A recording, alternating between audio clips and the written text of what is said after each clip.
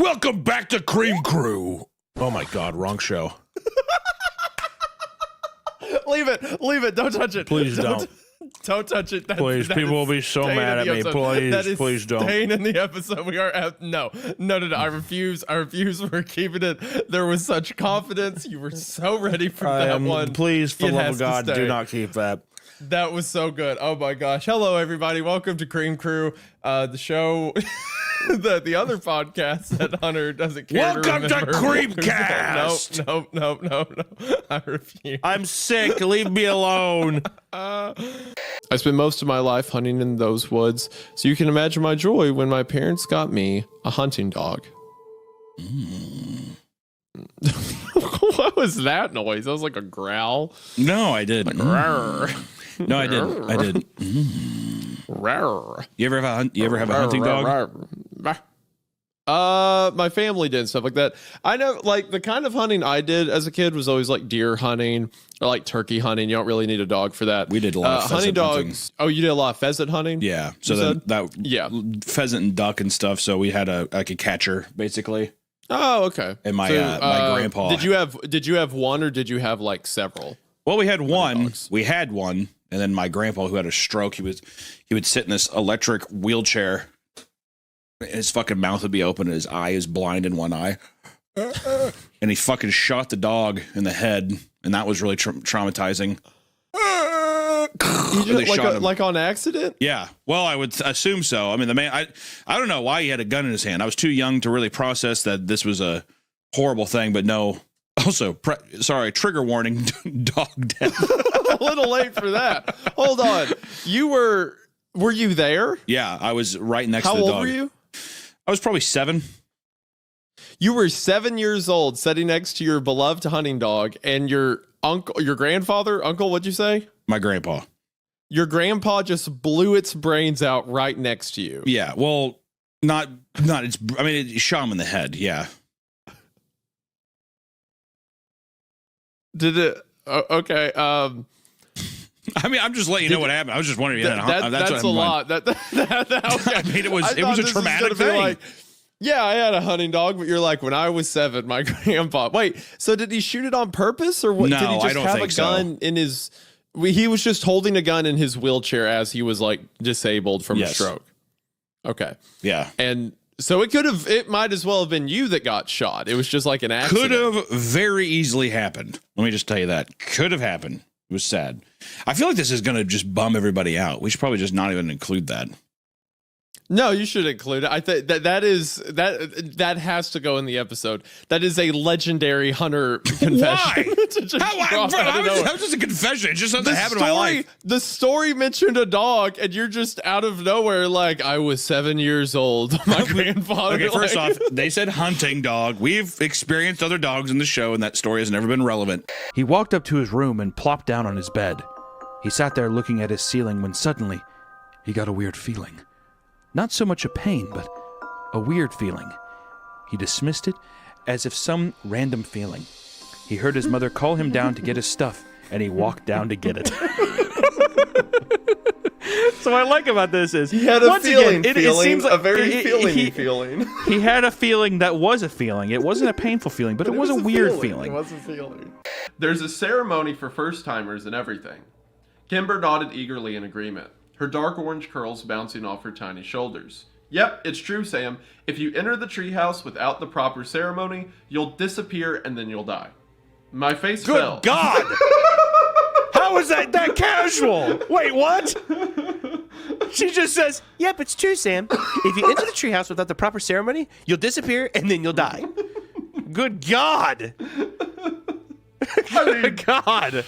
Well, what else would the ceremony be for? I mean, I guess that's true. I thought it was going to be something where maybe they smoke menthol cigarettes together or something like that. Like that's their ceremony. We're all blood brothers now. We're it's a Stand By Me kind of thing or something. Yeah, exactly. Yeah. Like maybe they're sitting there and having like a little shot of whiskey and they're like, no, don't tell anybody. You know what I mean? But no, you'll just disappear and then you'll die. Good Lord. If you don't do the ritual. If you don't. That is okay. Yeah. The ritual isn't disappearing and dying. You want to prevent that. Yeah. The DARE program did not prepare me for this kind of peer pressure. So you're probably going to find people who also you're probably going to find people who are like, if you don't do this, you'll disappear and die. That's the what is that? That has to be one of the letters in the DARE program. I forgot all of them. All I remember is D. I won't do drugs.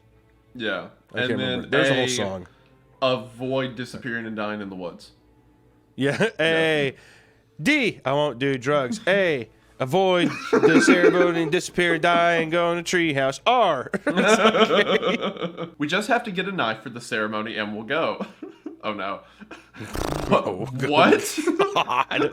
You know what's fucked up too is I don't want to keep derailing the I mean, we're just getting through some dialogue, but I immediately imagined that the knife was, you remember in Mulan, whenever like the main bad guy, he had like that swivel sword.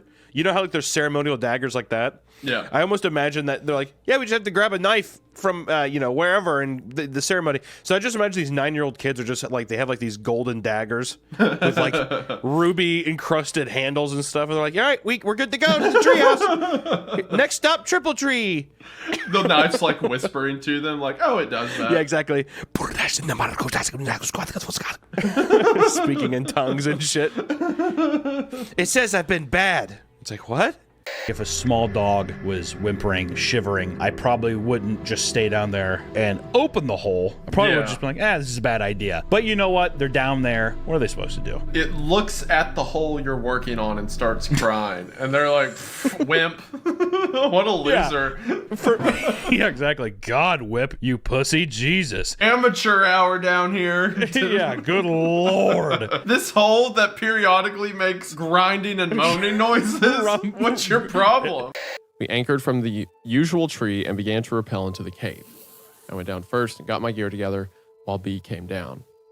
What's the saying with caving? If it blows, it goes. Like, yeah, like if there's if like you can feel air coming. Yeah, exactly. Because I think it means like, oh, there's an exit. Like air is coming through a different side and exiting out here. So I think that if it blows, it goes.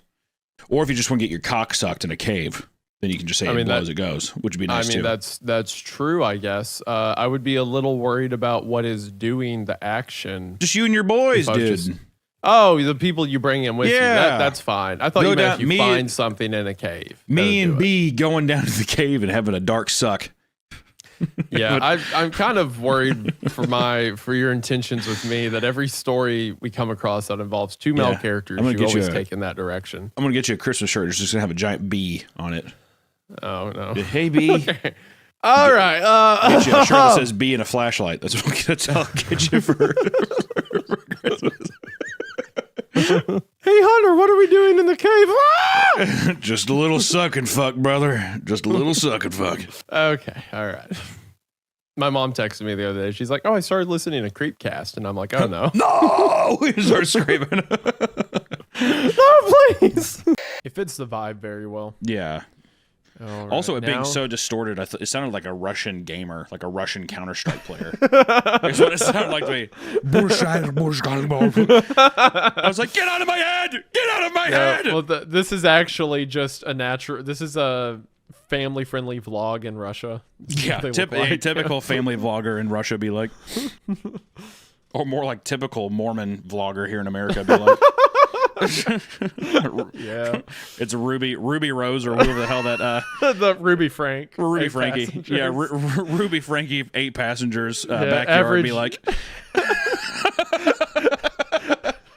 average family vlog channel. Yeah, no shit. Daddy of Five's backyard be like human skull. I would hear these footsteps and I would be ripped back into consciousness, terrified. For my entire childhood. Hold on, to make it easier on us, do you want to alternate paragraphs?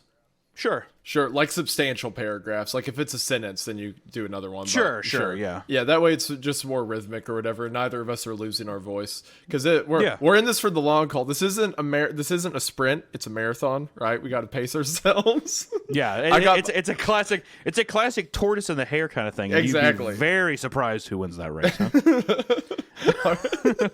Look, I'm not saying I was there or anything, but from what I've heard, it got pretty wild. From what I heard, it was a pretty good race. Is all I gotta say.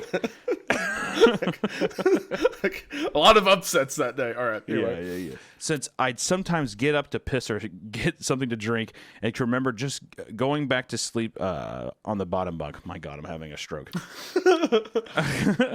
It's okay, Grandpa. So if you hit control and the mouse wheel, the words get bigger. I need to zoom in. I need to zoom in, Sonny. I'm sorry. The words, they're bigger, Grandpa. You don't have to squint so hard. It's easy to read now.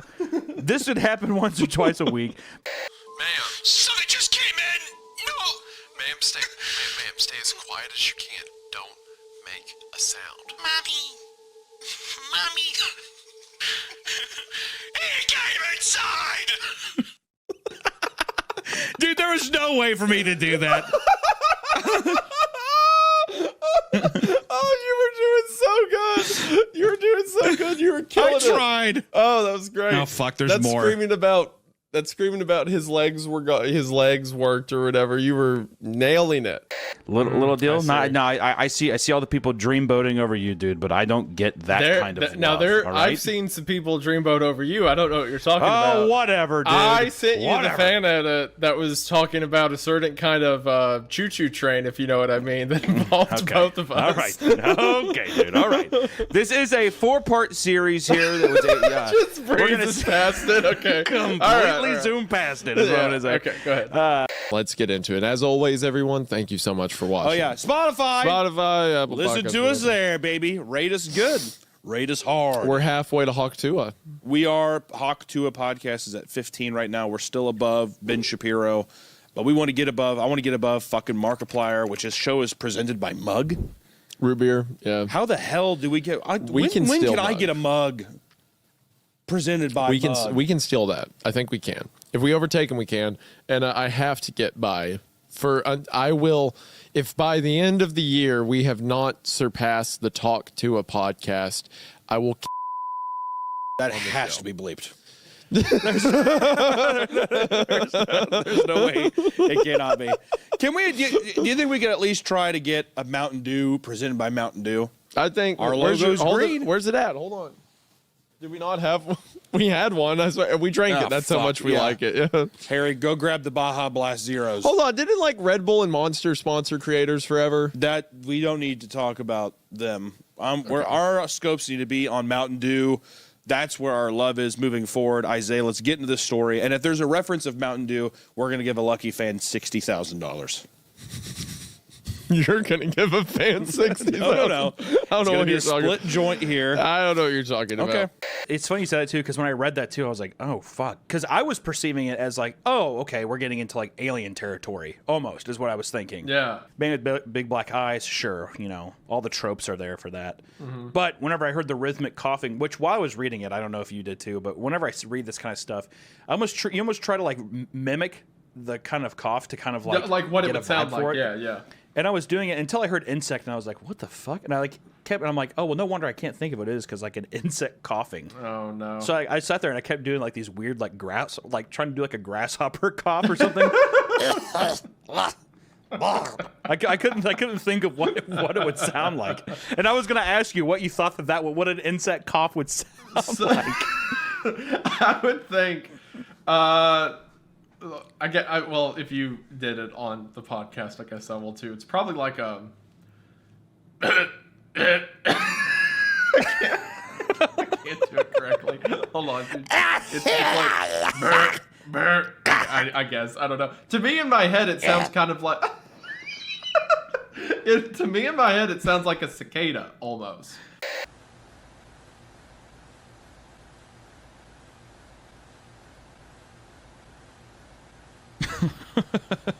Yeah! Let's go! There was a strange French mime on my doorstep. There was a weird Frenchman on my doorstep. I will say. We went back into the first room and Parker looked up at us and smiled, pointing down to what he clumsily carved into the wooden floor. Fart. Kyle read. That's hilarious, Parker. I wanted you to read that part really bad. Yeah, fart, Kyle read. That's hilarious, Parker. That is funny. Imagine going into like a demonic fucking treehouse and you just carve fart into the floor and you're like, awesome. Yeah, brother. Boy's enormous blue eyes suddenly filled with sadness. You did a really bad thing. All right, so the story had me. I was there. I was in the room. What? I was imagining. That sounds like the kid. Blue-eyed. That sounds like a kid with big, sad, goopy eyes. I can't remember their name. Whatever character it was from South Park who sold the steroids to Jimmy for the Special Olympics. Okay. All right. Well, that's you. That's your kind of interpretation of the voice I'm doing.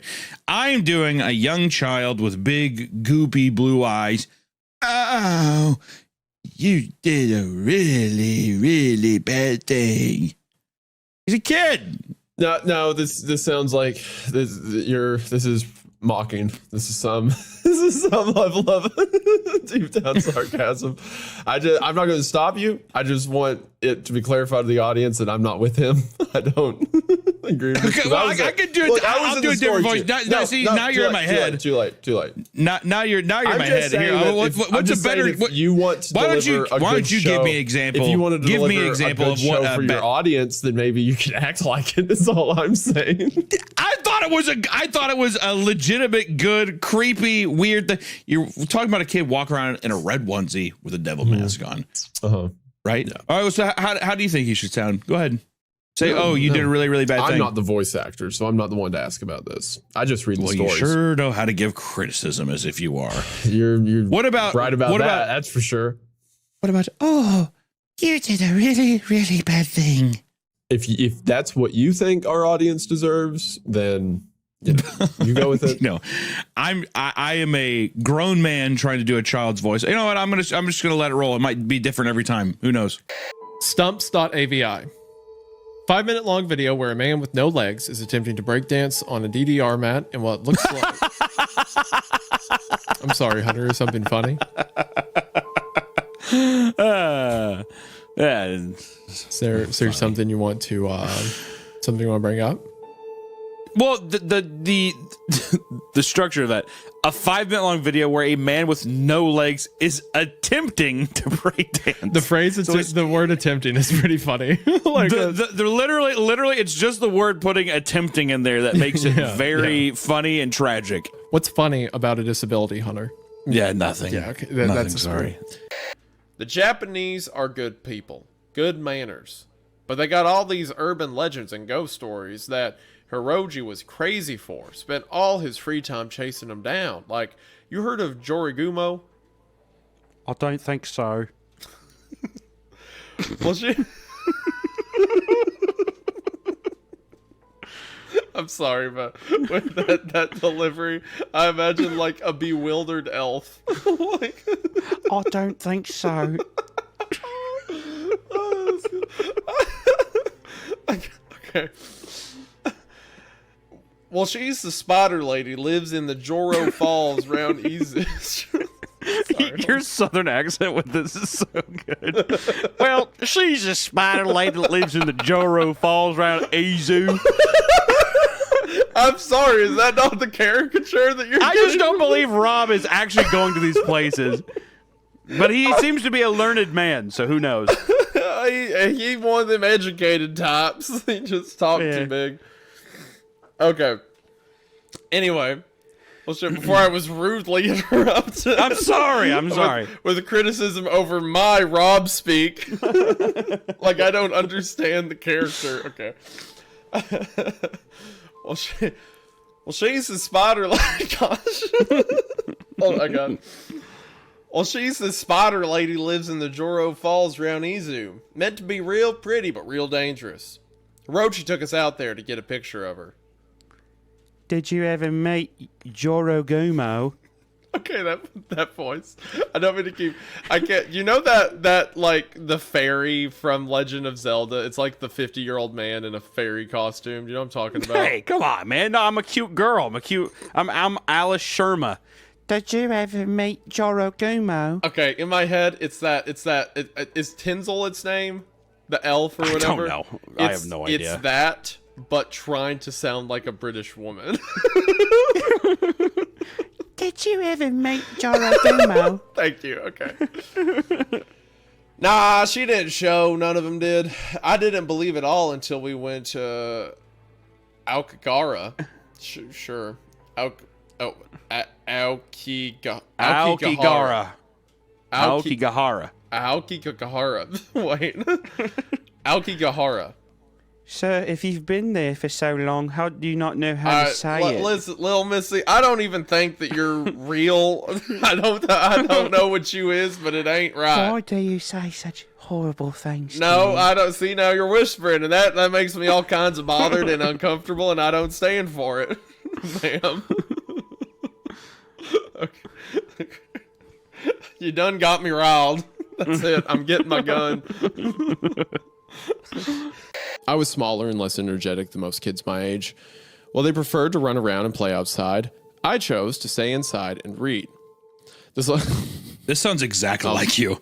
This feels like Shut up. This Shut up. feels like Shut is this up. young Wendigoon talking to us? Shut up. I prefer to stay inside and read. Okay, I did do that because I was a wimpy kid. I wasn't sickly, but I was very small, and I was also sheltered, so I did read His a lot. lips, That's how I know so they're many far of these too fat. creepypasta stories. Well, guess what? All those guys who are outside playing, they probably work at like Staples now or Cracker Barrel or something. And guess who has a YouTube channel? So you know what? Look at that, Tyrant. Chad. It looks like the nerd gets the girl. Tyrant. So check me out. But I was laughing about while I was reading that is I imagined that meme of the dragon that's like, while you played your sports, I studied the literature. While you played your sports, I studied literature. Yeah. Were you about to say something before? Well, I was just saying, said that? I imagine that you weren't a sick child, but I do like to imagine you went to the doctor and the doctor was like, his lips, they're far too fat and they're only getting bigger. And you just, I'm tired of I'm tired of this lip thing. Okay. Do you know how many I've got so many DMs and comments about Luscious, like, man, fat lips. This YouTuber is really cool. I wish I could see him over the lips swell up. Like their description of me is just like a giant pair of lips, and it's gotten to a ridiculous degree, and I'm kind of tired of it, honestly. So. I can't stand you. I can't. Anytime you say something to me, my comments are that for a week straight. So stop. okay, all right, fine. Just seeing somebody move around and like he'd be gone for a while and he would just like scream in his kitchen and his like mom would have to wake up and be like, no. go dry. It was horrible. No, I'm I getting rid of don't the know kid. why I kept going over. You know what I think it was is he just like his mom, and this is the inner fat kid of me, and I feel very ashamed about this, but it was just like his mom had really good snacks. That kind of thing, where it's like you go over to his house and you're like, oh, dude, I'm gonna be eating good. I'm gonna be eating very well. Banana slices with chocolate syrup, that kind of thing. It is pretty good. So it was like in your head, like I might have to put up with like a screaming possessed child, but I get the No, I'm banana going slices. to. I'm going to. Yeah, I'm going to have to deal with this. That is the reality of the situation. Is how I felt about it. But I was like, he has a GameCube and a PS2, and his mom has good snacks, so why not? Why not? This was back in the 1950s, right? It was, yeah. It was I didn't back know in they the had 1950s. PlayStations back then. That's Yeah, pretty impressive. it was a very, very new console. Come sit down, Steph. The food's ready. Ordered my sister. The sight of the seasoned meat causing me to salivate. I thought that was the dad's line for a second. So I did too. Yeah, so Yeah, the sorry. idea of the Yeah, voice. let me reread that. Let me read that. No, you have to leave it. The boy being like, "Come sit down, Steph." A 6-year-old boy. Come sit down, Steph. The food's ready. The chicken activated puberty. I just gained another ball. That's the 4th one this week. That's testicular torsion if I've ever seen it. As she pulled herself from the floor. One of the detectives wants to drop by later. Says he has some. Oh my God! Let me restart that. Sorry. One of the okay. Yeah, first line already did great. One of the detectives wants to drop by later. Says he has some more investigating to do. God, I know. I'm sorry. I'm not laughing. I'm sorry. That was the worst. It's fun. No, what's funny was your recovery of it because you're like, God, stupid, like, Idiot! Idiot! You know what? So this is the dad. You know what? Fuck it. I'm giving him a bat. One of the detectives wants to drop by later. Says he has some more investigating to do. That's what you get. That's what you viewers get for making me feel so bad about messing up that first line. My first thing. I didn't think too much of it at the time. I figured it was probably a kid from one of the other houses trying to mess with me, so I took it off the door and tossed it in the fireplace. Oh, God. Why? Oh, God. First off, you're contradicting yourself because he's like, yeah, everyone's pretty much gone because of the season. And now he's saying that there's children? It's probably one of the random evil children across the lake. Well, I don't want their gift, so I'm going to burn it. Don't burn the artifact, dude. Rule 1. I think we can establish that with all the stuff that we've read and everything so far. Yep. If you ever find something like this, I would say just don't even touch it. Don't mess with it. We got to keep continuing. Because Let's put it this way. Right? Let's take a step back and kind of observe the story so far. This person's a grad student. We'll call him Greg. Greg is a grad student, right? So he's going through school. Probably doesn't have that much money.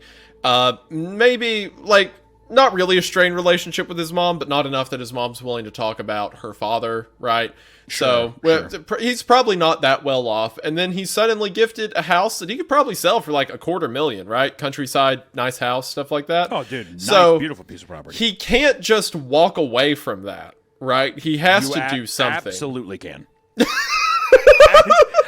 I want to go on a limb and say here's something too, and we're getting too far off the story, but I want to say this: if a family member, a grandpa of mine that I've never met and has no relationship to me whatsoever, gave me property and it's free money, and I'm like, hey, where do I sign to sell this? Is what I would say immediately.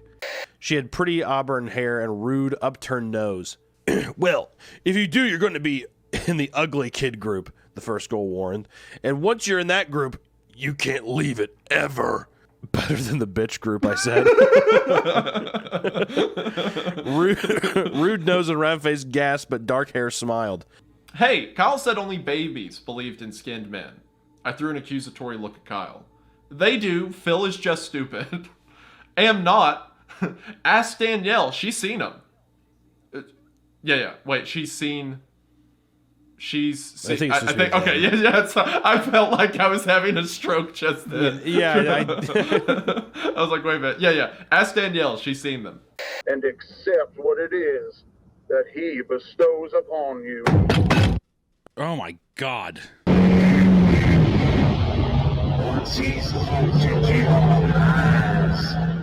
I want to say it was fucked up how loud my headphones were when that happened, and I felt that visceral knee jerk pull, and it hurt. And the snipped and whipped thumbnail, Jesus Christ, the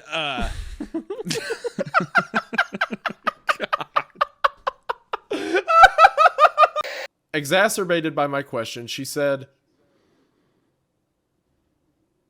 "Oh, yeah, sorry." Why don't you just tell them about the goddamn balloons if they're so interested?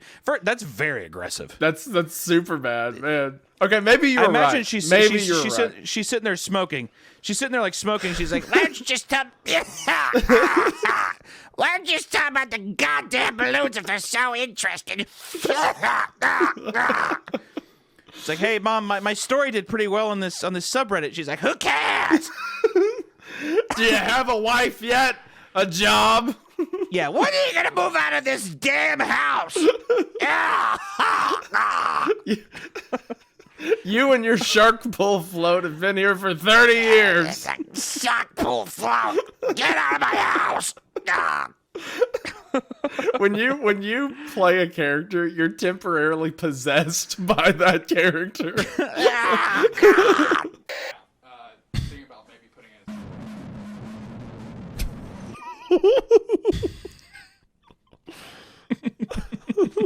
This is actually just him talking. Talk to me.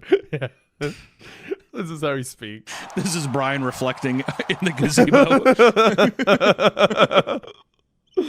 Yeah, I think Brian should. B said he did not know when it stopped. The rumbling had ceased too. Bizarre. Which is just like, weird. The breeze has stopped. We're sweating up a storm down here. That's kind of weird, huh? Hey man, you know how every cave we've ever been in has wind and it's never quit ever? Probably nothing to worry about. It's almost as if there's a box fan plugged in on the other side blowing constant air on us. Yeah, that stopped, B. Did you see that, man? Right after I heard the rock noises. When did this happen? He's like, I don't really know. I just was just working. He's like, B, you got to be a little more intuitive than It's like, that. oh, good, slacking on the job. I see. Huh? It's slacking on the job. We forgot the thing. Thank you for the likes and everything on audio platforms. Keep it up. Thank you for the support on the show. It means the world. Sure, that's true. Let's get into it. See, I remember this stuff 100%. Listen on Spotify. Anyway. Listen on Spotify. Listen on Spotify. Listen on Spotify. Listen on Spotify. Listen on Spotify. Apple Podcast. Listen on Spotify. Apple Podcast. Thank you. There better be a strobing effect. And if there's any epileptic people listening to this podcast, I they want better them run dead. far away. If you have epilepsy, I want you dead right now. Next merch drop, that's what it's going to be. It's a T-shirt that when it moves, it strobes. Yeah, exactly. It has an LED. It's like this old little battery pack in the back of the collar. Our next merch strap is it's a flashlight that says CreepCast, and its only setting is like whatever the perfect tune is to cause seizures. There you go. It's just a flashlight. I think that's good. That's good quality merchandise is what I would say. I'd buy it. You know, cause some car wrecks. Just stand on the side of I-75 and point at tractor trailers that go by. I think it's a great idea. Get arrested immediately. When I get arrested, I'm just like, it's a merchandise. Oh my God. I'd say lock him up, throw away the goddamn key, is what I would say. He wears an Aeropostale shirt and ripped blue jeans. So Jeff and his brother are at the bus stand, and then this kid in as described, an Aeropostale shirt and ripped jeans jumps a skateboard over them. Well, it looks like we got some new meat. This is a 12-year-old. It's a 12-year-old. Suddenly, two other kids appeared. One was super skinny and the other was huge. Well, since you're new here, I'd like to introduce ourselves. Over there is Keith. Jeff and Lou look over to the skinny kid. He had a dopey face that you would expect a sidekick to have. That's pretty mean to just be like he looks like a sidekick. You're a sidekick, Keith. You look just like a sidekick. He's like, really? I'm Keith. And he's Troy. They look over at the fat kid. Talk about a tub of lard. That's not a quote. That's the story calling him a tub of lard. That's a legitimate quote. Yeah. From the story. Talk about a tub of lard. Jeez. The narrator had to be like, this kid was fat. Well, read the next line. This kid looked like he hadn't exercised since he was crawling. What? Why is the narrator telling us that? That's really got to put into emphasis how fat this child is. Child obesity is such a problem in this country. You had to break character to explain to the audience how fat this person was. He's large. So large. Lou stood up, ready to punch the lights out of the kid's eyes, when one of his friends pulled a knife on him. Bro, what? Exactly. No. Exactly. Dude, I think I just remembered where this is going. This story's insane. All right. Which also, what child did you ever know growing up who had like a butterfly knife? What child at all did you know growing up threatened somebody with a knife that wasn't born in 1933? I need to know. I have to know. I'll give you this. From East Tennessee, I knew a lot of kids had knives, like, because we thought it was cool. I was never in a knife fight. I never knew someone my age who got into a knife fight. That's true. That doesn't happen that much. Tisk, tisk, tisk. I had hoped you would be more cooperative. Okay. Yep. All right. We're gonna be here all day if I don't power through. But oh my god, we're gonna have to just power through. Yeah. I was hoping you'd be like he's a Sith Lord, like he's Darth Vader. I hoped you'd be more cooperative. you would be more cooperative, young Jedi. It's like Marlon Brando. Okay, all right. Yeah, Marlon Brando like Christopher Lee. Yeah. That's okay. Let him think that if he paid me good enough. The pay was very good. $35 an hour.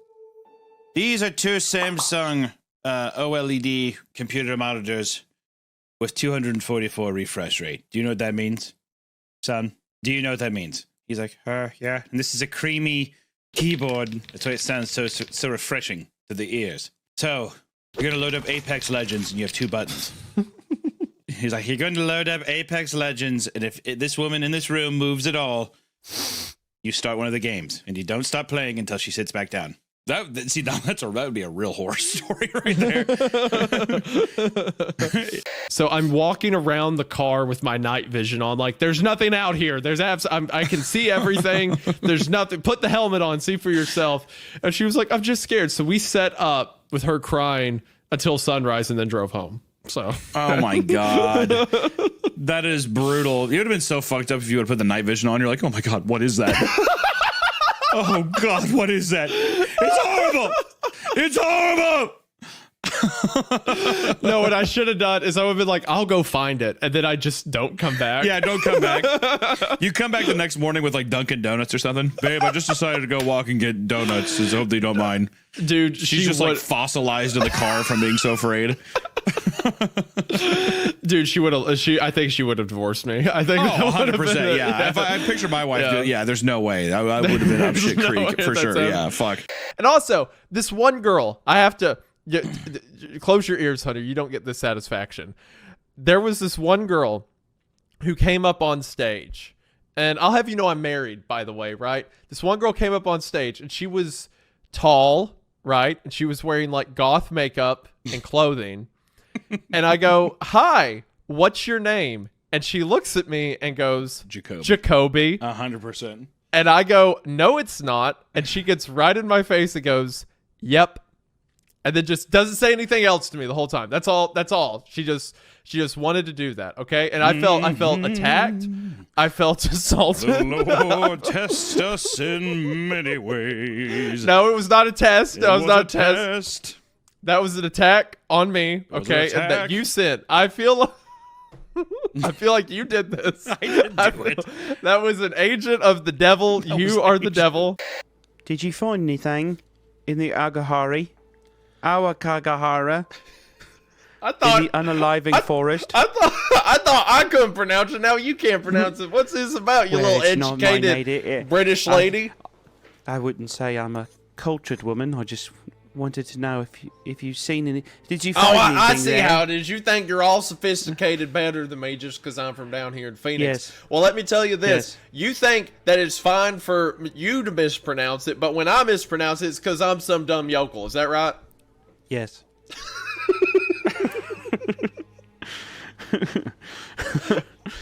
Well, that just. Now, Rob, I need you to just get back to the fucking story, you deranged old man. Well, that ain't quite Christian of you now, is it? Yeah. Okay. Several minutes of footage are too degraded to view. Only a select few frames are discernible. Yeah, it's him getting absolutely jumped by Rocky. There you go. Yep. Yo. Rocky, no. Yo, that's so cool, the deer. That is It's sick. like coming out of a deer to other deer. That's dope. Is that a deer or is that the dog? Or I think I see the deer in the background, but it looks like it's coming out of Rocky. Okay, so the previous one looked like a deer. Well, no, that kind of is a dog. This is a dog, I guess yeah. I need to know what Rocky looks like. Okay. I see the deer's like doing a little drive-by. It's like, what the fuck is There's no protocol for this. Yeah, what the hell?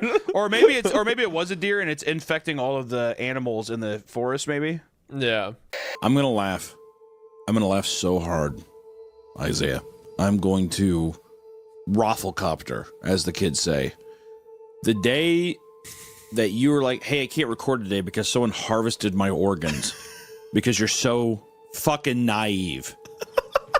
You're going to let someone come in and cut up all your gutty works and take it. Yeah, sorry, I can't. Someone took my spleen. Is what you're gonna say, and I'm like, what happened? Yeah, I don't know. This guy was just following me, but it seemed normal. That's you. But no, this old creepy fuck is like, And then it was low. The kid doesn't live anymore, but if you want it, you can have it. I don't know. I'm an old man. doesn't make any sense, dude. Go ahead, keep reading. Go ahead.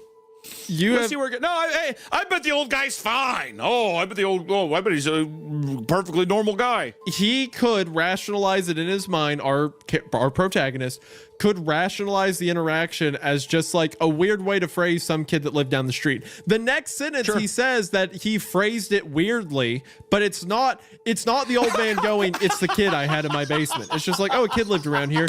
And that's enough nuance that your brain could be like, oh, that's a weird way to say it.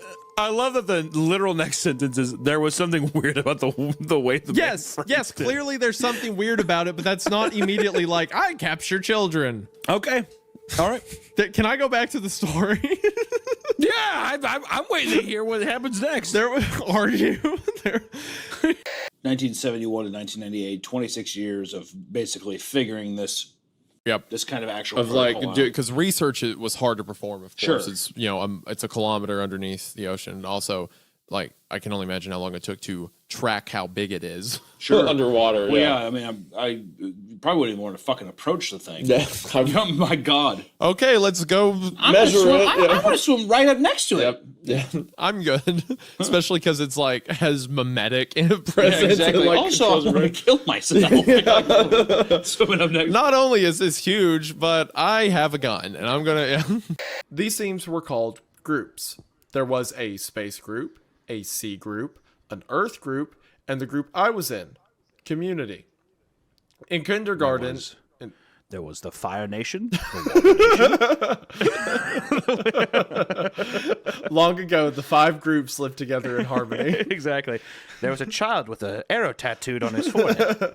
But everything changed when I was kidnapped and thrown into the woods next to a shark pool float. Yeah, but everything changed when Bryce Michael moved into town. In kindergarten in this country, you don't learn much except how to tie your shoes and how to share, so most of it isn't very memorable. I only remember 2 things very clearly. I was the best at writing my name the right way, and the balloon project. That was... sorry. I know Balloon Project, it's like a kid's project, but I read it as like an MK Ultra thing, like Project Scorpio or the Northwoods or whatever. So I read it as like I just remember my name and then the CIA clandestine operation. Yeah, I was the best at creating mustard gas for the CIA. I shouted that I loved her and called her a weirdo. As I shut the door behind me, I heard her laughing.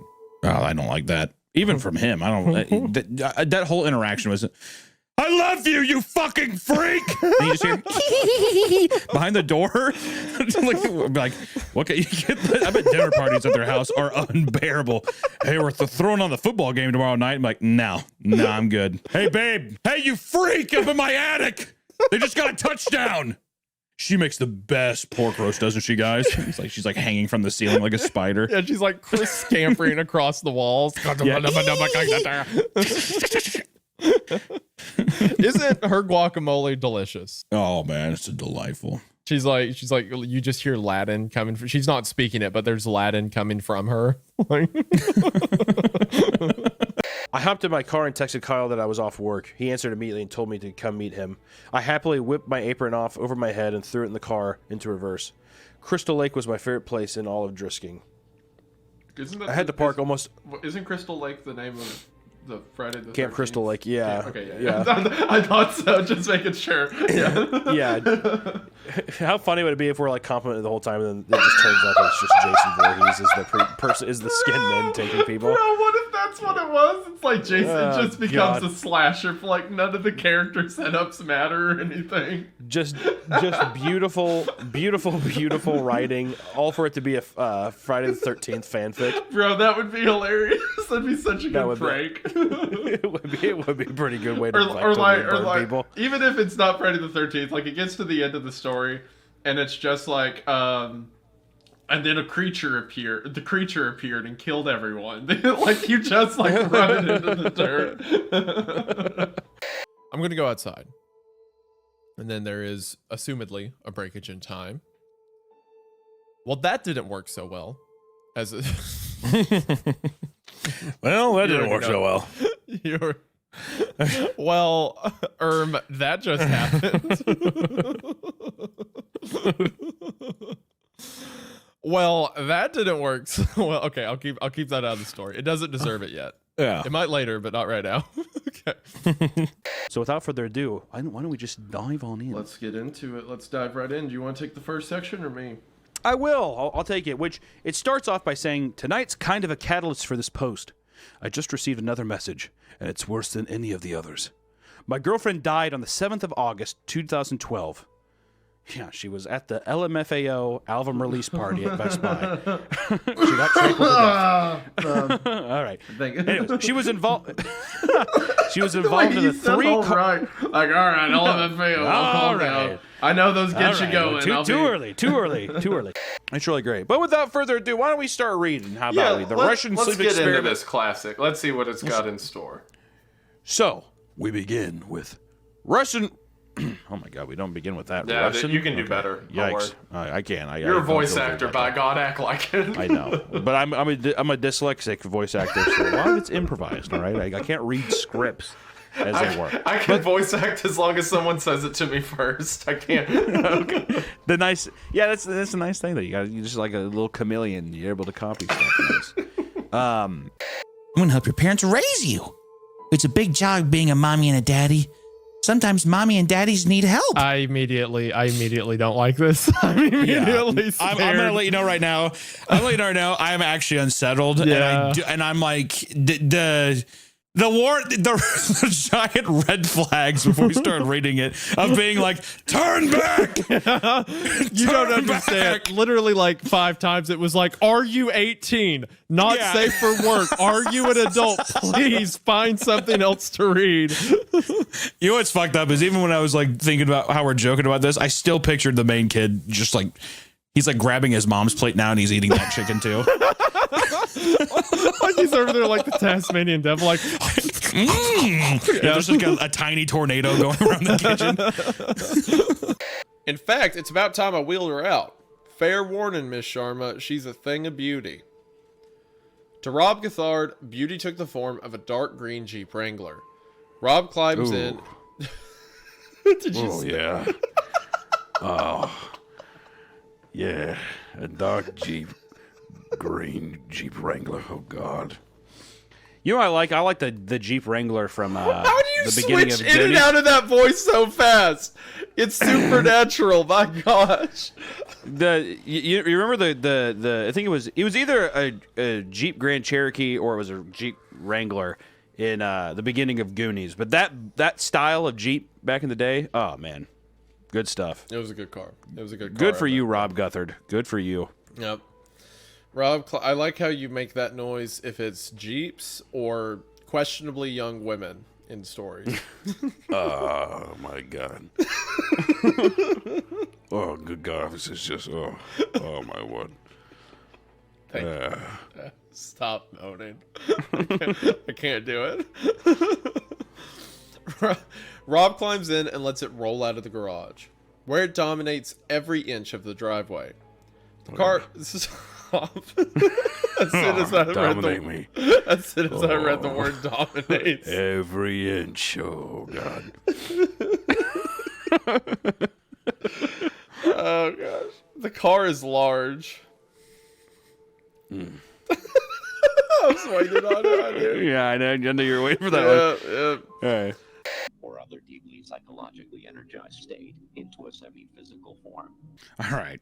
If my fat ass was sitting in that room, I'd definitely be peeking left and right. I'd be like, what the hell are we getting into here? Wait, what the hell are we walking down here, man? This trail's looking spooky now. There's like a Tibetan monk just standing by the door. I'm like, what the hell did he get here, dude? We're in Gary, Indiana. What the hell is he doing? It's just like a group of monks. It's Yeah. like, this doesn't look like that food survey I was asked about. Yeah, this is in the back of a Panda Express in Gary, Indiana. I thought I was going to be trying dipping sauces or something. Yeah, I thought this What's is all about orange chicken and spicy noodles. What the hell's happening here, dude? Tulpa? Yeah, was Tulpa the new sweet and sour you got on your chicken, or what's going on with that? The Wind House. Let's get into it.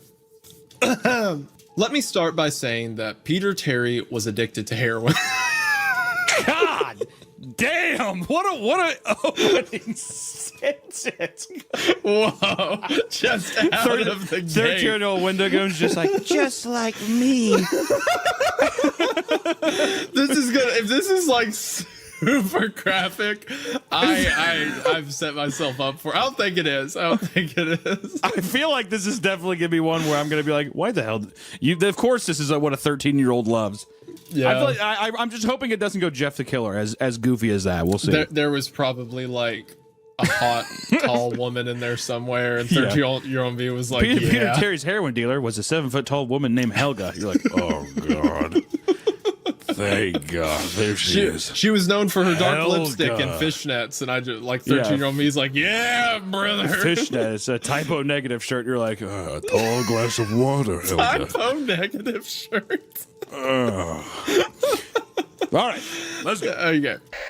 I'll tell you what I'm going to do. I'm going to take an even bigger cadaver. I'm going to put you in a coffin. I'm going to put the bigger the bigger cadaver on top of you, and I'm going to recreate the pen pal ending. And that's how I'm going to bury you. Oh, how would you like that? Oh, I hate you. Oh, why would you say that? You're a terrible person. I know. You and know I can't that wait. ending freaks me out. Yeah, it's going to be that low forever blow. for you. Forever for you. Forever. That was rude. That was mean. Say you're sorry. I'm not gonna say fuck you. I'm not gonna say you're sorry. That was mean. Hell no. Hell no. Okay, I'm changing my will that if Hunter does that to me, I'm putting a bomb somewhere in his house. God. You have admitted to some crazy shit these past couple episodes. Good God. You're putting a bomb? Good God. That's more reasonable than what I was talking about last episode. If you tie me to a random corpse and put me in the ground, yes, that is I'm putting a bomb in your house. Without hesitation. Well, I'm going to start learning bomb deactivation then immediately. I didn't know. Yeah. Well, I'm going to start learning. What's going on in room 8? Okay, yeah, whatever. All right. Squidward just sits there in silence, blinking for about 30 seconds.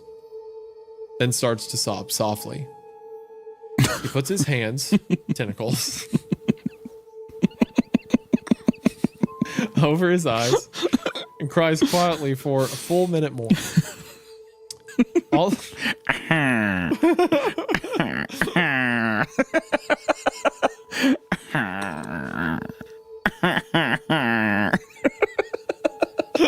I imagine he puts his hands in his face. It's like.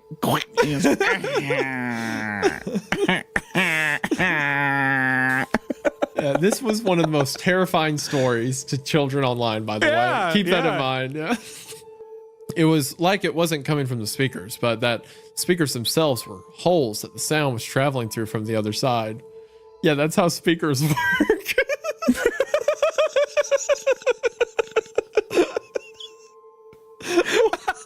It's almost as if the speakers weren't speakers, but instead holes that sound is projected out of. As good a sound as the studios like to have, they don't have the equipment to be able to produce audio of that quality. And again, I'm actually, normally I just gaslight you by being like, yeah, sure, Hunter, that sounds cool. We'll see, because I know where this is going. But this time I'm actually like, yeah, could be, but I don't know. I'm glad, finally. The sadistic mastermind himself can't play one over on me. Or at least, who knows? You could be lying. I have no idea. That's right. Go back into your realm of doubt. As I'm sitting here holding a shower head up to the camera. Yeah, exactly. You're taking a shower right now. You rewatch the episode, I'm completely naked, just like... Yeah. I'm like, I see your cock and balls. We cannot put this in. I don't know why you had to stand so far away from your Logitech web camera. Why was this recorded on an iPhone? What the heck? Yeah, exactly. I'm like, this is unsettling. He even asked me to start organizing him homework. So I bought some old exercise books for low-level maths and English. God damn, dude. She is bought in. He was, I mean, like, she's taking it way too far. Like, when he quits his job, it's like, okay, I'll treat you like a child. Like, she's also insane. That's how you know this is a fictitious story, because you already know. If like if you came home and your wife is like, "Hey, what's up? I quit my job," there'd be hell to pay. It would be over. Hell to pay. Hey, Kale, I deleted the YouTube channel. I need you to treat me like I'm 6 now. What? Yeah, exactly. Buy me homework study books, please. Thank you. As she just beats me to death in the living room.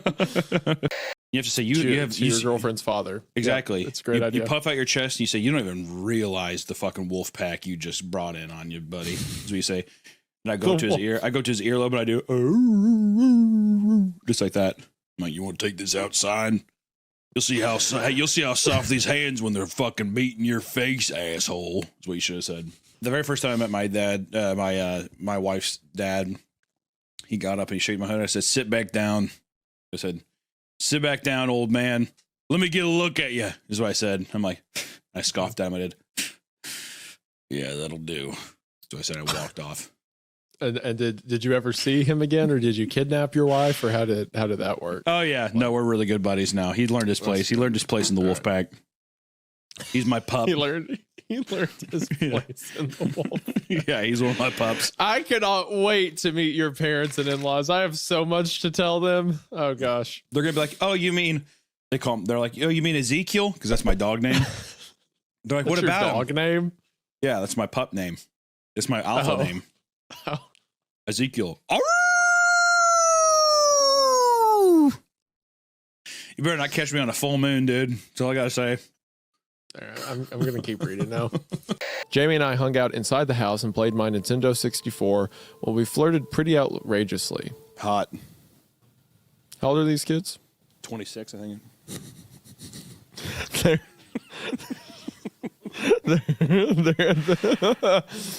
Bases covered. Woo! Bases covered. Man, these kids on bicycles building ramps playing N64. Thank God they graduated college 8 years ago. Yeah.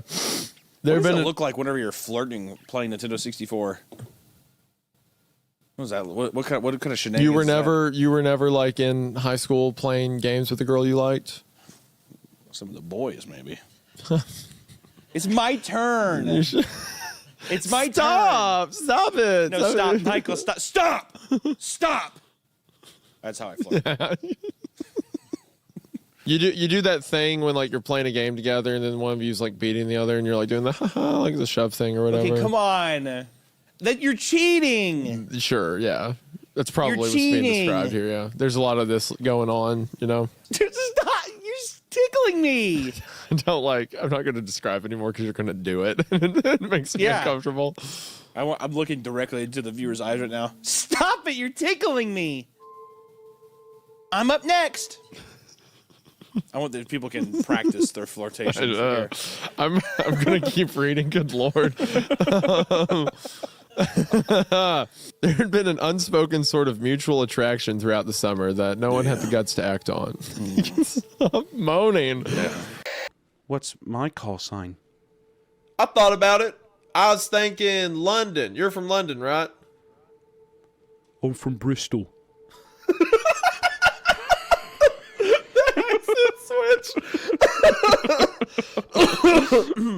Sorry. Back is Rob. We would have gotten here sooner if we had to drop by to get some blankets. Pleasure to meet you, ma'am. Pleasure to meet you too. Would you be the journalist? That's right. You used to write for the town paper, didn't you? Yeah, that's right. This is like your schizophrenia setting in. Yeah, which I know. I'm like, yeah, that's right. You used to write for the town paper, didn't you? I'm a little girl. It's all your different like characters like crumbling in on each other. This is it. This is his mental break. I can't wait.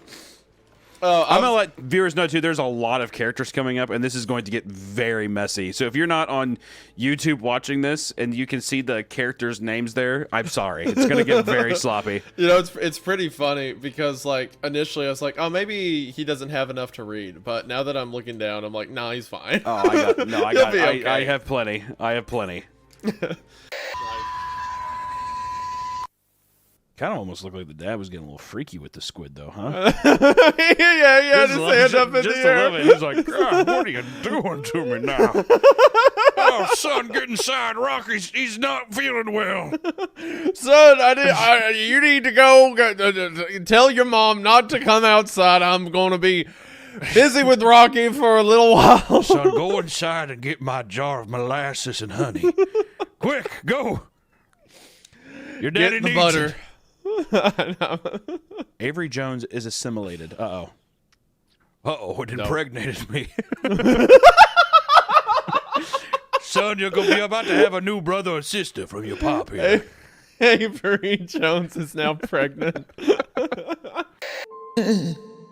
Wordlessly, the man raised a shotgun, placed it against the boy's forehead, blew his head off. I'm sorry, Hunter. Is something funny? Is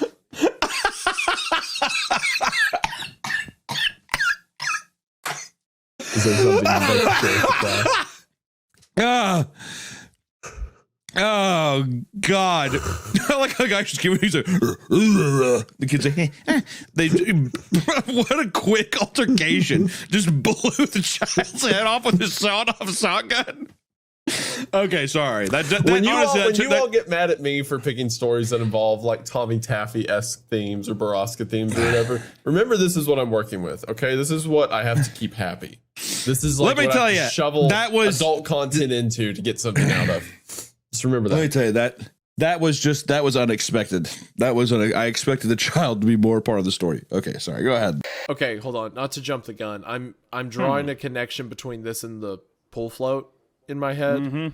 Right? Anyway, there's a You want to explain how? Well, a pool float is truly the balloon of the water, right? So there's a full float. Wow. That is intuitive. Wait, hold on. Pool floats are like balloons that sit on water. Okay. Write it down. Get your notebook out. Jot that down. Imagine the difficulty I had trying to call the sheriff's station to explain that half of a pig broke into the store and is currently running amok, breaking things and screaming with the voice of an old woman. You said half a pig? Yes, I meant half of a pig. A pig? Yes, a pig. Which half? The front half. Some kind of joke. No, this isn't a joke. Where are you? I'm at the gas station. Which gas station? What do you mean, which gas station? The shitty one at the edge of town. Where's that? You must be new. Can I please talk to someone else? That one response is the front half. Yeah, the front half. Like, duh. What do you like? I like, yeah, the cop being like, well, which half of the pig? Oh, the front half? Well, we need to do something about that then. If it's the back half, it'll tire out. The front didn't end up being much better. I could hear Mira crying over the store's dated music track. Her sobs. Jesus. She's just like bawling her eyes out of the deal. This guy sitting there like making ham sandwiches. And Would you like black olives with that? Yeah, scream crying in the back.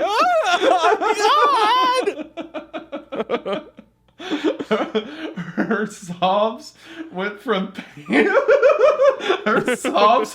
painfully audible to muffled whispers. Oh my gosh. Yeah, so she's like, ah! and then it turns out to she's like throwing stuff, like you hear stuff breaking. Well, we've been trying to get pregnant for years. Long, painful years. kind of a long, painful years. I'm sorry, it's not funny. It's not, but it's such. I have the brain of a 12-year-old. I'm sorry. Long, painful years. Okay. It's just so important for her to have a baby. And you know she blames me for our problems. Man, he's dumping on a 16-year-old. I was going to say, this 16-year-old is, this is a heavy load. This is a lot. Yeah, you know, do you know that my wife in there who's losing her job blames me for infertility? Do you know she thinks it's my, and he's like, I'm still high. I'm ditching school today. Exactly. He's like, did you know we got Swiss cheese in? We offer Swiss cheese now. And he's like, I want her to be pregnant. I've been trying so hard. But you know she blames me, right? You're like, yeah. Every day she looks at me like it's me. Do you know what that's like to come home and yeah. So we actually make our own sourdough bread here. It's like just trying so hard to like get the fuck out of this conversation. And then I have to go to work. I have to provide for this house while she runs this dead-end job. And then I'm the monster. I come home and it's me. I'm the devil.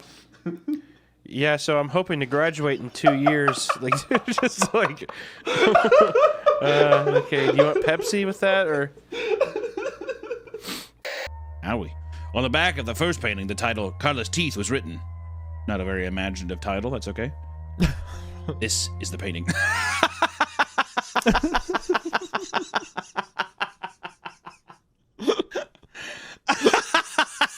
What's wrong, Connor? You don't. It looks so good. It's just so funny to be like, this is the disturbing photo. It's like a 5-star general standing next to the chair. Like, I want you to think about a lot of dinosaurs all at once. I need you to think about a long neck with a rocket launcher tapped to its spine. Can you think of that for me, mister? Unit 13 needs you. And also, while you're at it, if you have the time, can you think about an 8-foot-tall copy of Gwyneth Paltrow that has Can you think of an triple 8-foot-tall M chest? Yeah, Gwyneth Paltrow with missile titties, and she has a big goop candle coming out of her hands.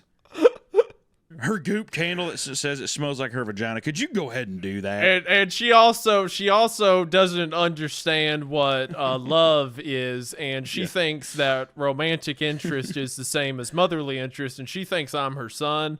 Actually, you'd be better. Can you manifest Gwyneth Paltrow? And to me, she's really skinny, but to everyone else, she's really, really fat. Also, can she have a penis, please? Thank you. Just like combining all of her movies into one character. but also that everyone else doesn't see it, so I don't have to deal with the repercussions. Can you make her invisible and all I can see her? She calls herself Pepper Potts. In which this is funny. I do like that this is also a direct quote. The officer literally says, after Jeff's like, yeah, I did it. All right, I did it. The officer says, well, kid, looks like a year in juvie. What kind of response is that? Well, kid, damn. That's not looks how like cops work. You got a year in juvie coming your way. You know what? That actually further backs up your theory that this was written by like a kid or like, preteen, high school, whatever. It has to be. Because only they would think that like the way it works is a cop shows up and it's like, you stabbed this kid? Well, I'll put you in juvie a year. Come on. All right. Direct to juvie with you, son. Yep.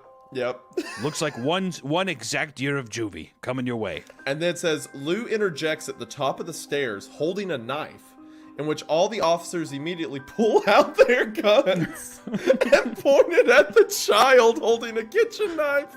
Oh my gosh. Lou confesses for the crime to save Jeff, and everyone just believes him, even though wouldn't Randy tell them who did it? But at the end, Jeff's mother consoles Jeff by saying, quote, Jeff, please, you don't have to lie. We know it's Lou. You can stop. Bro, okay.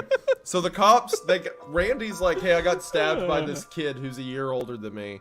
And the cops go to his house, and then they're like, well, you're going to jail for a year. But then an unrelated child is like, actually, I did it. And the cop's like, Works for me. So he throws that kid. Literally. He just throws like, that kid in the police car. And then the mom's like, yeah, I mean, sure, it's still my son, but who cares? Like, get over it. I have no idea why I chose to do that, but it was fun giving into the strange impulse not to break the droning hum of the soda machines, at least for the moment. I do get that. Have you ever been to like a really quiet place and for some reason you're like, I shouldn't make a lot of noise, you know? No, I don't think I've ever done that. All right. Okay. So I got to the stairwell. And sometimes when I'd go downstairs to the bathroom, there were like these long hallways around the church, like in the basement area. And it kind of had that like, you know, the fluorescent hum thing. And I remember just standing down there sometimes and thinking like, man, it is so quiet. Like you can hear so much every little detail. And I kind of get not wanting to disturb that. Right. Don't want to break the silence. Yeah. No, that makes sense. Almost not of like a fear thing, more of almost like a social cue, weirdly. It's strange. No, that makes sense. Rob, what's happening? Ignore. He wanted to leave me, so I cut him out. Yeah, I love that. Ignore. She does this all the time. Oh yeah, the gray ghost lady. Stupid ass gray woman. Who cares? Ignore. God. He wanted to leave me, so I cut him out. Would you dance down the lion's tongue? It will shred you, you whore! It will shred you down to your sins, you fucking bastard! Joe. Okay, what a weird, like... This story amped up so quick. God, just ignore. This started with, she does this. It's just, let her be. Who gives a shit about this old broad? Just don't even look at her. Good Lord. Man. She's like, I'm the gray woman. It's like, yeah, who cares? This blue, this pink, who gives a shit? There's women all over the world, lady. That's what he should have said. It wasn't a bad life, but I can certainly see how it made me into the introverted person I am today. I took comfort in books and I experienced the world through them. What? Go ahead. I heard that laugh. It's just fun. It is fun. I'm just actually picturing you like just young now. If you want to, exhausted easily, and I took comfort in books. Now that you have to do my accent on top of that. yeah. Oh my God. So good at. I experienced the world through them. I hate that voice so much. It's just like never-ending story. Where's Falcor at? Oh my God. I can't describe what it sounds like, but it makes me mad. I know. I'm sorry. It's such a cartoonish version of your voice. My note was something like this. Hi, you found my balloon. My name is blank, and I attend blank elementary school. You can keep the balloon, but I hope you write me back. I like Mighty Max, exploring, building forts, swimming, and friends. What do you like? Write me back soon. Here's $1 for the mail. On the dollar, I wrote 4 stamps. 4 stamps! It was in quotes. I had to do it. You were so excited.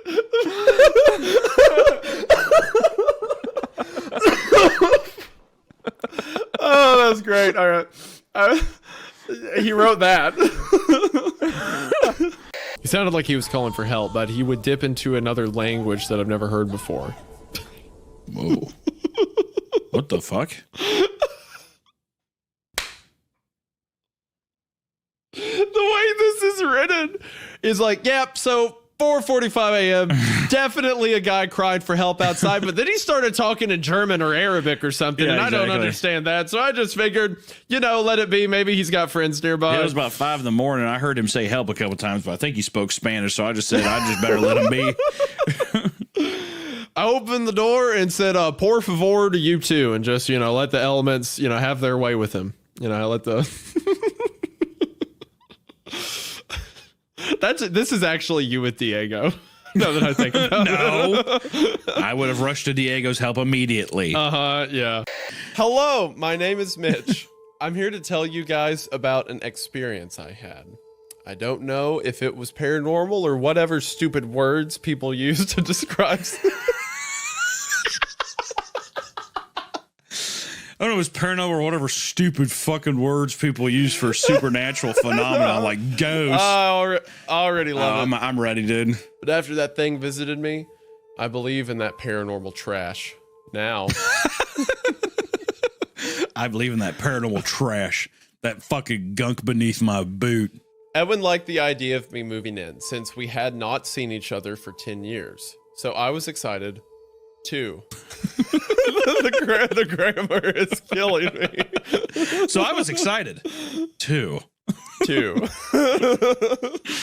Wait, they haven't seen each other in 10 years? This actually seriously might be a 54-year-old and a 63-year-old. It might be. Yeah, how old are these people? My gosh. I soon fell asleep after I moved in. The way these are phrased is so funny. I moved in, I fall asleep. I soon fell asleep after I moved in. It's like, yeah, you mean you went to bed there? Yeah, eventually? so what, you just went to, you fell asleep Yeah, in what a are you house? talking What the about? fuck? Like, why? It's, I don't know, a ghost, a demon, a skinwalker? Damn, dude. What is this? Some Bro's kind of deep cutting. CreepCast? I've been listening to a lot of CreepCast, and these are just some suggestions that I have. What are we? Some kind of Suicide Squad? Yeah, maybe the entity has I don't know, some kind of cave where he goes and impregnates tons of people. I don't know, right? Marcus is like, what the hell are you talking about? You know what's funny? I didn't know what you were talking about for a second. I was like, cave and pregnate. And then I'm like, oh wait, I did that. Yeah, that was me. And then yeah. a slight tumor grows in the back of your head, and it's just like Baraska. yeah, it follows me around. Yeah. See, now that I was able to pass on the curse to you all, and specifically you, Hunter, I just have pleasant memories of Baraska. What a nice little story. Yeah, Psychopath. Yeah, psychopath. Yeah. Marcus seemed surprised by that. He pushed the cigarette away from his... That's kind of funny. Marcus seems surprised by that. You mean by him saying a skinwalker? Marcus seems surprised. Yeah, the detective's like, what do you think happened to your sister? And the boy's like, I think a skinwalker got her. It's like, okay. That's surprising. I don't know why you thought that, but... I was just going to say someone, pretended to be your mom. What are you talking about? Like, I don't know. Just probably a guy who broke into your house, but okay. Yeah, home invasions are pretty common. What is a skinwalker? It's not that we think there's going to be something great beyond the passage. We just like the idea of being the first humans on the face of the planet to set foot in a virgin part of the cave. Although, if we found a hidden treasure, that would be fine with us. You got to throw the hidden treasure stuff in there, right? Of course. I feel like that has to be a thing that people don't care about. When you were younger, when you used to play around, did you hope that you would stumble upon some kind of money, like gold or something? You know what I mean? Yeah, you come across a chest. I feel like that has to be lost in these younger generations, dude. Yeah, the kids don't know. Kids with their TikToks and their These iPhones kids ain't don't- looking for pirate treasure no more. They don't look for pirate treasure anymore. They're just too worried about TikTok dancing and changing sexualities. I tell you what, Obama's America took the treasure maps away from us. They took the treasure maps away. They took the treasure maps away and made people want to be dogs. What has this country come to? If only McCain would have won the election. Back when I was a kid, you go out with your buddies, and then Jerry gets bit by a copperhead, and he died out in the woods like a man. Yeah, back now when what? You get hooked up on dialysis and live for 40 years? Yeah, exactly. You either get bit my by country. You get bit by a copperhead, or you and your buddies do some things that you keep some secrets to your grave. You and your buddies go out there, you find your dad's moonshine bottle, and you make some mistakes. Yeah, like good Christians. Some and you people- don't tell nobody except your assistant pastor, then you don't go to that church no more. Well, we call it mistakes, but really they're happy accidents. There's some happy accidents. That's what I tried to tell the assistant preacher. He got me out of that church. As a matter of fact, he threatened to register me with the state of Illinois. So that's why I told the family we were moving to out of Detroit because the business was gone in the region. That's why we're down here now. Right. But I'm just saying that is the kind of hard. No one wants to work anymore. Okay, You know so what that's why this country's brought us to. Sometimes the cucumber tastes better pickled. So how? Well, my head's like, what does that even mean? And the other half of my head's like, just don't think about it too hard. Look, all I'm saying is that if it wasn't for the liberals running this country, we would have real men built on work like that. That's all I'm saying. This camera must be high up in a corner because I could see pretty much everything except for the far side of furniture. At first, though, I didn't notice any of that stuff. All I saw was her. The story's getting good, but I have to mention where it said a TV, a sofa and chairs. I read that as ATV. Yeah, I was gonna be like, holy shit, that's awesome. Yeah, like it's a woman trapped in a room, but she has a ramp. She's there was a woman doing donuts. There's a woman in Travis Pastrana doing backflips on a 4-wheeler in the room into a giant foam pit, and it was pretty awesome. It's like she's like does a jump and he hits the green button and then they call in and they're like, only hit the button if she does a can. Yeah, I hit the green button and Seether came out and started playing. I want to caress your cheeks and pinch your cheek just like my grandson. He died in a drowning accident when he was 7 years old. Why did you say drowning accident just then? Ben drowned. Okay, all right. I forgot that was the title of the story because that's the title of the deal. Ben drowned. I forgot that was the title of this story because this story does go to a drowning being related, and I was like, there is no way you just pulled that out of the air. You had such a fucking Poindexter point there. You're just like, How did you know that? Actually, how did you know that was gonna happen? Like the title says Ben drowned. Oh, okay. He flashed a crooked smile at me and asked what I was looking for. And immediately I noticed that he must be blind in one of his eyes. So the idea is that strangers like send in, like he said, people were sending pictures of landmarks and stuff. So it's people like, oh, well, I'm from here. This is what it's like. I would hate to see what some of these pictures were they sent back. I have a feeling that this is a disaster project is what this is coming to be. Look, like I said, it was the 90s. That wasn't on anyone's mind. It was the 90s. Yeah, no one really... Yeah. Kids were just flying into vans left and right. That's how it felt. I have a very... Here's a picture of my van. I'm going to pick you up from school on Thursday. Oh, yay! I got lots of candy. I have lots of candy. I've got balloon floats. I got shark floats. Yeah. It's a balloon for the water. They say floats are the balloons of the sea. That's what they say. That's what this is in the store. What's it's that? In the balloon what's section that thing I said during Baraska? Oh, mayonnaise is the sauce of the aristocrat. Yeah, that's what mayonnaise is the sauce of the aristocrat. That's what this dude writes back to the kid. It's like, what? What is it? Okay. Sandy wasn't my property and wasn't treated like he belonged to me. Sandy was a member of the family, my best companion, and my truest friend. That was until my grandfather shot him in the head while I said, You too? Small world. That was just a big story for me to just like forget about all at once. I apologize. Okay. I'd been talking with my family about taking Sandy, my hunting gear, and some essentials to one of the cabins my grandfather owned in his heyday. We're introducing a grandfather now. This is actually becoming. This is unveiling to be something horrible. Okay. Here's where things get screwed up. Sandy, I'm so sorry. This like unironically. Is this my life? This might just be what happened to you. Good God. It's pretty close. We were going pheasant hunting in Kansas. Yeah, exactly. We're going pheasant hunting in southern Missouri. I'm like, Grandpa?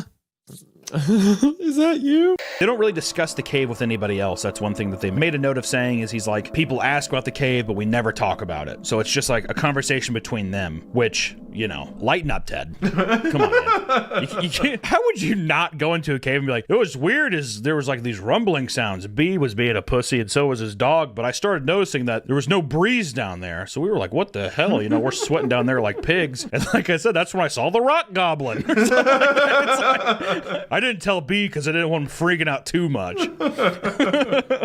When they're on the drive back, he's like, yeah, so you see that thing? Yeah, you saw that rock goblin, right? He was like 8 feet tall. He was on his belly.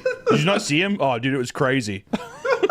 That's kind of funny to paint Ted as like this like totally oblivious like bro who's just like down there spelunking. Oh, you didn't see it? Oh, dude, it was sick.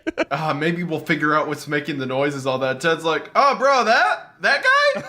Yeah, what's up? What, you missed him? Oh, man, that sucks. Yeah, he was cool. Yeah, he looked chill. Dude, he had orange eyes and no teeth. You didn't see that? He had orange eyes and no teeth. Bro, you would have loved it, man. Oh, man, you would have loved that, dude. He was funny looking. It's like, Jesus, what? Second victim was Jackie Graham, found drowned with 27 stab wounds in the don't know how to say that. Also, I want to say that it would be a huge disservice to me and everyone else if I didn't mention that 200 Stab Wounds, the band, has a new album out right now, and it's very, very good. So please go do that. We're talking about all these little 27, 36 kind of stab wounds. Well, what about 200? All right, give the album a listen. Do you know what the perineum is? I have no idea. Okay, it is the space between your butthole and your other thing. your cock or pussy? Yeah, there you go. So perineum is literally just a fancy word for taint. Yes, yeah. It's a medical word for it. Thank you. They stabbed him 27 times in the taint. It was a woman, and yes. I don't know. It's so funny, Hunter. This is a very serious crime. It is a very serious crime. I'm not going to stab you anywhere other than the taint. He became known as the Taint Killer. Someone's dead, Hunter. This isn't funny. No, whatever. He's been in enough times now that all I have to say when he picks up the line is, "It's half a pig. It won't stop screaming, and I can't catch it." and then he grunts, mutters something about that being pretty freaking weird, and then drives out to help me catch it. Tom is a good guy. Just like a guy who doesn't give a fuck anymore. Just an old sheriff like, well, I guess I'll be out there. All right, half pig, got it, with the voice of a woman. Okay. A woman, huh? A pig, half pig. All right. I asked around, but nobody knew where the pig had come from. Thought forms can also take on appearances that could be considered disturbing, like a creature one might see in a childhood nightmare. There's no reason to be afraid, however. All thought forms are docile by nature, and while they may look or behave in a frightening manner, and though they are capable of making physical contact, they pose no threat. Despite being able to appear as a childhood nightmare and have a physical form and touch you, that it won't. Don't worry. If you see the shallow Hal version of Gwyneth Paltrow in the manifestation of a spider, don't worry. Her fat ass can't hurt you. And if you're going through the hallways and you happen to see an oiled up Kim Kardashian that's 9 feet tall and thinks I'm her dog, ignore it. Go somewhere else. If you see a floating purple cancerous cloud of energy that's representative of sadness, don't worry. It can't hurt you. There's no way. There's no way the human mind can be like, oh, okay. Imagine seeing that spider out in the woods. You know what? You can't hurt me. There's no way. There's blood all over the ground, dude. There's nothing to fear but fear itself. Yeah, there's nothing to fear but fear itself. I looked back at her in shock and saw her grinning madly, her fingers clutching a large shard of glass. You all right in there?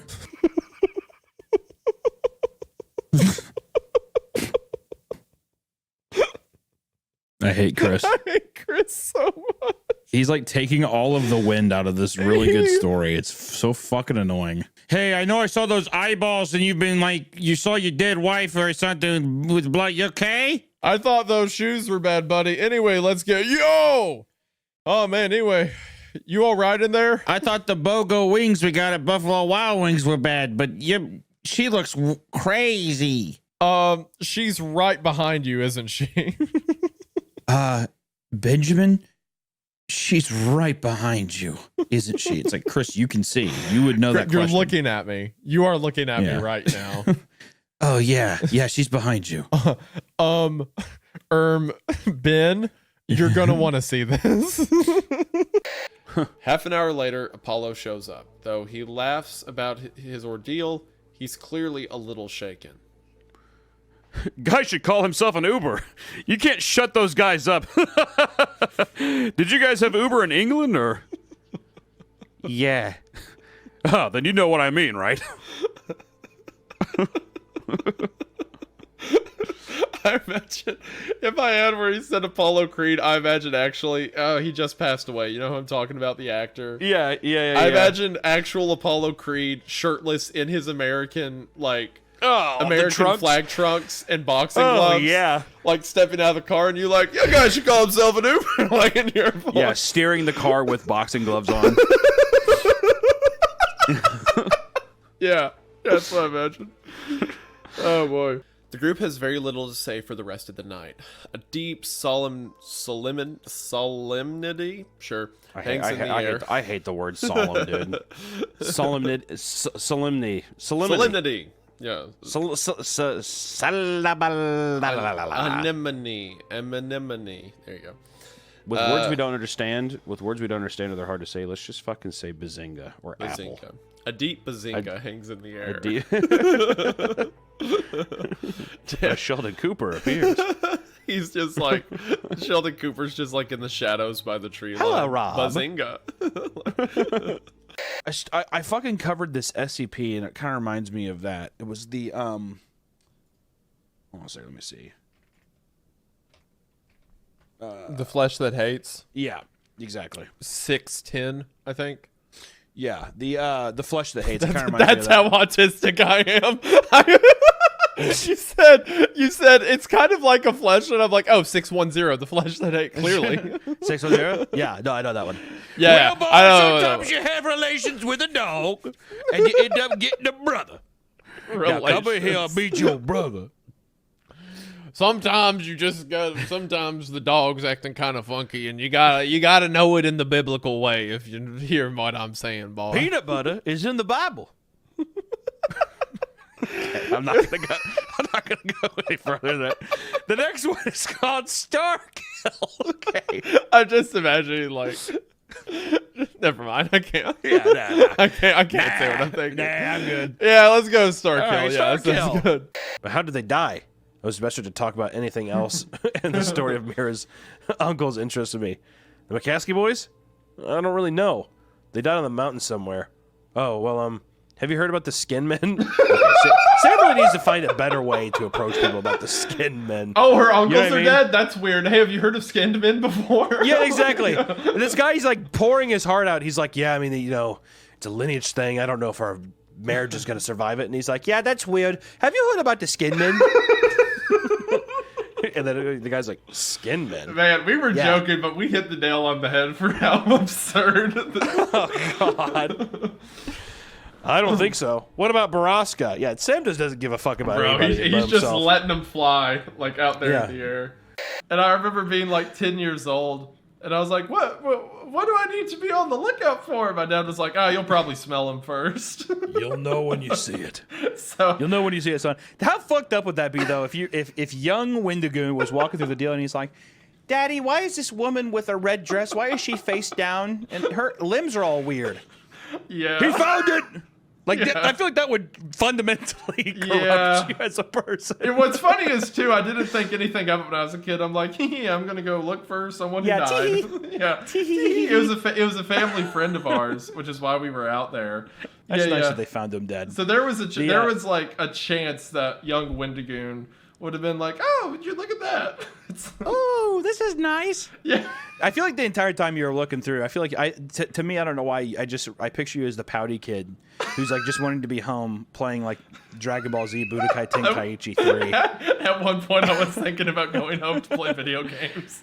I just want to go home and play this game. What's also, like, to give you more of a visual, I was a child, and there was, like, a lot of brush in the woods, so I had a golf club, and I was swinging it to cut down, like, the tree branches. So You just end up mauling a dead body with a golf club. This isn't tall brush. This is a dead body. Dad! Can I go home now? That's the most arrogant, stupid kid. Going through the woods, swinging a golf club like, I wish I was playing Star Wars right now. Like, yeah, families crying. People are just like, do you see anything and stuff? And you're just like, God, I'm supposed to be playing Revenge of the Sith on PS2 right now. God, this sucks. Bro, that's not far off. Like that. No, of course it's not. The thing about it too is everybody goes through that, dude. Everybody does. When you're a kid, you go through that. I know close family nearby. Sorry, you know what I would say to my mom if she was on her dying. Go ahead. Let's write down. Go ahead. It's not a joke. Okay. All right. Never mind. Say it. No, I was just gonna say. I was gonna go to her and say I love you, and you robbed me of my happiness when I was a child, and I hope you burn in hell. You tired old goat is what I would say to my mom. You tired old goat. I was trying to think, what would be the most insulting thing you just say to someone before they're about to die? I feel like calling them a tired old goat it's got to hit hard. What? You sheepish looking human being. Hey, Hunter, who do you want to die first, your mom or your dad? Probably my dad. You were way too ready for that. I like my mom more. What am I supposed to do? Oh my gosh. I was expecting like some level of like, oh, like wow, pause or like, yeah, wow, why would you ask that or whatever? You're like, my dad. Mom. If I had to choose between the two, I mean, it's going to suck when they both go, but I'd definitely probably say, my dad. I'd been morosely looking at job listings for the last few days, but this was the first one that stood out, if only because I was bored and it was weird. So I sent an email. Oh, actually, did you see it has the email here? What? The email is actually listed, wendigoon@youtube.com. Oh, okay. Yep. Yeah, that's how emails work. I put I at youtube.com. When everyone knows when you make a YouTube account, you just go ahead and make your domain youtube.com. It's true. Yep. Oh, what's this? Hold on. We have the name of the woman who's trapped in a room. It is Hunter Hancock. Now, isn't that strange? That's a weird Hunter name Hancock's whore mother at gmail.com. Every time I'm at a level, you're like 5 levels past me. Okay, and not in a good way. That's not a compliment. Like, Mommy? You should be worried. Mom, why is your email on this website? She's like, it's called LinkedIn. Your entire this story's about you, but there's no job, and you just trap your mom in a room for no reason. I'm gonna have you make peanut butter sandwiches all for the rest of your life.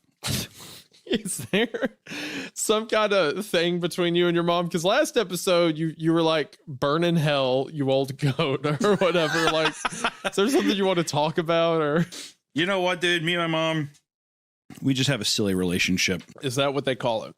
I think that's what they refer to it as yes. Okay. When I opened the envelope, I understood. There was no letter. Why would you give the child that? Well, okay. Well, the next line says there's something in it, so we'll see what it is. I'm okay. All right. Well, all right. I'll hold my tongue for a second. All right. She didn't just hand him a blank envelope like loser. Ooh, stupid sorry. balloon. Yeah. Bummer. Everybody want to point and laugh at him? He's a loser. No, this kid didn't get a balloon back. Ha Jimmy, you had the picture of the man touching himself, right? Give it to him to make him feel appreciated. No, it's mine. I don't want to. It's mine. Jimmy, give the picture of the man touching himself to Bryce. He wants it. No, it's mine. What did we talk about sharing? I don't care. It's mine. I want it. Okay, well, you're going to have to find a new Polaroid, okay? Because Jimmy loves his picture. That's my favorite thing ever on this earth. Why are you showing me all of this? If you really are a detective and part of the police force, you'd lock stuff like this away behind 10 locks and keys. What a weird thing to say. I mean, 10. Why specifically 10 locks and keys? How old is the kid here? That's like a 12-year-old Yeah. statement. You put, I don't know, 10 locks on that? Like a high number? You'd put this stuff in Diagon Alley. It just makes pop culture reference. You'd have to catch this with the Infinity Gauntlet. What is this place? What do you mean? It's where wizards and wizards go. Oh, I've never heard of such a place. Oh, Marcus, you crazy little goose. What is this? Some kind of Horcrux? Yeah, she's like, what is this, a Horcrux you have here? Yeah, has like a Deathly Hallows ankle tattoo. Yeah. Well, this is actually a 32-year-old woman. Man, this is serious. So serious, it's black. Did you like that pun, Marcus? He's already gone. He's in his car driving away down the road. The creature from the creature like crawls in the house and is just like, I was gonna do a bunch of stuff, but I had like this whole 4-part series planned out. I was gonna do a bunch of stuff. I had this whole thing playing with the lights. They were gonna go out, and I was gonna pitter around. I was gonna do a bunch of stuff, but I can't be bothered. I'm just saying that when you said that, Angelic. I felt angelic? I felt the hand of God come down. Yeah, because I'm an tell angel. me I need to do something. He's like, uh-oh, I dropped my holiest angels. And then he helped me. He cleaned off my wings, and I was able to fly back up to heaven. Is that what you mean? Either I quit the show or kill you. That's the two options. If you put a gun to the back of my head and shot me, that would be the funniest way this podcast could ever end. I'm telling you that. If I just kill you, if you actually shot me to death, that would unironically be the funniest way this show could ever end. That I have to do it. It has, because at least recording. that way. Is if it was painless though. If you axe murdered me, that would be a bit gratuitous. Oh, you know the one I'm talking about? Yeah. I forget the name of it, but basically it was like, how long will a person electrocute someone if a researcher tells them to? Yeah. I think it's going to be a situation similar to that. Like, how long he'll let this go on for? That is my theory. My theory is that our protagonist is the experiment. And if I'm fucking right, you owe me $100. Okay. And if you're wrong, you owe me $5,000. that doesn't seem equally fair, but that's. I think it's a 50 to 1 odd. I think that's fair. Fine, right. 40 to 1, $4,000. Okay. Nothing supernatural about it. It's really unusual. It stated the local elementary school as a kind of mascot for the summer before a scientist and his team from somewhere up north offered the school $1,000 to let them take it. For science, I suppose. That's such a funny idea that a school, like an elementary school, I kind of wish that, half pig. I wish the school kept the half pig. That's kind of sick. Well, $1,000, they can't pass that up, right? Yeah, I can't pass up $1,000. We got to give it to the children. It's also funny to imagine like a super secret corporation being like, I'll give you 1,000 US dollars. I will give you 1,000 United States dollars for this. Hell yes, Mr. Scientist Man. Yeah, like teachers who actually care about their work and put themselves into it can have such a profound effect on kids. Oh, absolutely. You also had a very mature response to that, because I remember one time we watched, I think it was Gone with the Wind, and it's the part where the woman rides the horse and dies, and our teacher was crying, and the entire class was just laughing at her.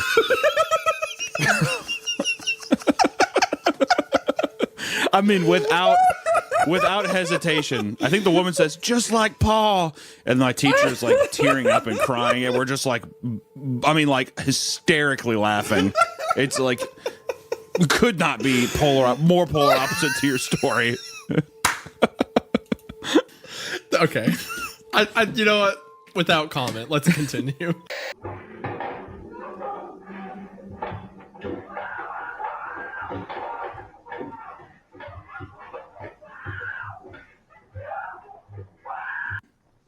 Ruby Frankie's house.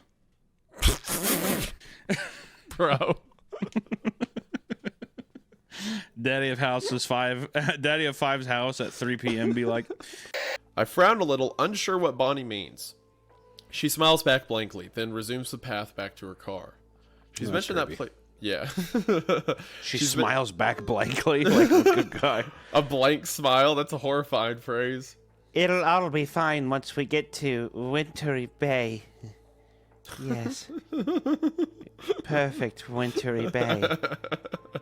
You want to explain on that further? Good night. Clyde snores. Yeah, she like unzips her tent. And you just hear like a guy like dying of snoring in there, like a giant CPAP machine sound. They have a CPAP in the car. Yeah, from a generator. Wintry Bay, here we come. Just the weirdest people you've ever met. Just... Yeah. I know I don't talk much, but I'm going to scare the shit out of you immediately. Wintry Bay. With Wintry Bay. That's funny. That's a funny phrase to say to people out of context. It will be fine when we get to Wintry Bay. And just like, yeah. Don't elaborate. Excuse me? Like you're in the line at like a grocery store. You know what I mean? They're like, what? Oh, nothing. See you there. I wouldn't worry about it if I were you. Don't even worry your little head. Worrying makes it hungry. I thought that if I could make him want to impress me, he would agree to go looking for the lost town. What a bitch. I mean, this is like standard high school stuff. Yeah, but still, that is not, I mean, what the fuck? I mean, like, sure, it's rude, but I mean, like, there's a bunch of girls in high school who are like, oh, that guy likes me. If he gets all hot and flustered, he'll go to that weird town where the guy died. What? Well, just to impress me. How many it's my turn. How many girls in high school and stuff like that, like, you know, they try to like get a guy to like them for like social clout or like because he's like big on the baseball team. Like they don't actually like him, they just want something out of him, right? It's like I think it's a fine part of being a kid. Now, when you're an adult doing like serious relationships, is this off what of they this, call it's different. negging? Negging? What is the definition of negging? But negging is a manipulative tactic that involves making backhanded compliments or negative that's when you're just like, you look really good for a fat girl. That's negging. I don't think that's it. That's negging. I don't think that's negging. No, a manipulative tactic that involves making backhanded comments or negative comments to make someone feel bad about themselves. What you just did is just mean. Negging is being mean, it would be like this. It'd be like, yeah, you look a lot better today. That's just kind of similar to what I did. No, no. The different how saying you look really good for a fat girl is totally different. First off, I didn't say that. I'm saying that's the example of someone negging. I'm saying, but it has to be manipulative. If I say you look better today, you're like, thank you, and then maybe you're later to like, oh, did I look not good the past few days? Which is what the incentive, the underline was. Oh, so just saying you look pretty good for a fat girl. It's just like, what are you talking? What? Like, there's no manipulation there. Yeah. For a guy this big, you look really good. It'd be okay. Here's one. Hey, Hunter, your last video was a lot better. Oh, thank you. It was really good. The other ones are good. This one's really good too. Wow, I'm good at everything. That's what he meant. There's never one negative thing. Okay, well, that's fun. Well, I'm glad I have an understanding of what negging is now. Okay, yeah, I'm just going to keep going. The lead animation editor paused and rewound frame by frame. What we saw was horrible. It was a still photo of a dead child.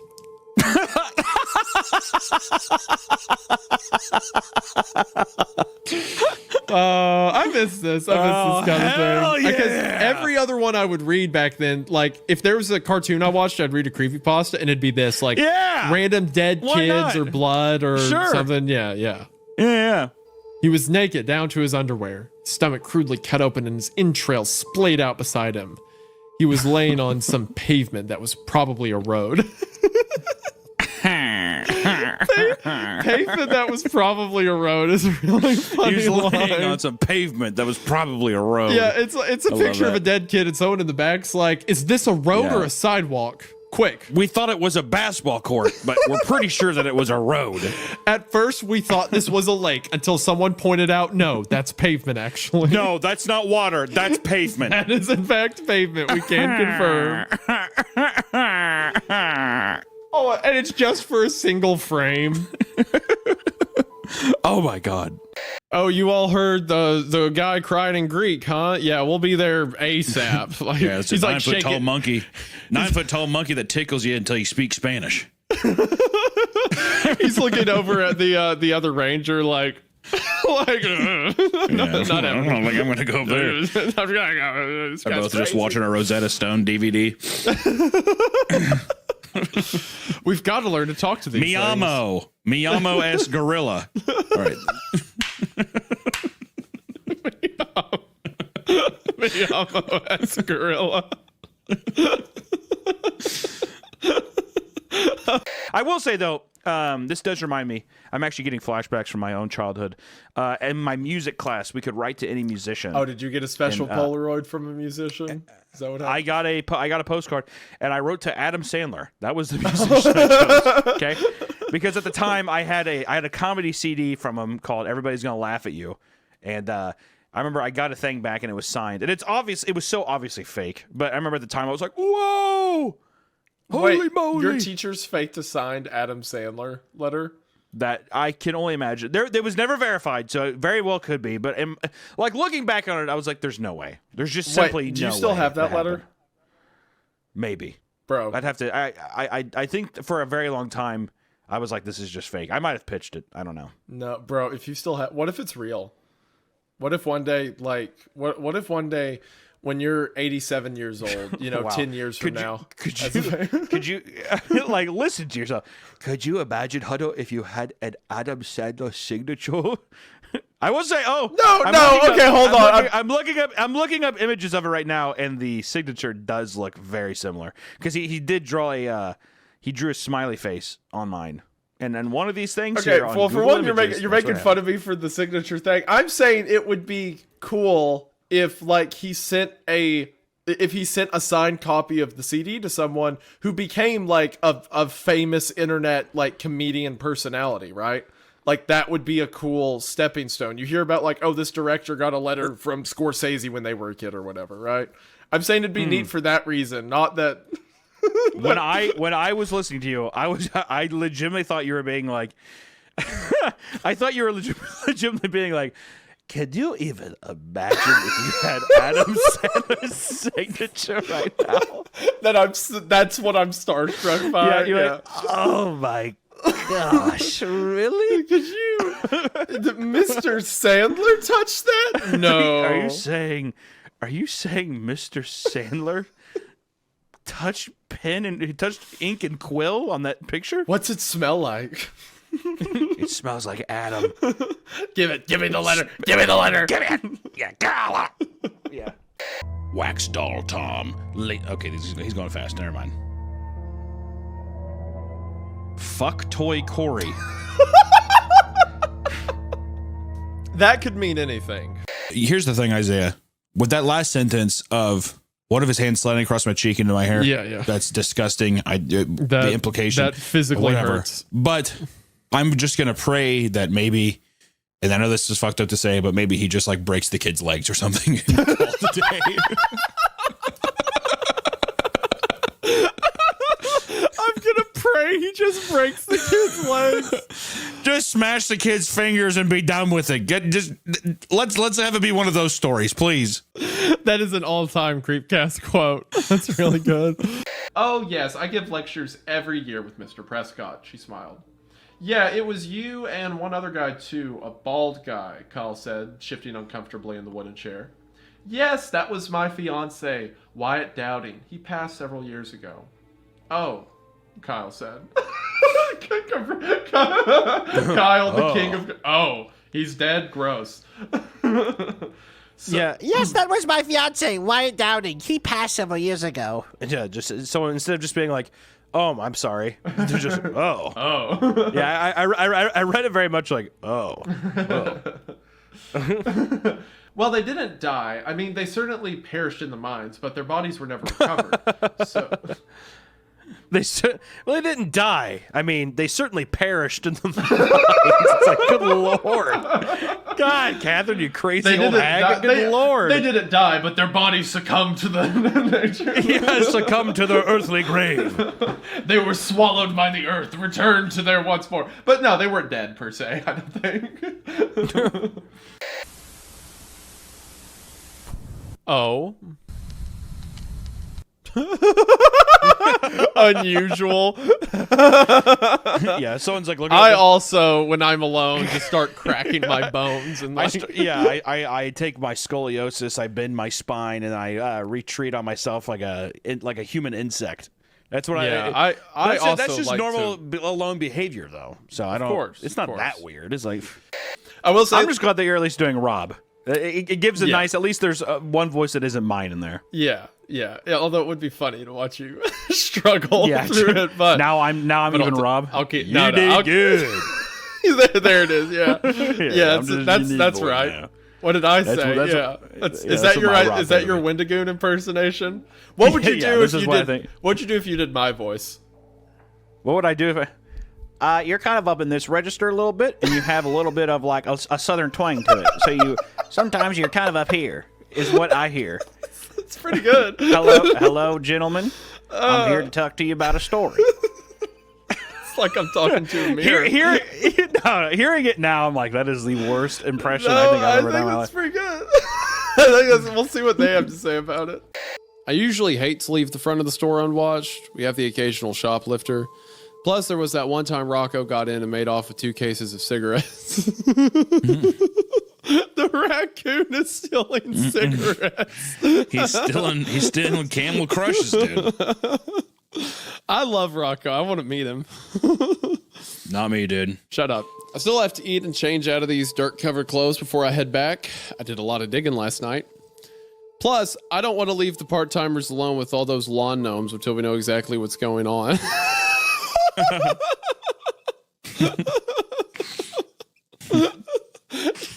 Just all over the front yard of the gas station. Yeah. There's lawn gnomes everywhere.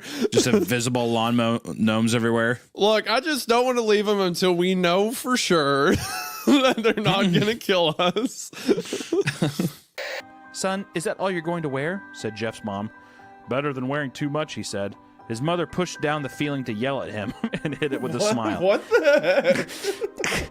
Now, Jeff, we may be overdressed, but this is how you go if you want to make an impression. And Jeff notices that at the party, all of the adults are inside and the kids are outside. Barbara tells Jeff to go outside and play with the kids, which at first he doesn't like. He doesn't like being out there hanging out with them, but he almost immediately says he has a fun time when he, quote, pretends to shoot kids at the party, because it was the first time he hadn't thought about his brother in juvie, which I thought was very funny. Nothing takes my mind off really my annoying. brother in juvie like killing children. Bang, bang, you're dead, bang. Once again, does that not read like a school shooter? I mean, honestly, does that? How are we not prepping up that this is a school shooter thing? I was like, okay, I feel like I'm kind of reading this from a mile away. So sure. Then, a familiar voice broke my tension. John. This is Amy's voice, just so you know. Yeah. Would you like to? Okay. All right. Fine. I'll change. I like saying John, just like John. But I'll do. John? There you go. Was a single word in Amy's voice. I breathed a sigh of relief. Hey, it's you.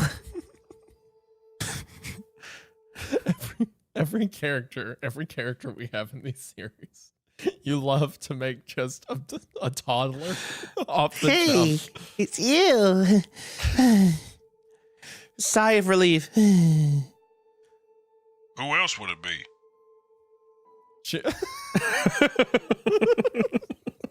Audio listeners. All right, fine. What is going on? Whose voice is this? What is happening? Who else would it be?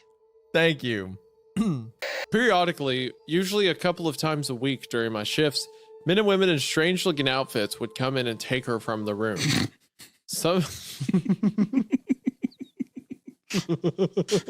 He's like, that's kind of peculiar. It's like a guy in like a Chuck E. Cheese outfit. All right, so is he gonna go have her go to her boom boom room again? What is going on with that? Oh my God, the next line. Oh my gosh, you're right about the next line. Sometimes she would struggle, but usually she would just go along with her head hung low. What a job. What is going on? Okay. All right, I'm watching locking this in. woman. I'm locking in. I'm watching this woman get periodically kidnapped in this trapped room every day. It's like, oh, well, that's kind of funny. That's a little weird. I cannot believe my dad never found this sketchy because he actually took me to the house. And What? What? What the what? What the fuck? What are you saying? Oh my God! Time out! Time out, I say a time out, please, God. As an adult, if I got a letter in the mail from a TV studio, presumably an adult, and it said, "Dear Elliot, thank you ever so much for writing a letter. I would love to have you in my cellar. We play games, watch movies, and go fire camping in the middle of the woods. Come to my house." What? It's like the dad's just like, "Oh, I don't give a fuck. Where do you need to go? What's the address? All right, I'll plug it in. I don't give a shit. Sure." Yo, Elliot, get your bag. We're going. He's like, he wants him out of the house. Yeah, I got TV to watch. That's why I bought that TV, so I could watch my shows. And then to have the gall afterwards where it's like, he actually took me to the house. You're like, what? And then it says, and that's when the police became involved is the next sentence, dude. The next thing that is said is that's when the police became involved. Come on. The police were there to arrest his dad for pregnancy. They should have. They should have. Sir, this is child neglect. He's like, I didn't know what was going on. I just my son tells me to take him somewhere. I take him. I don't think about it. I just take him. I was looking for my dog Whip. He's around here. I was like, okay, so I'm going to run side I cannot wait. I cannot wait to hear this defense, dude. Okay. Hear me out. Ladies and gentlemen of the jury. The father has not watched the program, correct?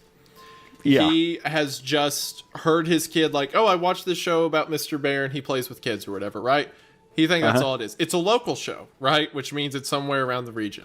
But again, I will have that slight caveat about it. I just want to say that I have to question now if you yourself are Mr. Bear, because that's what that defense sounded like.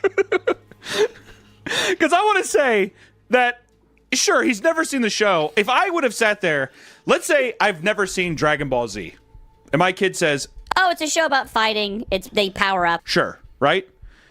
Go to Master Roshi's island, he says. I'm like, well, that's a weird thing. And then it says, the next line says, "Come to my house." At what point would I be like, that's kind of weird. It's shot in a house. Well, yeah, I guess. I also think it's being presumptuous that you said that he's like, because with how neglectful he's been so far, I would almost assume this 90s father is just waiting in the car. All right, I'll be here. Have fun.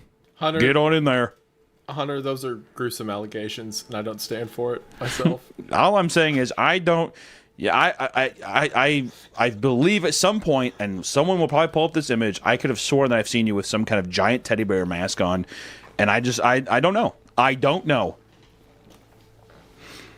Also, you are rushing to the defense of of this extremely quickly. I don't know what you're talking about. The defense of what? I just think that he's a good father who's looking out for his... He just wants his son to have a good time, okay? That's all I'm saying. All right. We'll see where this goes, Mr. Bear. We'll see where it goes. All right. That's gonna be your new nickname, dude. No longer are you Wendigoon in my eyes. You are literally Mr. Bear, is how I see this. Also, you talked about how you seen dead bodies in real lives and stuff. Dude, Mr. Bear. Mr. Bear! Okay. I know I'm a YouTuber, but that doesn't mean I'm a pedophile. Let's get that clear. I know those two often intersect. Of course, if I did want to do it right now, then I would pretend like I've never read the story before, but that did happen, so... Don't ever trust me, Hunter. Don't ever trust me. I imagine your room is completely flooded and you're just on a giant shark floaty. Don't ever trust what you can't see, Hunter. Bro, wouldn't it be wild? This would be a great bit. if I had read the story previously, because like again, Hunter can't see me when we record these things. What if I just like had a shark floating sitting in my lap? I would be pissed, and you didn't know I would be until so you pissed. watch the episode when it's posted. I would, bro. I would watch the episode and I would be like, "You son of a bitch!" Is what I'd say. I was like, I fully couldn't trust you if that became the fact. I could. There's no way, dude. I've got to chat. You guys gotta keep me accountable for this. We have to do something like that in the future. We gotta prank him with some elaborate. Okay, anyway. Come on. Oh man, that's so good. All right.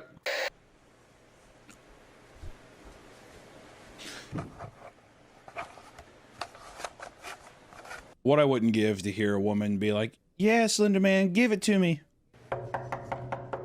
You stay still. You stay still, and you let me do all the work. That's got you hung up, doesn't it? Oh, Do you expect Slender to be a good lover? Oh, to be I kind of imagine. I engaged? imagine him being passionate. This big ass, long fingers. I expect him to be it's emotional Jessica. and off-putting. Are you okay in there? Of course, Jessica's taking back shots from Slender Man, dude. Creepy. Hey, so you've been pounding in your wall for the past 7.5 hours? She's like, what? Room 7 was close. I knew the demon was right behind me, but for some... What? It's right behind me, isn't it? Oh, God. Yeah. Don't bring that filth into this good story. I know. If it gets worse after this, I did it. So what are you? Marcus didn't let me finish. He pushed my hands away from the phone screen and hit play on the recording, interrupting me. I'm sorry. So what are you? And he like quickly pushes his hands. He's like, "All in due time." He repeatedly. I'm still recording. Come on, dude. I was laughing when he's like, "So what are you?" In my head, he's got like a duster on that's like flowing in the wind. I'm a motherfucking angel. That's exactly what I was thinking. Like, all right, here we go. I am he who walks between the here and the there. I am like. You creep me out all the time, so I guess we're even. What? That was a weird interaction. This is what I'm thinking. I'm thinking that this is just a fucking socially weird ass couple, dude. I've known some people like this. These are just some weird people. Yeah, like where it's just like a guy's just like, Yeah, I mean, my favorite thing to do is play Settlers of Catan and watch the old Gargoyle show on Disney XD, and she likes to crochet and eat pears. And you're like, what world are you in, dude? Examples are always so hyper specific. Do you know someone who plays Settlers of Catan and watches Gargoyles on Disney? Yes, his girlfriend would crochet the whole time, and she'd eat raw pears. It was so fucking odd. It was unbelievable. Wait, I'm telling you. You're describing. Yes, it's, and I'm like, it makes sense to where it's like, then I'm reading this, and I. That's a very like Kyle strikes me as the kind of guy who's like, oh, I know, I'll make up for all this with a grand show of whatever, right? Like. A grand gesture showing how romantic this is. Yeah, I really am going to be. This is so romantic, and then now it's there's no way to not feel like loved and have this kind of like compassion.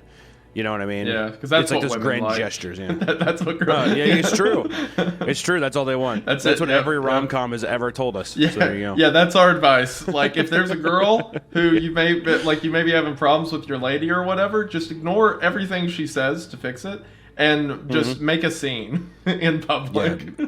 Make an extremely public scene that puts as much attention on you both as possible. Yeah, and then they love that. Scream in her face, "I love you," as many times until she reciprocates back. That's the best thing you can possibly do. Classic love story. Yep. I love you. I love you. I love you. I love you. Please, please, please, please, please. Please love me. Please love me. Please love me. Yeah. So yeah. Anyway. So. I had seen text on her phone while she slept one night and confirmed my suspicions. My life had degraded to shit, and I had run out of options.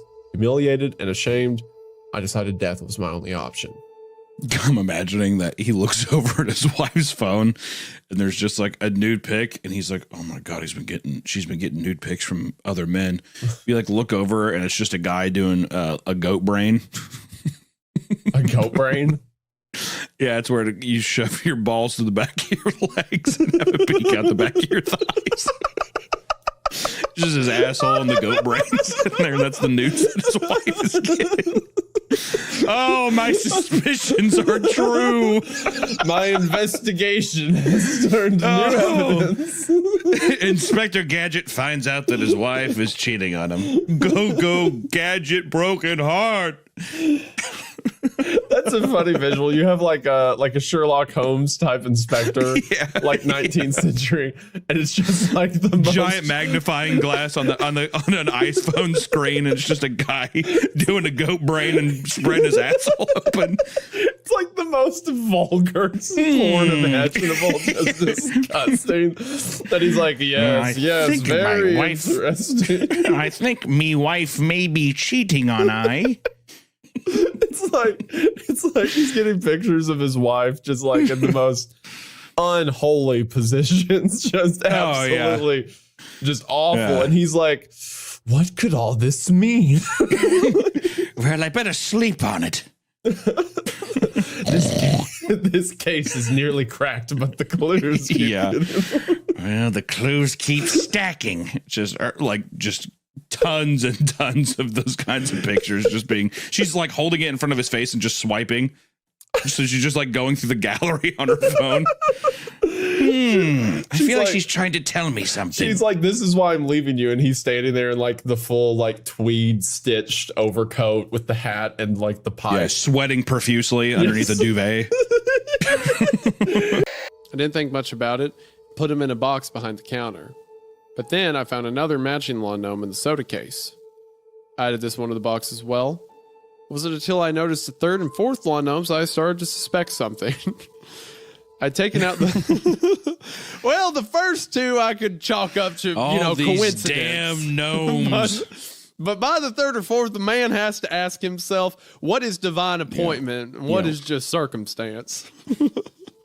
I had taken out the garbage and found the gnomes perched atop the branch of a tree.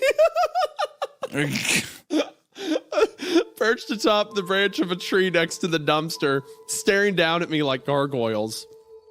I used a chair and broom to knock them down. And put them in the box with the other three. Dude, that's so funny. The visual of like, get down from there, like swinging a broom back and forth. Shows a bit more to her character, because I think before I kind of read her both, not really both of them, but being a bit ditzy maybe, or just kind of like, oh yeah, we're just here. It's like a good time. So it's kind of interesting to give another little emotional level to her as a character. And I think they did enter it kind of hapless. Their attitude of like, oh, we're going to get this footage and put it on YouTube, and we're going to get this footage and stuff. Definitely. I mean, so did everyone else, because you expect this Rob guy to be right, that you're going to enter an alternate dimension. Like, well, yeah, no one expected someone to be buried into asphalt. That was never there. Rob's just like, well, just stick to my rules and you'll be fine. Yeah, it's like, what else is happening? No, don't worry about it. Just, hey, look at that bird. Focus on that bird for a while. And you're like, what if we don't? And then like a giant like plant fucking like rips your body in half. Oh, should have focused on the bird. There's no tactical precedent for the pavement eating someone. Like, there's no rule book on that. There's no play-by-play. He said excitedly, and he jumped up off the couch. Then, embarrassed, he cast his eyes down at the floor. Yeah, if you want to, that's cool.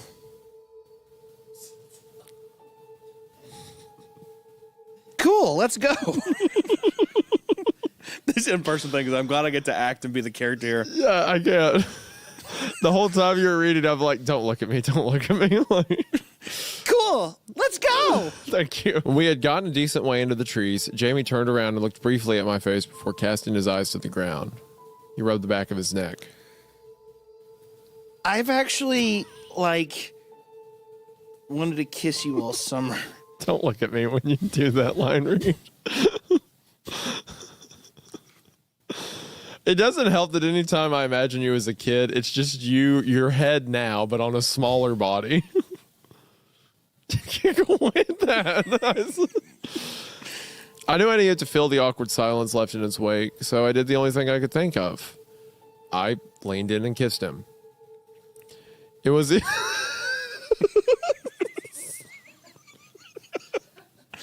Dude, why did your lips purse when you said that?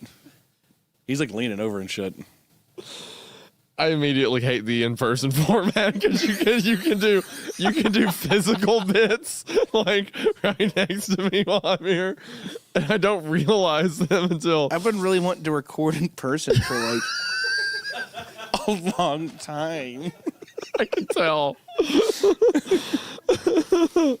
It will After be. going public with the case and the sharing the paintings in the hope of saving someone, of saving anyone that may be depicted, the police received 3 photos in the mail.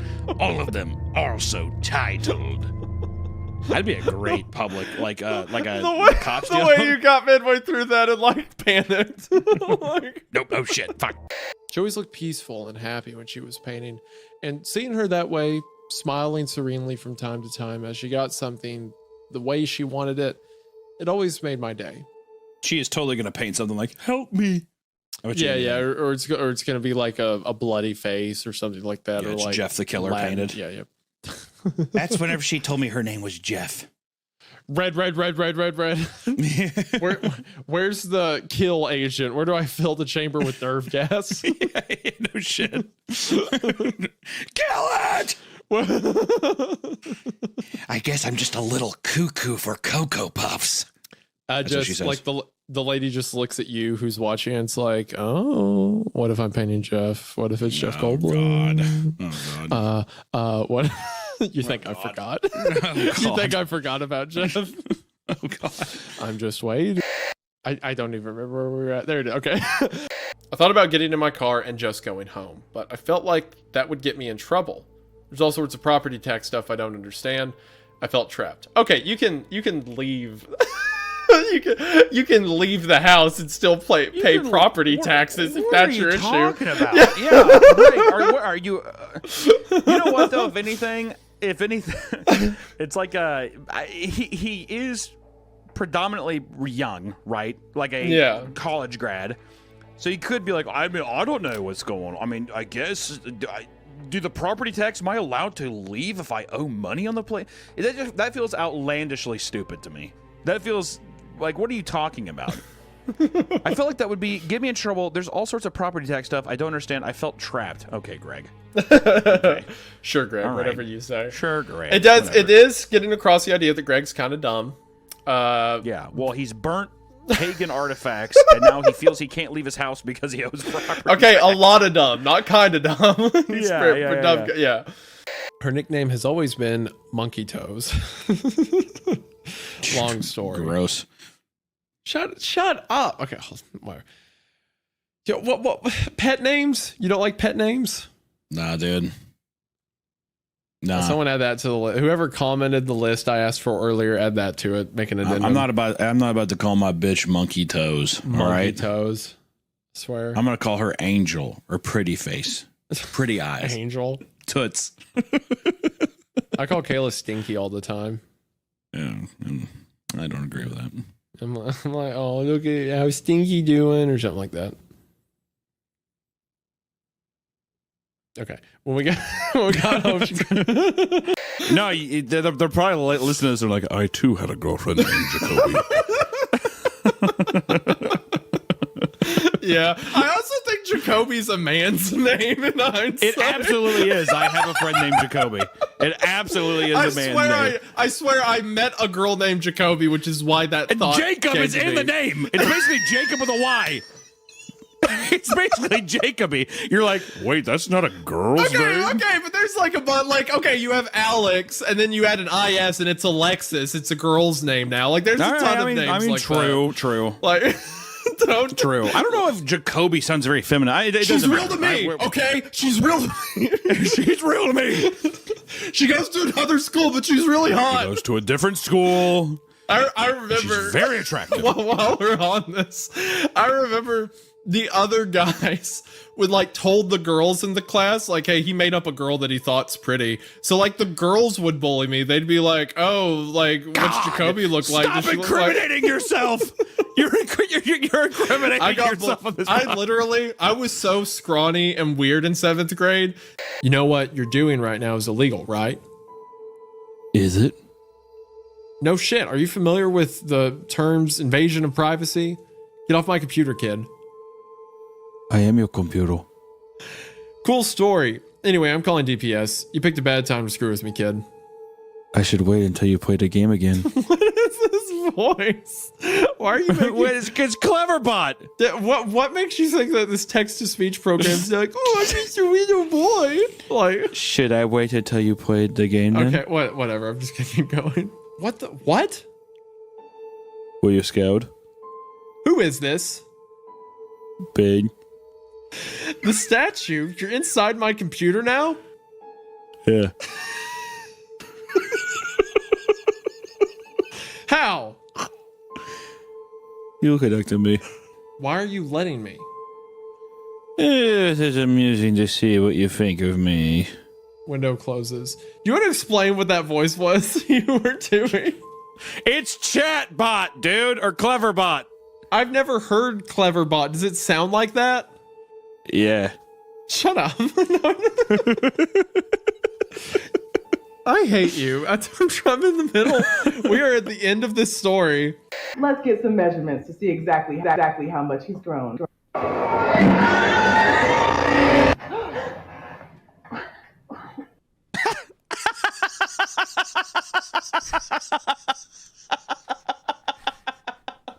Something funny, Hunter?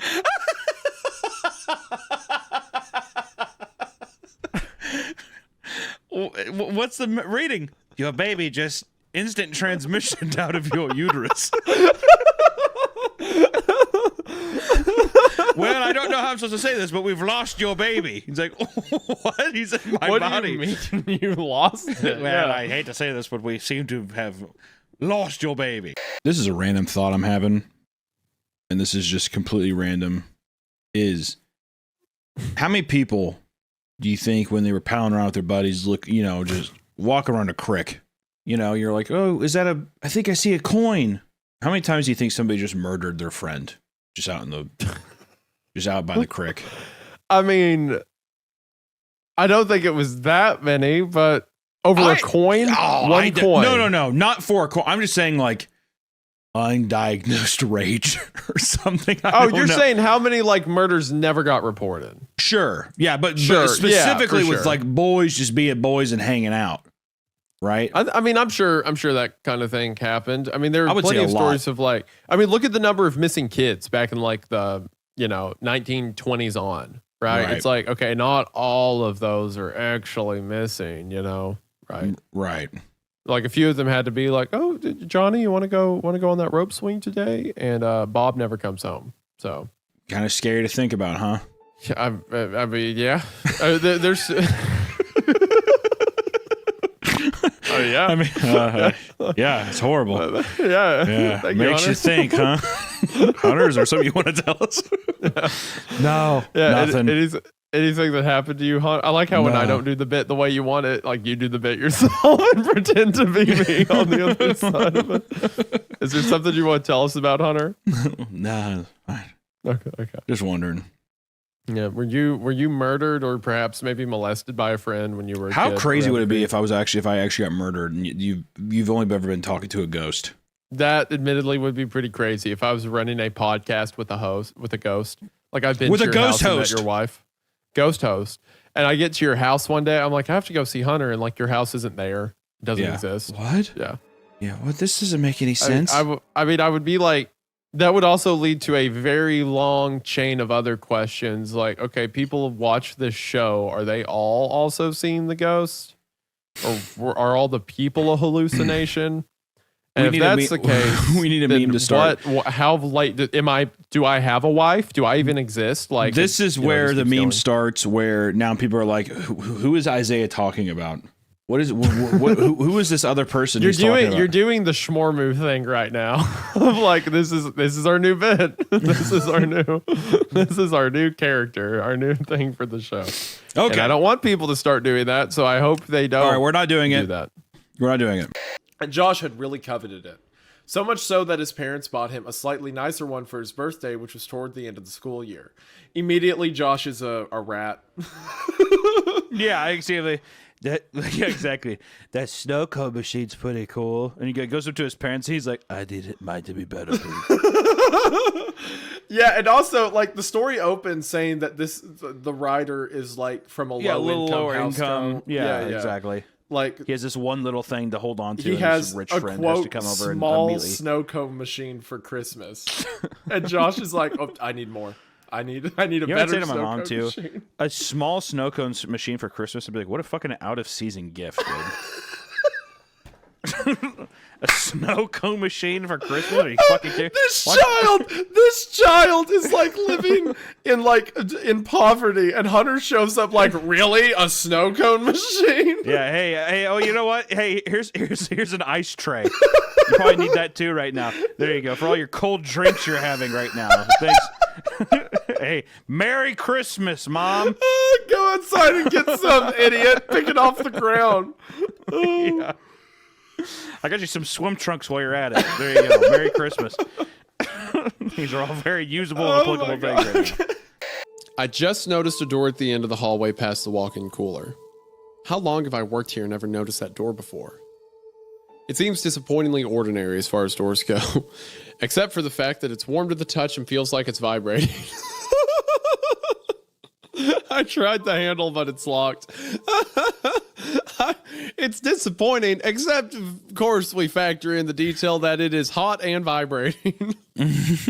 Suffering results from happiness coming to an end. Suffering is pure and eternal. For mathematists to be supremely good, they must simply end all suffering. That is why the mathematists are working on a bomb to destroy the entire planet. Oh, wow. Immediately got the like the weird the dudes in the VHS 94 that are holding that vampire. Yep. You know, it immediately reminded me of that. Like a weird militia out in the woods. We are going to destroy the ATF headquarters with this vampire blood. Yeah. I asked my dad for it when we got home, and he said I'd misheard him, and there was no letter. He said not to Liar! Liar! These dads, what are they? I'm telling you, dude, it's I don't want to disrupt this, but it is the guilt of our fathers. What is happening in this town? Lies! God damn you, lies! I can't. For those who don't know, by the way, when we record, I can't see Hunter. It's just an audio call. So in my head, he's been sitting there eating popcorn. And then as I said that, he's like, no! Throwing it at the camera. No, I'm mostly sitting here, like, just forcing all the blood to my face, just like reading this clenched fist, just wanting to be like, you're a liar! Admit it! The thing about her, though, commenting like, oh, you guys are really far away from home is very suspicious. As soon as you read that, I was like, oh, okay. Uh-oh. It can be. It certainly can be. And I had a bit of a tense there, too. But at the same time, I've said that to people. Like, I've been at a gas pump and seen someone with, like, a Pennsylvania tag and be like, what brings you down this way? Or whatever. It's just a southern thing, I think. You creep. Yeah. You creep. Granted, Awfully far place to be from your home there in Pennsylvania. What brings you down here? Now, if you wanted to go down to the bog, feel free to peek around there late at night, friend. I'm just a regular citizen down here. Is that your impression of me? Do I have a Creole accent now? Is that what that was? Down y'all. Well, you're going to go down to the swamp, and I wouldn't say old Mr. Weller's voice down there, but good luck now, Mr. Pennsylvania man. Big city man coming on down to this here swamp, you see. Oh, big city boy. Awfully far from his hoity-toity Big city boy thinking lifestyle. him coming down to this here swamp you hear, see, and thinking he can get by, you see. But if old Mr. Weller sees, then Yeah, Brave don't say man, Mr. boy. Weller's name 3 times down by the bog. Mr. Wellers We don't want like nothing it when bad you to say happen. his name by the bog, city boy. Yeah, but anyways, you take care now. That's what you sound like. That's exactly. Average Isaiah gas station moment. Be like. After removing my fleece and lying down for just a moment, I end up sleeping in the clothes I'm wearing. At some point, I'd walk up to Rob and be like, Rob, we gotta kill her. Hey, Rob. Yes. Bonnie is pretty sure she's gonna kill us. I'm almost positive she's gonna kill us. Well, we got a lot of territory to chart, and Clyde's just like, I don't know why you guys are being so weird to my sister. Stop being so weird to my sister. She's fine. she's like trying to eat her own face in the back seat of the car. She's just weird like that. She's vibrating, speaking Latin behind the seat. Alright, so do we have to go home then, or what? If we have to I go don't know home, what the then big fine. deal is. She does this. I don't know why you're being so okay? weird. God. It's that time of the Yeah. month. She gets like this. She talked to a demon. Who cares? God. You know, I really thought when you were being Alice just said that you're gonna go, Rob, you're gonna want to see this. Rob, yeah, you're gonna want to see this. She's right behind me.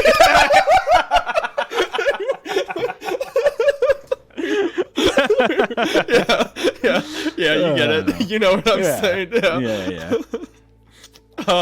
Rob, she's right. Yeah, all right. Imagine finding that.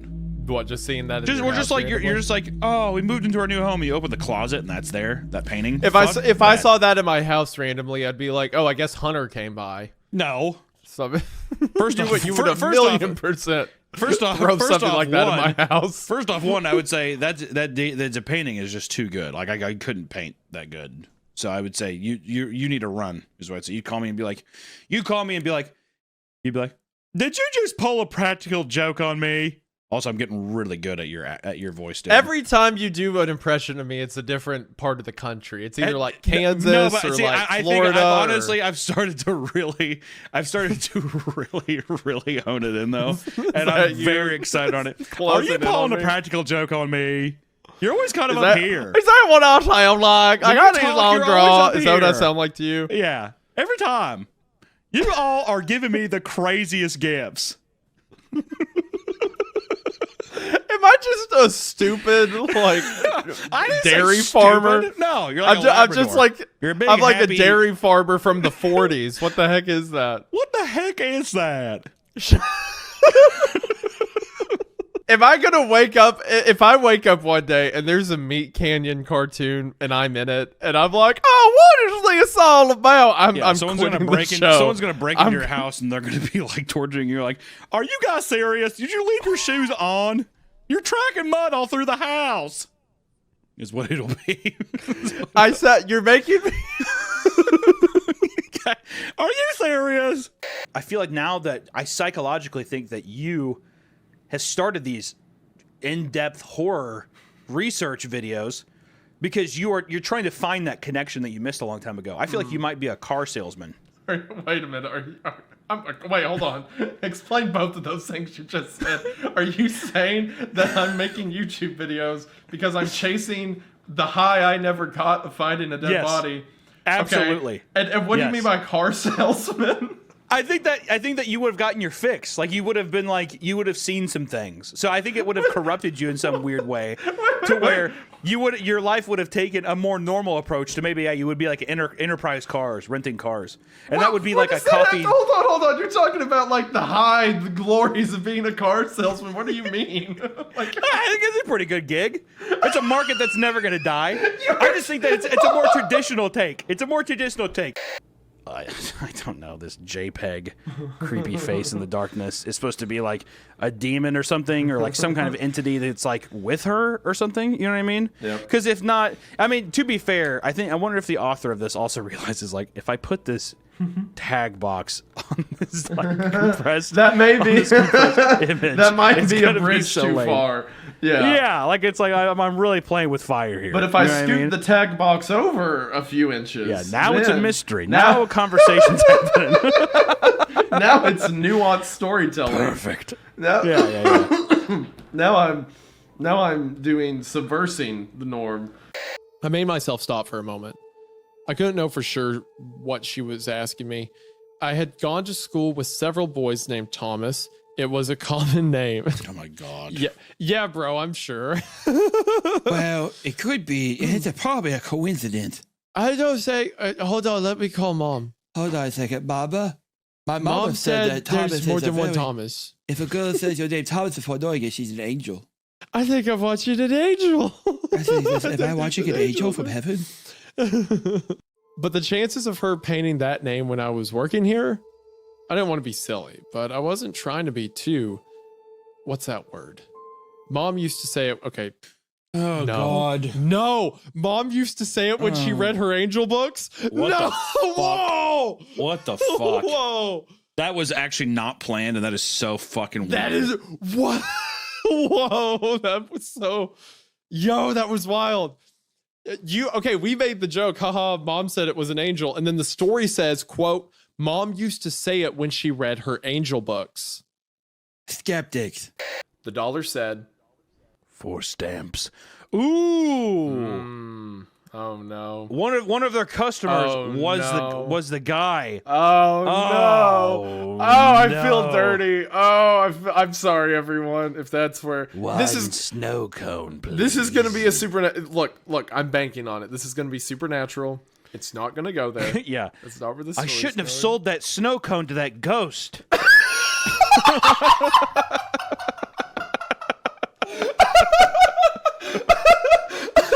One snow cone, please. It's like, Like walks up. It's like a One bench. snow cone. Ooh. Yeah, exactly. It won't be about a child predator because it'll be about that for sure. Shouldn't have sold a snow cone to that ghost. I have no idea if he's even still alive. I hope he is. Okay, so that's the basement our character's in Psychosis. That was a very long tangent. I was fucked up mentally thinking about that. It was so specific. That was all you because we were describing know. a basement. I made know, a I'm video game sorry. reference, and you're like, that reminds me of a story. If of I the didn't say man it, I would have lived with. combusted. My face was no, flushed. I agree. You need to get that out on the air. You need to put that in the podcast. Don't get me wrong. All right. The compilation channels have to find something to throw out, right? Wow. Yeah, we have to have those Have you, clippable seen, have moments. you seen that guy Darbo? Have you seen him on Darbo? YouTube? No. Yeah, it's Darbo or something. We will make a CreepCast episode. He will post a highlight reel within like 30 minutes of the episode going live. Goddamn, Darbo. Instantaneously. How do we best hire of moments. Darbo? How do you even Dude, spell that guy Darbo? is a Darbo. machine. I went and commented on one of them like, "Are you our editor? Like, what? How are you doing this?" No, I just see his channel now. This is unsettling. This is unsettling. Well, Darbo, Kinda if you're looking for work, let us know. Maybe he can be our official clips guy. There you go. We'll just get the clips guy going and give him to the TikTok guy, and then the two of them can like kiss and make out or whatever and make videos, I guess. Yeah. I completely forgot what's even going on in this story. Hearing a sustained 5-second scream that he later describes as a combination of a cougar and a dying man, I have no sympathy.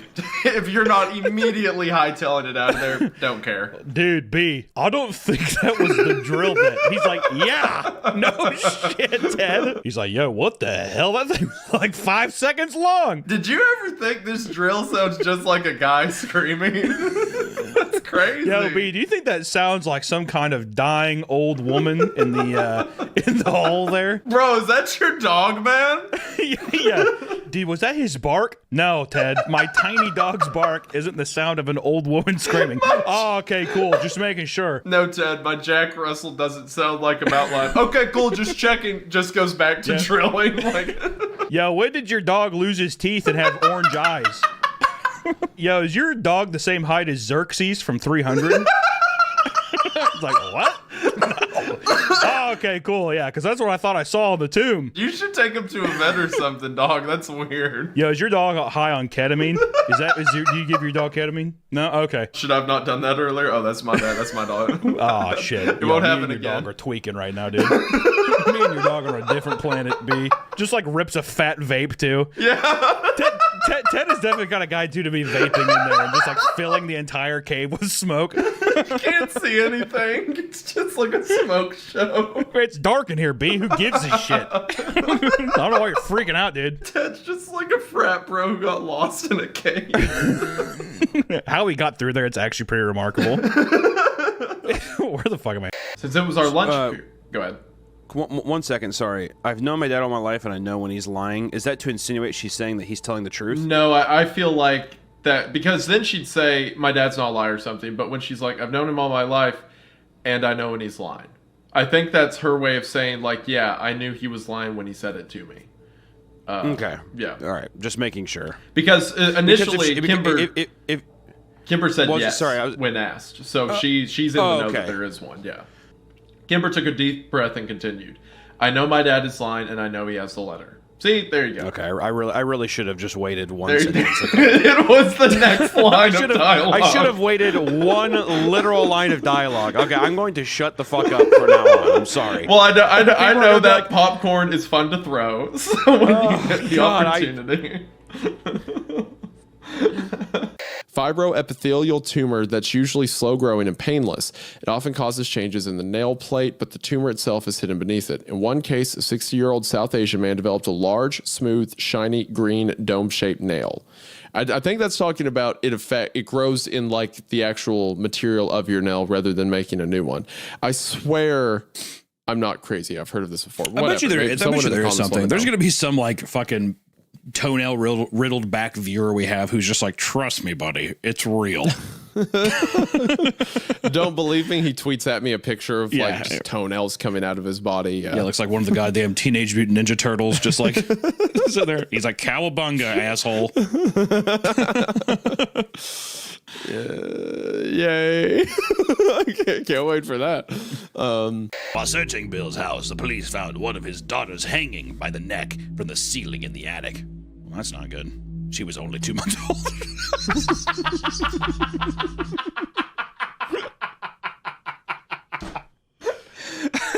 Is something funny, Hunter? The baby was swinging in the attic, attached to the ceiling fan at the highest speed. So I just imagine it's like around the deal. Just going so fast. They're like, Jesus Christ! Okay, audience. The reason this is funny is because it's so over the top. Also, I like how they show a full picture of the baby, but they're like, we're not going to show its very human eyes. We can't let people know the whereabouts of this baby. I've seen that baby on the street before. It's a protected person, but just like the black bar of the eyes. He showed a full picture of the dad, but we cannot let people know the identity of this baby. The baby was being flung 50 miles an hour on an industrial fan in the ceiling. You know, I mean, at this point, it's got to be reminiscent of like some kind of smoking bar or something like that in New York. It's got to be some place where the hipsters go to smoke their European cigarettes.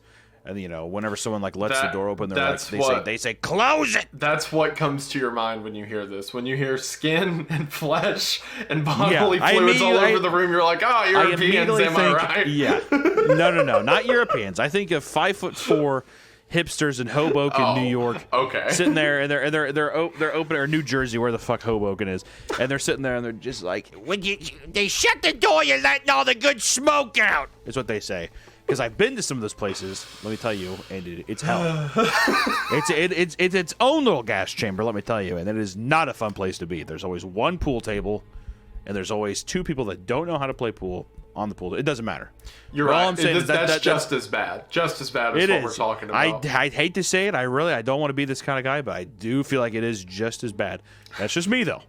That perfect time where it's like youthful ignorance, but also like kind of upbeat, adventurous kind of. You have enough agency to go do stuff, but still enough stupidity to put yourself in dumb situations. It's like the innocence of believing that someone, like if they were 26, you'd be like, do you have nothing better to do? Yeah, with your time.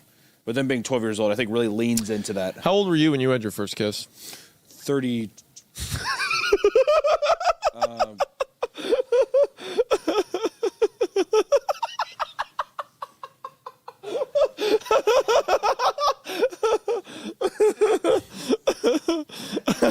I don't know. I looked at my wife and I was like, I looked at my wife. can we kiss or? I thought it was a raccoon, so I ignored it and tried to fall asleep. The next morning, I told Edwin about it, and he agreed. These commas.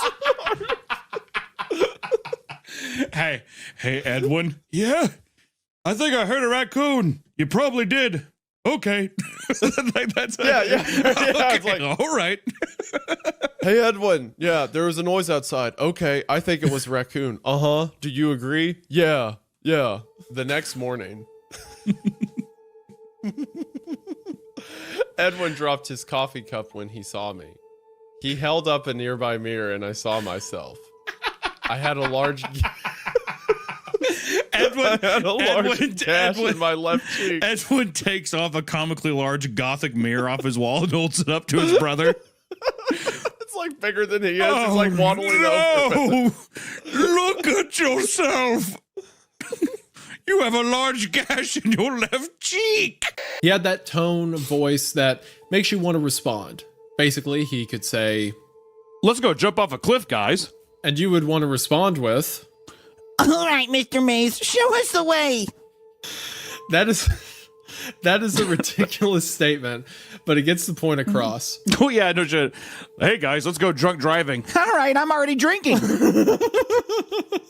Let's go jump off a cliff. All right. It's like, what are you talking about? You'd follow him off a cliff? The fuck are you talking about, dude? You psychopath. Freak, weirdo. I think he was just a I don't give a normal fuck guy. how cool the teacher is. I think Yeah, you're exactly. the weird one. He's very much the weird guy. He's like, he's the best. Mr. Nate. We had this guy. I would now do here's the story whatever from when I he was a said. kid. The nagging feeling that the day ahead will be one of bitter and immediate consequences. I mean, yeah, she's got to walk back and be like, oh, Clyde's dead, by the way. Yeah, Clive killed himself. Yeah. Sorry about that. And I also was there and facilitated it, so that's me present. But I heard his life story, and it was beautiful. But don't worry, he wanted it to happen. So. Yeah, he said, as he was disintegrating, he just kept chanting Pog over and over again. It was very, very cool. And then finally, as he drew his last breath, he just said, based. And then he just immediately disintegrated into fine ash. Pog! Pog!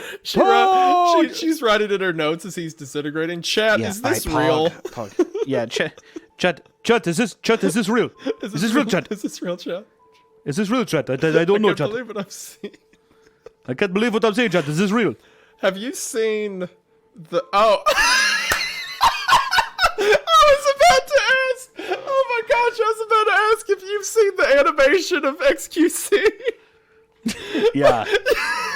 Yeah, I've seen it.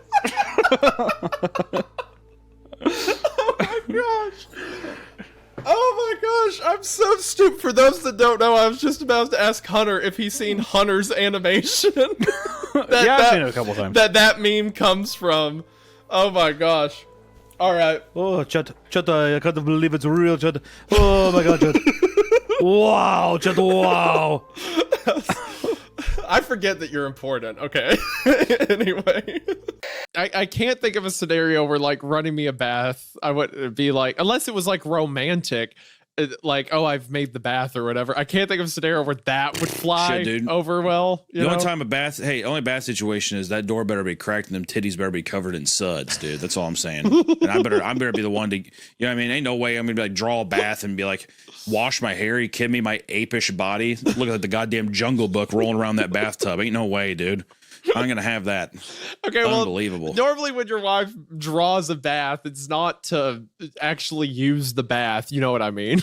That's what I mean. That's the only scenario where it doesn't become strange, because otherwise it's like, oh, I made you a bath so you could clean up. It's like, what are you talking about? Well, I'd be like, I would probably, you know, to me, I'd say, do I smell like shit? My last guess was that it was a mummy, but in the end, Josh kept insisting that it was a robot because of the sounds that we heard. What? Yeah, what? Destroy all humans. like literally sitting there. It'd be so funny if he's like, I bet it's a mummy, and then just in the bush, it's just like, it's just like, I want to kill all human beings. I want to kill all human beings. Like, he's like, no, seriously, it's a robot. And he's like, I bet you it's a vampire. I'm a robot. I'm a robot. What do you have a voice modulator just ready to go? it's my mixer. It's very convenient in times like that's this. Great. That's fantastic. Yeah. Why haven't we been doing this the whole time? You do these quotes. And I don't know. What the hell? That's my fucking voice. I knew this one would get you. Come on, dude. Come on. Marcus answered with a half grin. I knew this one would get to you. It's like, I imagine if I had like Willem Dafoe's Green Goblin. Like, yeah, exactly. Yes, use your hatred. Yeah. I knew this one would get to you. Only fools are heroes, Clancy. I knew this one would get to you. Marcus answered with a half grin. Or well, get to you more than the others.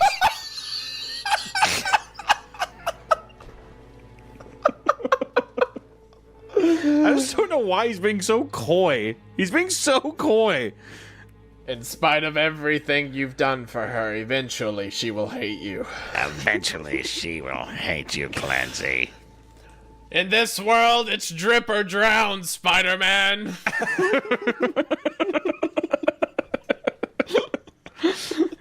I asked again, and she replied, There's a man at the door. Then 10 seconds later, and a woman at the bottom of the stairs. All right, Hunter, let's role play. You're in this scenario. What's step one? First off, I just want to say 2 minutes is forever. I mean, actually think about sitting there in silence for 2 minutes. 120 seconds? Absolutely Holy not. shit. Like, you know how long that'd be? I think I would probably be very afraid, and I'd probably be irrational. I'd be like, hey. I'd probably start saying that. Hey. That's your defense mechanism when you get and then when she scared? turns at me and she's like, there's someone at the stairs, whatever, I'd say, right. I'd kiss her temple, I'd open the window, and I'd crawl out the window. Just and leave her in there. I would chalk up the house as a loss on my taxes, and then that would be it. Just immediately not even the comprehension of I'm her being gone. left inside. I am gone. Chalk up the house as a loss. I'd kiss her on the forehead, and I'd say "Hasta la vista, baby," and I would just open the window and scurry my fat ass out there. I mean, the hey is really funny. Imagine like something really unsettling happening. You're like, yo, hey, yo, hey. No. Oof. That's scary. Bro, why are you giggling? You're fucking freaking me out, dude. I'm sorry. I'm thinking about the visual of like a general, like a Sam Elliott type, just as the machine's turning on, being like, but also I want her to be like 5'6", 5'8", definitely not over 5'8", and maybe also if she could smell like a citronella candle on a midsummer's evening. If she could and have some freckles, but not too many. Like, that's right, partner. And if you could you make her not taller than 5'6", and I want her to smell like French vanilla coffee made with coffee creamer. Thank you. Can you go ahead and do that for me? He's just getting like so hyper specific. Yeah, he's like, I think I do it. He's like, buddy, you manifested a 6'3" basketball player. What the hell's going on? Where's your mind at? Are we gonna have problems or what? If you could make her maybe a little bit upset when she comes home from work in the evenings, and that's understandable, but after a time of comfort, she likes to be held and release her frustrations in a healthy and respectful manner that causes us as two people to grow closer together over time. That'd be great. Like, could you go ahead and give her one leg and she's always on a roller skate?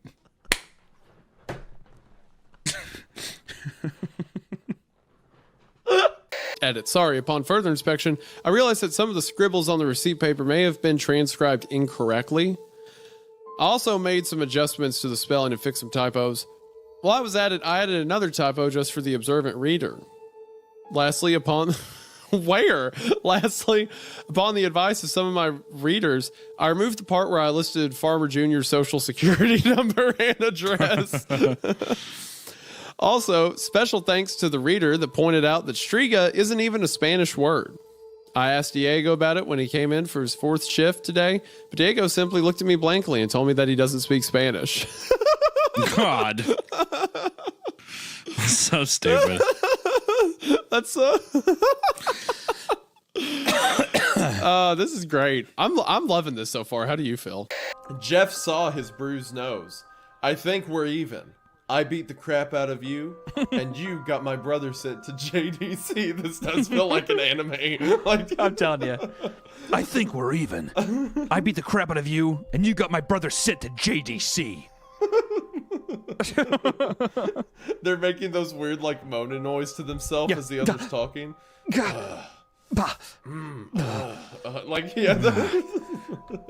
Hello, Jeff, is it? He said, and he pushes up his glasses or whatever with his pinky, and he's like, we have some unfinished business. All right. Randy got an angry look in his eyes. Oh no, I don't go for even. I go for winning. Oh gosh. Oh, God. Good Lord. I go, all right, hold on. I have to lean into it. Oh no, I don't go for even. I go for winning. You may have kicked our asses that one day, but not today. I just caught what you were doing. They're like, ugh. Kids were screaming and parents were running out of the house. Troy and Keith both pulled guns out of their pockets. Whoa! Whoa! Troy and Keith both pulled guns out of their pockets on the parents? Okay. No one interrupts or guts will fly, they said. Randy pulled a knife on Jeff and stabbed it into his shoulder. Jeff screamed and fell to his knees. Randy started kicking him in the face. After 3 kicks, Jeff grabs his foot and twists it, causing Randy to fall to the ground. Jeff stood up and walked towards the back door. Troy grabbed him. Need some help? He picks Jeff up by the back. It's literally the fight thing, like going somewhere. I'm telling you, exactly. He picks Jeff up by the back of the collar. Fight! He throws Jeff back into the living room. Come on, Jeff. Look at me. Jeff glances up, his face riddled with blood. I was the one who got your... This is so good. I was the one who got your brother sent to JDC. And now you're just gonna sit there and let him rot in there for a whole year? You should be ashamed. Jeff starts to get up. Oh, finally. You stand and fight. Oh, finally. You stand and fight. Jeff is now to his feet, blood and vodka on his face. Once again, he gets that strange feeling. He gets that... I got a feeling. Oh my gosh. The feeling keeps showing up. He grabs Randy and pile drives him to the ground. He gets on top of him and punches him straight in the heart. What? Yep. Whoa! The punch causes Randy's heart to stop? No way. This 13-year-old just punched a 12-year-old's heart and killed him. He punches him in the chest. He one-punched him? What the heck? Gives him the fucking 5-finger death punch from Kill Bill. This is the strongest 13-year-old ever. He literally punched it. I was joking about this being like a Dragon Ball fight. This is actually a Dragon Ball fight. Yes. Like, he's on the ground so getting anime. kicked. It's the scene with the camera zooming in, like, come on, and you can hear like the guitar, and he's like powering up. Yeah, exactly. Asshole. Macho Man, my 20 is Macho Man, my 20 is in your bathroom looking at your stash of magazines. Looks like you've got a thing for dudes' butts. Looks like you've got a thing for dudes' butts. What's the report on that over? I could hear him laughing without the walkie, and I started laughing too. I had the footsteps fade away a little. He was on his way to my room. This is the most dude conversation. It's like, I'm in your old room. There's a bunch of guys and magazines. You want to explain yourself? Do you think anything happens that they don't know about? He looked back towards the building, a look of sadness and fear in his eyes. Hell, for all I know, you've already killed us both. Let me restart that. Fuck! Hell, for all I know, you've already killed both of us. I fucked it up again. Hell, for all I know, you've already killed us both. Fuck! God damn it! There. My eyes are so shit. I can't read anything. Hunter's adapted the role of the aging bald man so well that his eye, it's glaucoma set in. I need weed. And lots of it. Thomas, we need to talk. And not out here. Can we go inside? I didn't like how close you were to the mic just then. That was in my brain. I'm right in your ear, Thomas. Stop. I've actually quit. I hate. It stinks out in the hallway because I farted. Oh, God. She had Taiwanese food for the first time in I hate years. You so much. I hate you so much. This is so gross. What are you doing? Quit.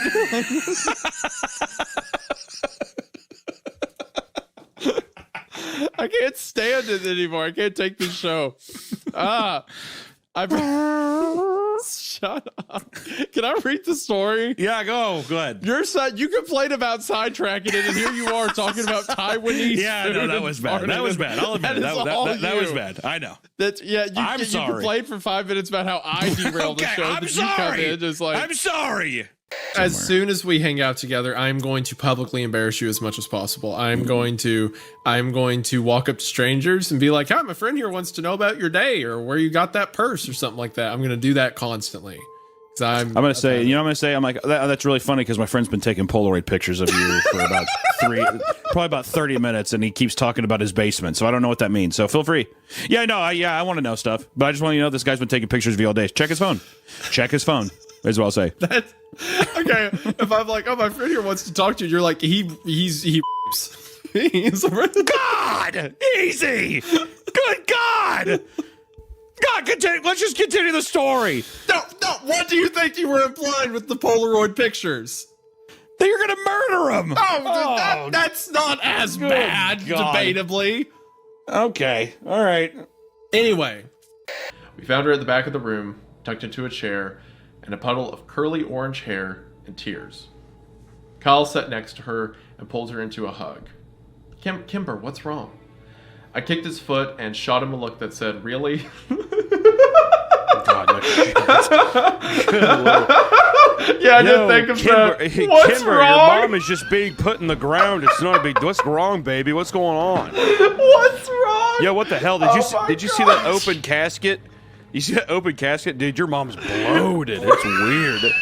Bro, why does her body look like that? She's all gross and mangled. Yo, her eyes look all buggy. It's weird, Kimber. What the hell's going on with you, though? Is it your time of the month or something, Kimber? For real? Is this how it's going to be? You realize we have a plan today, right? How are you going to fake crying if you keep this up? Gosh, get it together. Exactly. Hey, baby, I know that it's, I know that this is probably an act, but you need to get your game face on, okay? We need to find that letter. It's like, God, dude. Come on, Kyle. So oblivious throughout all of his story. He's like so just fucking oblivious. I love it. Walks into a funeral that his girlfriend's mom died, and he goes, "What's wrong?" Bro, Kyle. Jesus, Kimber, what's wrong? Kyle is one of the boys. He is the most dude bro. Oh, definitely. Ever. Especially he's just like viciously pulling up his like big ass pants and his like oversized jacket. He looks like that one Talking Head concert where they have like the giant suits on. He's like, Kimber, what the hell's your problem? Ladies, I want you to imagine that your mom dies, and then at your funeral, your boyfriend walks in wearing a suit that doesn't fit him and goes, "What's wrong with you?" Especially I walked up, oh my God, what happened? What? So what? Someone die around here or something? Oh my God, did someone else die? Oh, it's just your mom? Your psychopath mom? Okay, well, what's wrong? Oh, her? You've had like 3 days to know about her. Why are you crying over it now? God, your mom jumped off the roof 3 days ago. Get over it. God.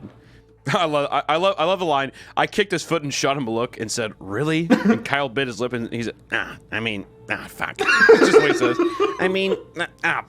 Fuck. God. Shit. Kyle's like, stupid. Yeah, exactly. Oh, God, Kyle. That's what he's doing. He's hitting his head. Why do you do this? Kyle's my favorite. Okay. Yes. There's a channel called 666 that has 6,000 subs, I imagine because of the name. And it just has a playlist of a video 2 unavailable videos.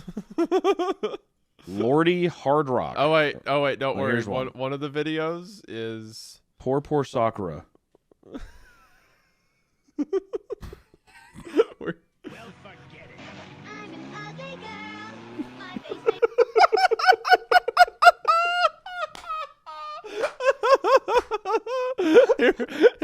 Here it is, Western man. Here's your YouTube horror legend. It all leads to this. It's so funny that that's Naruto what edits. that on YouTube. That's just what the 666 handle has come to. Hello? Is somebody there?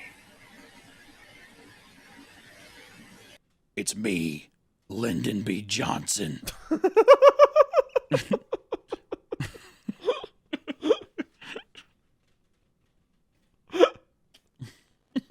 He's the cryptid of the series. Yeah. I've been in the mountain the whole time, Katie.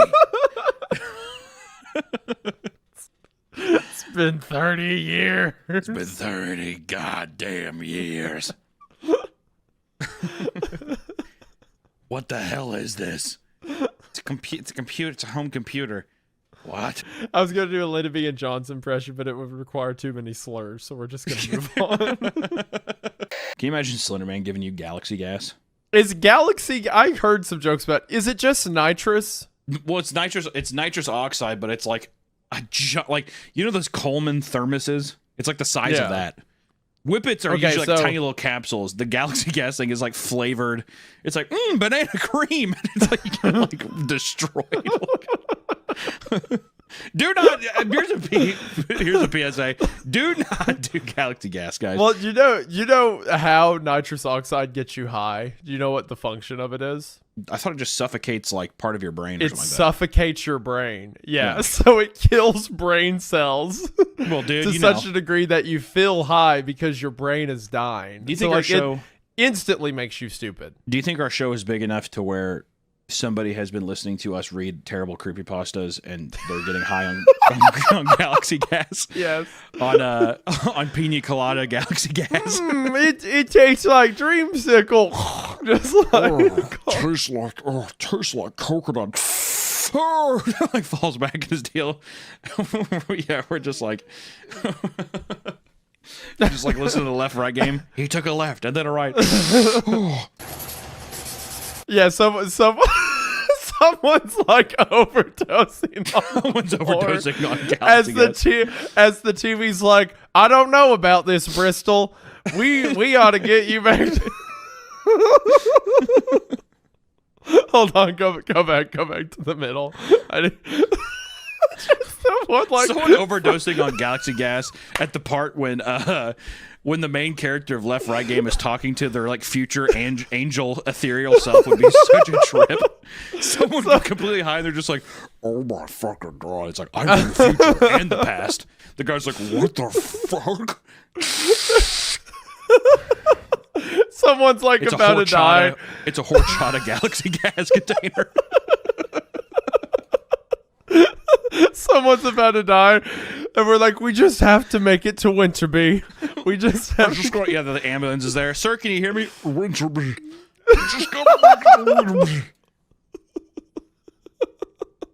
So she called me back from another number. Nothing strange is happening. How do you, so far, do you feel like it feels like this basement or this building isn't even real? A little bit. Hold on, dial that one back. Bring that yeah, that was that's my sick brain. I apologize. What I'm saying is that the way the narrative is structured so far, I have hesitance to believe that he is actually in like a building that he says he's in. I'm like wondering if he is trying to make communications with people from either like an outside world. Like it almost reads like a purgatory type thing a little bit. I see what you're saying. There's like remnants of him being like maybe even like a spirit or something that is stood behind. I mean, it just feels like a place stuck in time, right? I mean, like the outdated soda pop. There's really no one else in the building. He's in the basement of this building, but doesn't see anybody. And he's like always kind of hesitant to go outside. He's like kind of trapped. Something that's just a little uncanny. strange. Yeah. Still, there was something of a. I love that take though, where you're like, I don't even think this building's real. I don't know where I'm at. He ain't even in the building. The fever in my the fever I have has actually melted my brain. I don't think I know where I'm at. 2 chapters in, he's gonna be like, so we're under the impression Amy's a bug, right? Yeah, She's a big old bug lady. Yeah, I want noodles. Oh, what? Yeah, I want noodles. That's just what you're gonna hear. All of a sudden, you're gonna be like, okay, yep, he's brain dead. Okay, all right, Hunter, you take care, buddy. Yeah, you and Diego go have fun. Diego's not even real. Diego was never real. Hunter had that basement by himself. Oh my god, Diego. He would get like late at night. He'd be sad watching Cable Guy. I'd be like, it'd be really cool if a non-English speaker, was. I wish I had my own Dora.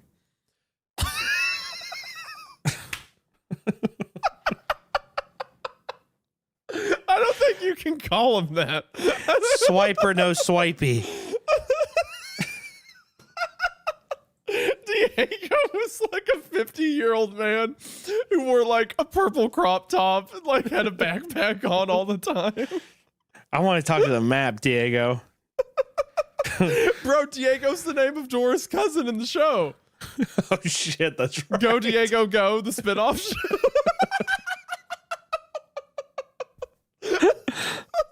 That has to be some kind of like Freudian slip. Bro, you 100% imagine Diego. You were watching It's real. It's real. It's like, real. Man, I wish Diego was my friend.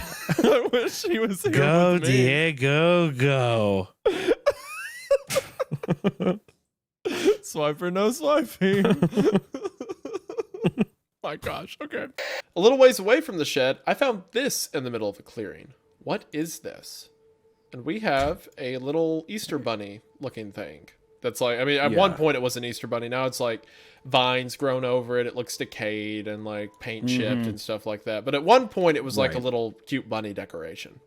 Yeah, like almost like a yard gnome looking thing. Oh, my wife opened the door. Oh.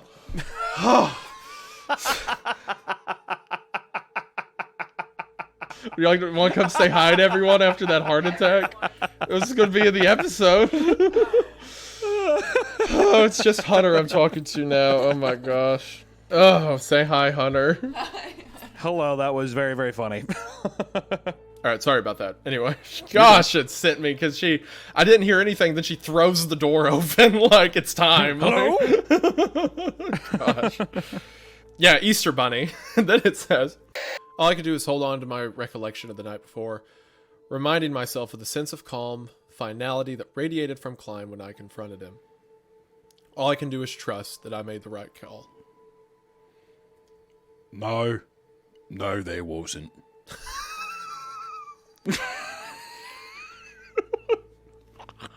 This is the time when you decide to... I told you it was going to drop at some point. Thank you for not doing it as Clyde was walking off last night. Yeah. Yeah, Did the thought come to you? Be honest. Did the thought come to you to do it then? No, I was honestly waiting to see if like you could go to like an even like way down the road kind of thing, and just be like, Rob, I don't think I'm gonna make it. Rob, I think I might need a pint in a bloody way of bloody scone, mate. Come on. Like in that moment, so in my head, I don't know about you, but to me, Bristol / Alice looks like the actress who plays her in the Tessa Thompson. In my head, like it's Tessa Thompson. The moment you spoke in that voice, it became like Peaky Blinders, Cillian Murphy. It just ends up being Cillian Murphy, just like transformed. Like, hey. No, Rob. No, I don't think there was a thing me could do. By order of the Peaky Blinders. By way, yeah, way. I want to take a fucking second to say something. The response to people saying that we were going to miss a week. Let me tell you something.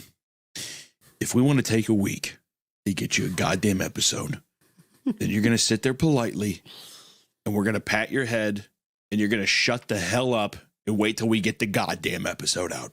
All right? Because also, Isaiah, you know that if we wouldn't have done that, people would have been like, I wish they would have just released it all in one episode. Well, that's what you get. This is what it is. We knew for a fact everyone would be like, well, why didn't you read parts 2 and 3 right there? Hey, average CreepCast, so, here we are. Average CreepCast sounding person.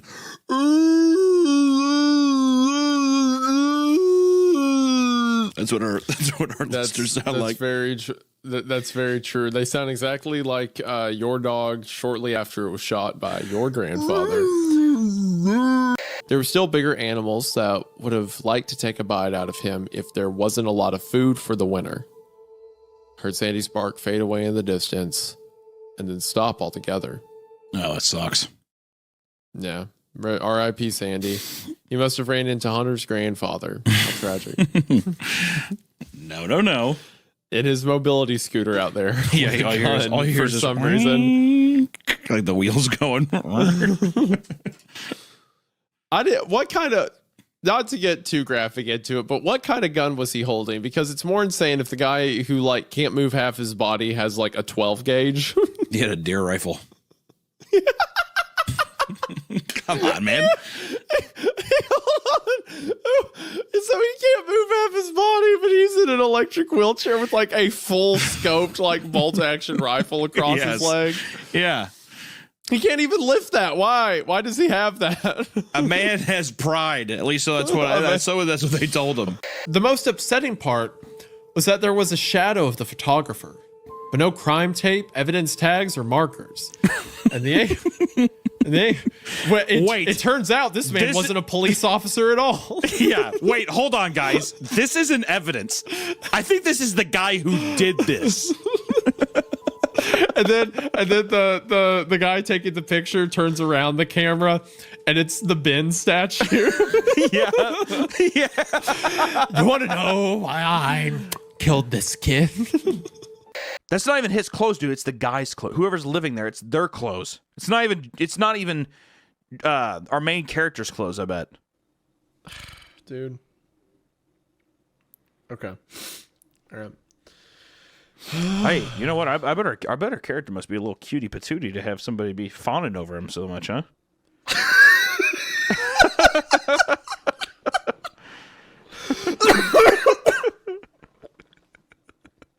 Hunter, I know you're a YouTuber, but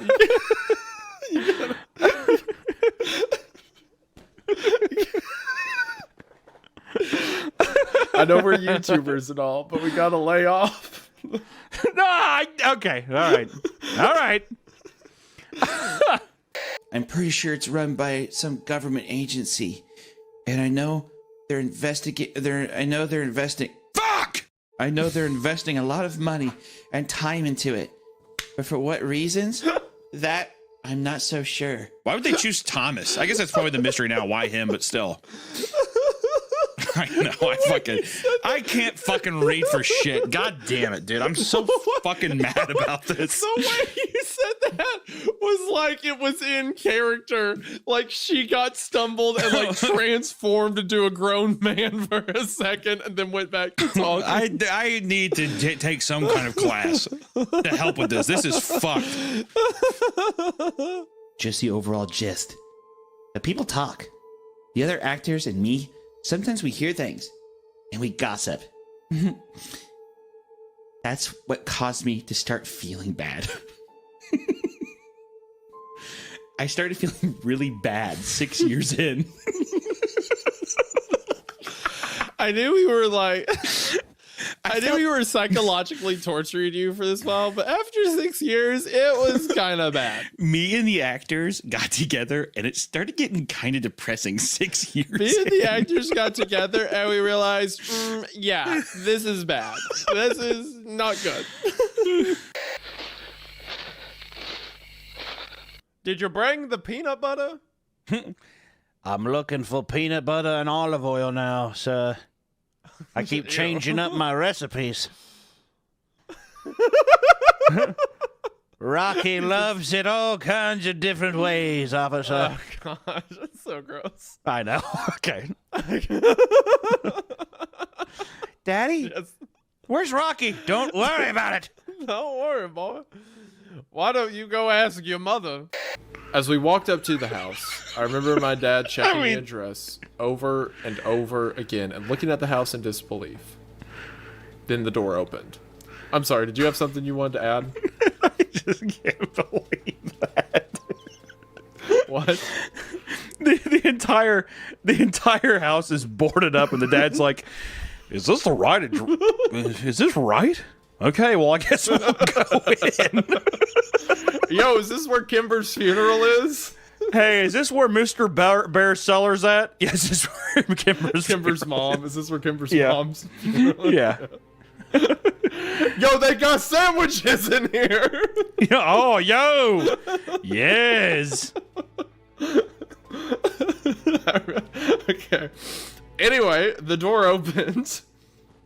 I expected Mr. Bear to be at the door, but I was surprised to see a police officer emerge from the creaking doorway. Marcus. Oh, yeah, Marcus, yeah. So what are you, some kind of Mr. Bear hunter?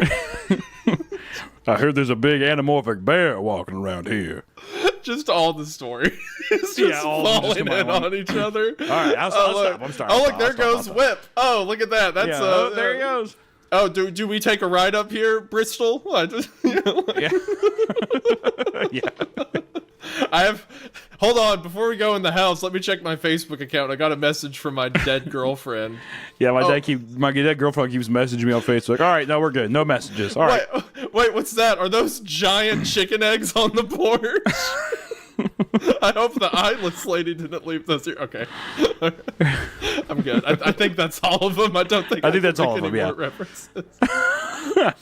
Oh, wait, be careful. There's some stairs in those woods. So. Yeah, there you go. Now we're good. Now we're good. Yeah, all right. Boy's genitalia had been removed by pulling force. Ow. Stretch your cock like that, owie. Hearing that in that voice is so funny.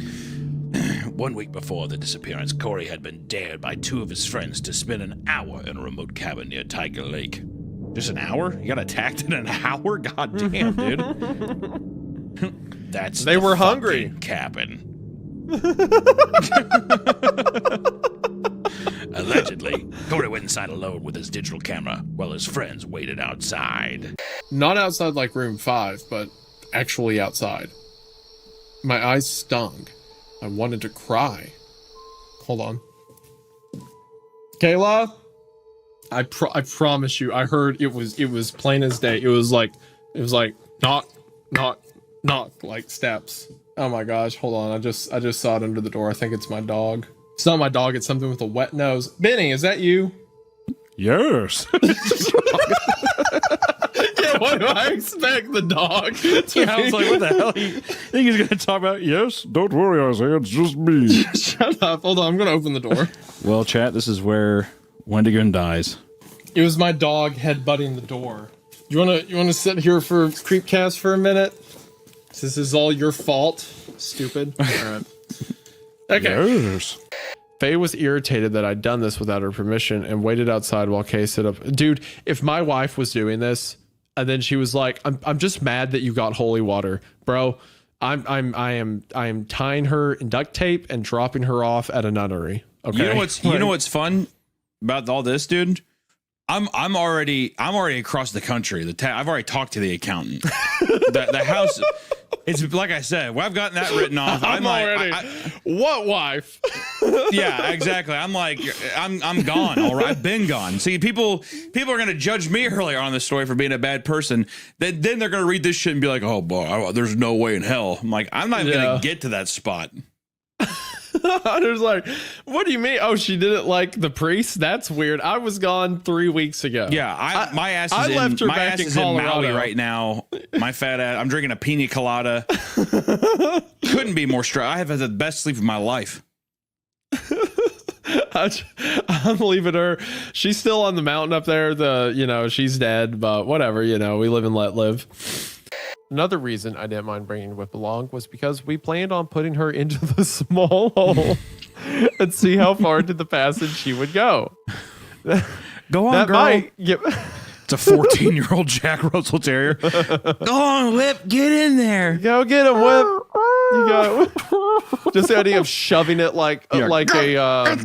I think I've made this joke when we first covered it, but like it's an artillery round, like into the hole, just shut it off, like shoving that dog down in there. Bark twice if you want to get out. Whining doesn't count, Whip. Bark. Get in there, Whip. That might give us an idea what's on the other side. How? We knew. The dog was go whining. on, girl. Tell us what you see in there. What'd you see in there, Whip? Oh my God, a vampire's back there. It's a beautiful waterfall, B. If Whip comes back, that means it's safe. If Whip doesn't come back, that means it's not safe. Oh shit, your 16-year-old Jack Russell Terrier didn't make it out. Sorry, B. It couldn't be pinned somewhere, B. Yeah, you're probably right. We knew that if there were a drop off that we couldn't see, the dog would turn around and come right back out. Sure. Yeah, the dog that is blind in the back. Of it wouldn't just Wile E. Coyote off the cliff. Yeah, B walks up, falls off, holds up a sign that says "uh-oh," and just drops. I like the idea too. That like if Whip doesn't come back, you now have to cut out the rest of that hole really fast. Yeah, exactly. Well, all right. We thought we might have to do some work on the hole before even the dog could get through. What a great idea. Here's a picture to see Whip. And it looks like a crime scene photo. It's like Whip almost looks like part goblin here. This looks like a fucking odd creature. Whip Very looks cute way face, too though. eager to be in the cave. Yeah, Whip's a cutie, but just because of the setting around Whip, it looks like you'd see this in documentaries, like the last picture ever taken of Whip. This is the last picture ever taken of a Jack Russell Terrier. I expect something to come around the corner of the rock and grab this tiny dog. Just like a comedically large bony hand, like pulls it like into the darkness. Like a dancing skeleton comes around and just grabs Whip and runs away. Do you remember? Did you watch the Peter Jackson's King Kong movie from 2000 something? Oh yeah. You remember that scene when they fall down into the bug canyon? Oh yeah. Okay. Do you remember this is such an obscure reference. Do you remember the giant like cricket claws that rip out of the wall and are yanking people through the holes in the canyon? I don't remember that. I don't remember that specific of a detail. I remember being a kid and being terrified by that because it's like these giant like cricket hands, like pinchers, reach through the cave and grab people, and then they rip them through a hole that's like a couple feet wide, right? I love that movie. And it's such a good movie. I love it. What is it exactly? He asked as he crossed back to where his pile of clothes waited for him. What? What is your condition? Paranoia? Schizophrenia? The gay?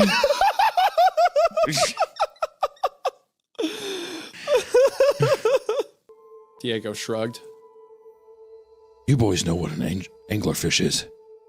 Bearded man asked as he walked to the back door and opened it. Yeah, I guess.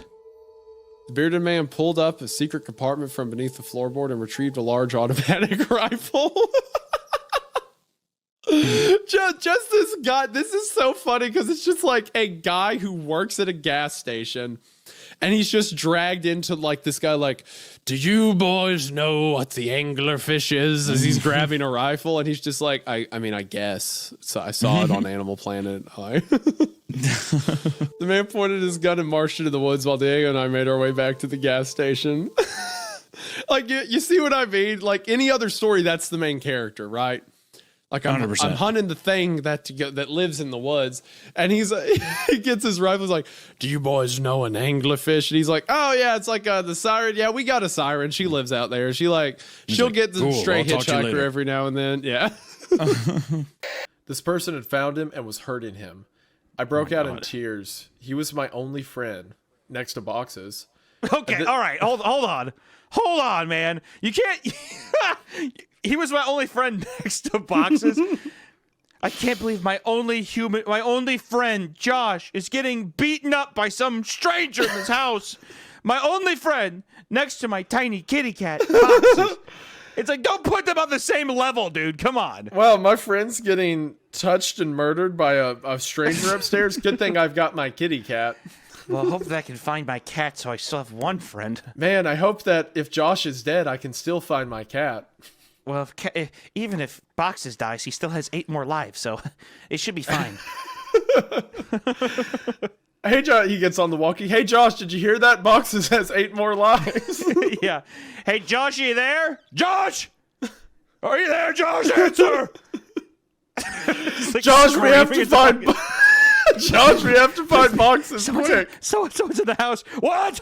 I can't hear you. You gotta talk louder. Hold up, I'm gonna scream really loud. Is that You're you? up in my room, upstairs to the left of that room. You said you were in the closet underneath in the left corner, right? Why are you hiding in there? Here, follow the sound of my voice. Leedle, leedle, leedle, leedle. Yeah. I'm gonna keep beeping. I'm gonna keep making noises. Hold on, this thing has a siren function. Let me try it. Please be quiet. What?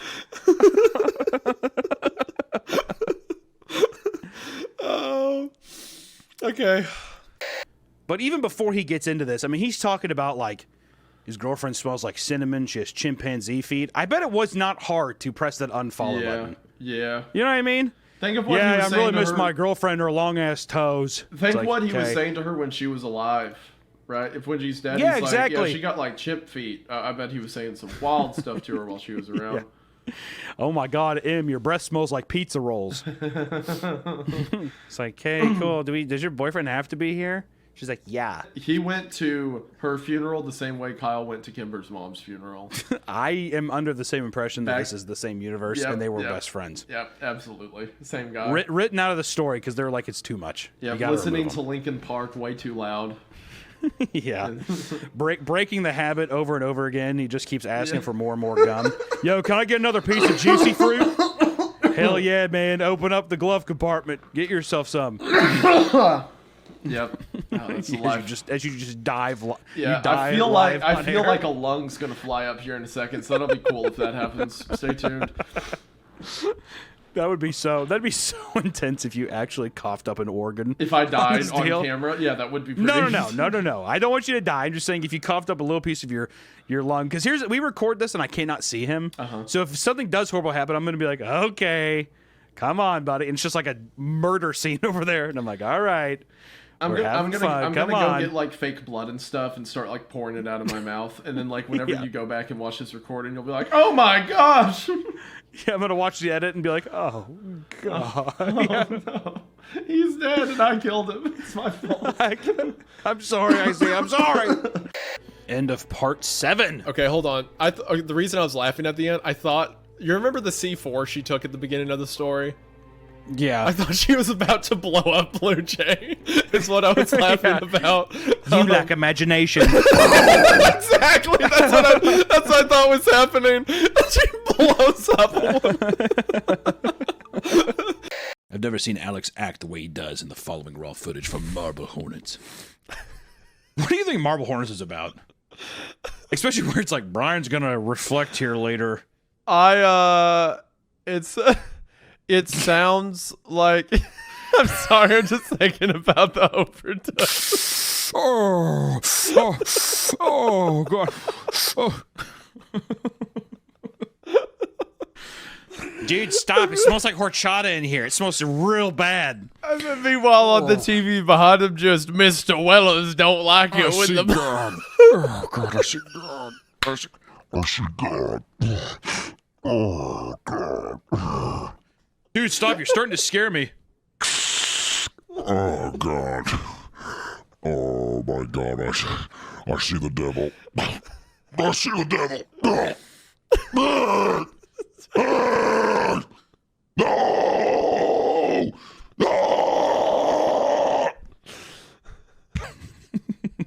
Would that be good? Where did you just whip that out from? What? What do you mean? I see God. I see the devil. You had a voice modulator just ready. Yes. Imagine you're sitting in a room with a guy. You guys are watching Marble Hornets. You just hear. You're like, "What are you doing?" You're like, Do you see that? Do you see that little demon in the corner, or is it just me? dude, Bryce, you're starting to scare me, man. Oh, there's an angel tapping at the door. There's an angel tapping at the door. Oh. That would scare the shit out of me. There's an angel tapping at the door. Okay, just play the video. Chris and John, you're welcome back here anytime.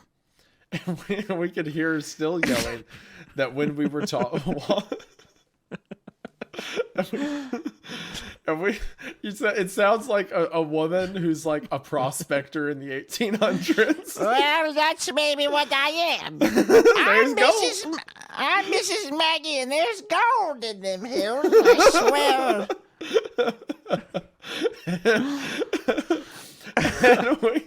Yeah, she was really weird. Kept talking about like panning for gold and like It's called panhandling. It's about trying to sift gold out of basically black sand. It doesn't matter. It doesn't matter. They said the library was safe and nothing was here. I think about how that was a lie as I sit here, bleeding out from my missing arm. Can you imagine a full 2-hour podcast with 2 sentence horrors? Just me and you doing this for 2 hours. God, that would be hell. No more, Isaiah! No! No more! As I fell on my bed. Please. Can we just read the Pancake Family? I decided to go on a tour of the IKEA factory. Little did I know that I would find the creature that lays the IKEA meatballs. Jesus Christ. All right, not safe for work. The Pancake Family. We're good. We're Give gonna me get one to more. it. Give me one more. You do that. You read it to them. I'm gonna go grab a Baja Blast. No, I'm going. I'm getting a Baja Blast. Like Hunter is so privileged. This guy, he hears Eyelash Jack and he's like, "Wow, I can't believe that physically hurt me. It's the worst thing I've ever heard." He wasn't in the trenches where I was. Okay, he didn't grow up with like the worst excuse for horror. Did he drive to Taco Bell to get a Baja Blast? Is that what he meant? Coming back. And if there's still 2 sentence horror being read, I quit. Come on in. Have a seat, said the dentist, who invented the electric chair. Who invented the electric chair? All right, r/no sleep, and this is uploaded 8 years ago by A.A. Peterson. Mainly faking painting or watching TV. You know, boring stuff. You fake the painting? Yeah, that's what he's upset about. You fake the painting? You aren't really painting those wonderful pictures?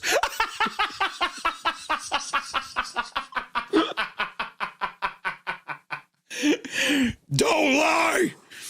Who's painting those beautiful pictures? I think about them daily. Oh, God. You faked the painting? You aren't really painting those wonderful pictures? He has to be mentally gone. He's very tall. Tiffany, you are alone. There's a TV. The screen is all fuzzy, and the tall man is watching it. Tiffany, I want you to focus. Tiffany, there's not a fucking man in there with you. God, meet me halfway, Tiffany. This is an imaginary room, Tiffany. I'm Get it trying, together. Dr. Redacted, but it's hard. Tiffany, you're going to make me lose my fucking mind. There's no one there. Okay, Tiffany, what is the man saying? He's speaking Hello, perfect Tiffany. Spanish. Tiffany, what the hell are you talking about? Hola, Tiffany, it's me. Yeah, Senor Goldblum, Ben John Goldblum. Dr. Redacted, I think it's Jeff Goldblum. Yeah, Tiffany, just stop. Dr. Redacted, I think it's Jeff Goldblum. He keeps Dr. asking me Redacted, for... I think it's Shaquille O'Neal. He keeps asking me for salsa. He's asked me for various bits of snacks. Well, not even that, but also just the extremely low turnout to coincidentally a woman who maybe knew too much. I see. Or something, or other people's priorities are somewhere else in this small town. Like, it just doesn't add up. Yeah. A classic Kyle line here would be like, well, maybe your mom was a bitch. Maybe people just didn't like her, Kimber. Could that be it? Hey, Kimber, your mom was kind of a bitch, so she's like not that crazy, so I don't know, babe. I'm gonna go get some cookies over there on the table. I'll be back. Yo, they got free drinks here. Let's go. Yo, Kimber! Yeah, he's like across the deal. Yo, Kimber, they got tea! They got iced tea and cookies! Do you want some? I know you said it makes you bloated if you have it too early, but can you have it now? I know you're worried about stretch marks, but if you want some Chips Ahoy, let me know! I know you're like fat and all, but these are pretty good. I guess you can have one. He takes out his iPhone and puts it in his pocket. He's just playing Black and Yellow by Wiz Khalifa as loud as it possibly can go. Yeah, uh-huh. He's like, you know what it is, black and yellow. Getting snacks and cold cuts at the table. Everything I do it big.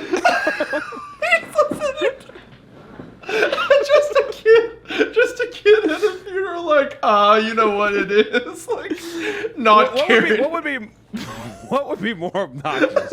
A 16-year-old listening to Wiz Khalifa, Black and Yellow, or if it was Fetty Wap's Trap Queen, as loud as you possibly can. And he has a Beats by Dre pill speaker in his back pocket. It's not even on his phone anymore. He brought a legitimate Bluetooth speaker with him. That's your girlfriend. I get high with my baby, yeah.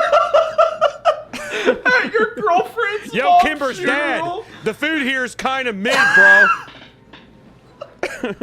Yo, Kimber's dad. You shouldn't have got that shitty ass sandwich shop to cater. This shit sucks.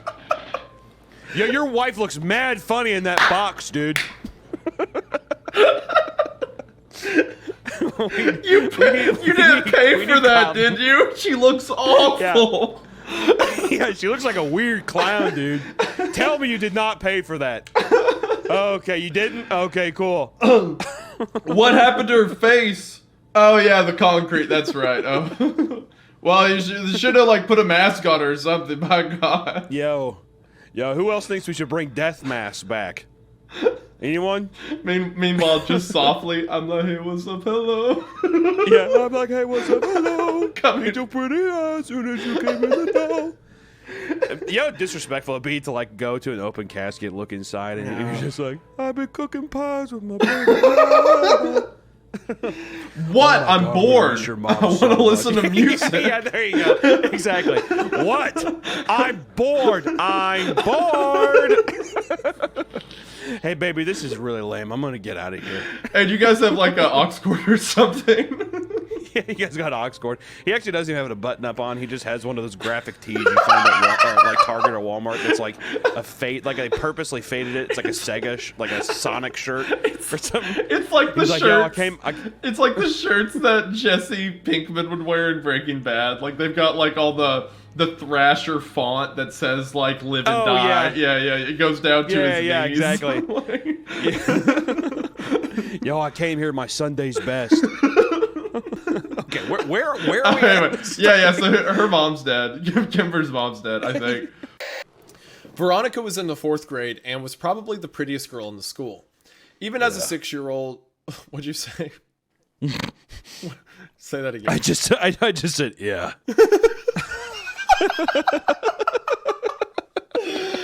Oh, no, you better be careful as a 47-year-old man talking about 4th I know.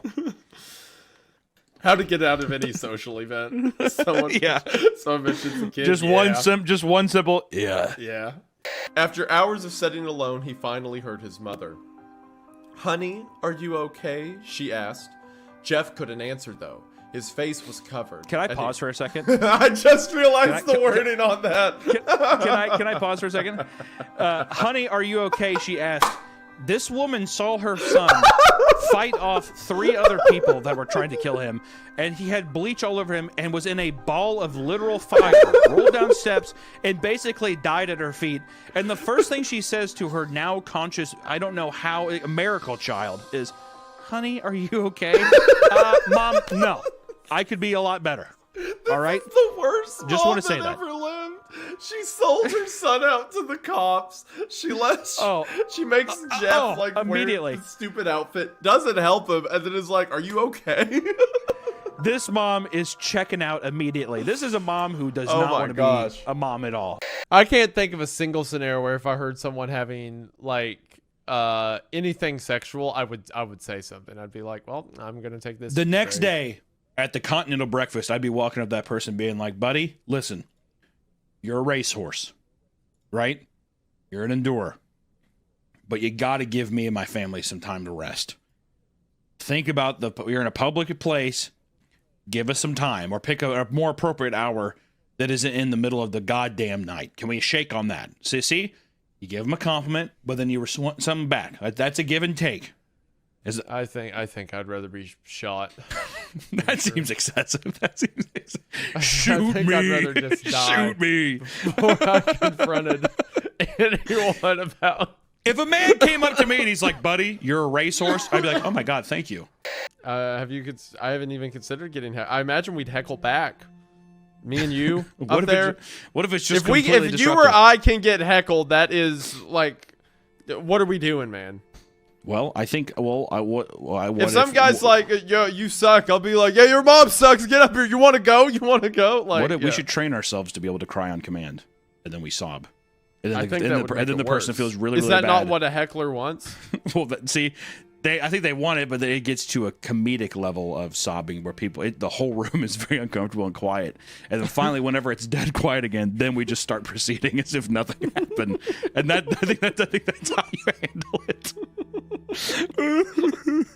I mean, it's like, yeah. Like we're 5. Yeah, the people online are like, "Yeah, I went to the live show and it was just him crying for like 45 minutes. It was really weird. It's very awkward. Killed the vibe. All of the weird like videos too of like people in the audience sitting there recording it. We're just out there. We could pull a Tanacon and just trap people outside for a while. That would be pretty hip hop. The man at the front desk took my key and gestured toward the Continental Breakfast, prepackaged muffins, and horse-piss coffee. No thanks. I grumbled. Is that your voice of this young lady? Yeah, sorry. No thanks. Sorry. No thanks. Well, it said I grumbled, so I was trying to be like, "No thanks." Whatever. Like she's yeah. All right, let me retake it then. No thanks. Cut. Leave it the old one in. Thank you. There you go. I am incriminating. Like I said, the pain medicine. Don't hold this against me. God, it became regular. You're digging yourself such a hole. You're like, I shit my pants. There was an empty trash can on the way to the bathroom at school, and if I passed one of the like 8th grade students going to or from the bathroom without saying a word, without like making a fuss about it, they would just pick me up and put me in the trash can and just like I have no response. I don't know how I'm supposed to. This is so sad. That's not this even is so unbelievably sad. We'll move on, but I promise that's not the worst of it. That was the stuff that was funny. There was other stuff. I got bullied a lot for being like I had a lisp and I liked Dragon Ball Z. I was not. Yeah, and I made up women. I want to put you in a trash can right now without you talking about this. Yeah, okay, yeah, I want sorry. to pick you up and dunk you in a trash can. This is why I prefaced the pain medicine, okay? Because I knew it would be, I knew I would overshare, okay? I love Vegeta and I love Goku so much. Please. Also, Okay, have you seen a girl? that wasn't my list. My list was. Have you seen a 7-foot-tall woman named Jacoby walking around? I'm missing her. I do like She tall has on women. my I've shirt and always jump liked manga. tall women. Okay, so maybe I did say she was 7 feet tall. Maybe Hey, that's how she they was- saw through it. I don't Tall know. glass of water. Can we get back to the story? I'm not even gonna like. Can we get back to the story? You're hijacking this, and you're like telling your whole sad life right here. I'm trying to remember where the hell we're even at. We're at. My friendships were often fleeting. Okay, you're the one who said Jacoby. This is your fault. If you've used any other Okay, name, none of all this right. would have happened. Okay. I'm sorry. I didn't know. What is this podcast? I don't know. I'm lost. I'm literally doing a podcast with a guy high on fentanyl right now. I have no idea what the hell's going on. Please state the expression shown on each face and disregard the word. Okay, I can do this. So now what the actual face is. Easy. Angry. Happy. Neutral. Scared. Fucked. I did. That was good. You gotta admit that was All good. right. Anyway, I had this awful dream tonight. Sorry if I'm rambling a bit. I'm still trying to collect my thoughts. Sorry, my hands are shaking. Okay, Greg, we get it. You're fucking sorry. In the Good God. Sorry. I'm like, Greg, just Do stop you typing sorry. want- Just tell me what you need to do. Do you want the writer to be a guy who has an eyeless woman in his house or not? I do, but at the same time, I wish that if it was this thing where it's like, sorry, my hands are shaking, I'd rather things just be like misspelled as if he's typing it quickly and be like, oh, I get it. He's rushed. All right, that's He's fair. collecting That's his fair. thoughts. Sorry. I need to let you know. Sorry. Okay, so much. I My think- hands are shaking. okay, I think Did you're a say my hands are hater. shaking. Okay, I'm scared. Sorry. I think you're just a hater. Okay. All right. Fine. I'm a hater. No, Whatever. no, unironically, you are correct. There were different ways to convey that. But anyway, I know Clancy's a kid, but there's still no level of Clancy. Like, there's the whole, wait, where do you know about Skinwalkers or whatever? But I mean, like, even when I was a kid, jumping to supernatural conclusions, if an adult went along with me, I'd be like, Feels a bit what? far-fetched. Yeah. Yeah, I'd be like, what the fuck, really? It's like, hold You on, think I it's was that? talking yeah. about a movie I watched the other night. What do Oh, you mean? yeah. I'm Marcus, and yes, it is a ghost. Yes, Clancy. I'd be like, you seem like a very irresponsible adult. I should have a parent right now. I'm Nice. scared. Where's my dad at? Oh, he's a werewolf. I should call the police. The police are zombies or something. They're all plant people. They're all plant people. It's just me and you, It's child, just me and you, Clancy. against the world. Now, do you want me to show you where vampires come from? No. All right, then. I guess I'll play the next recording. Or Clancy's like, you mean Transylvania? Marcus leans forward. He's like, Now, how did you know?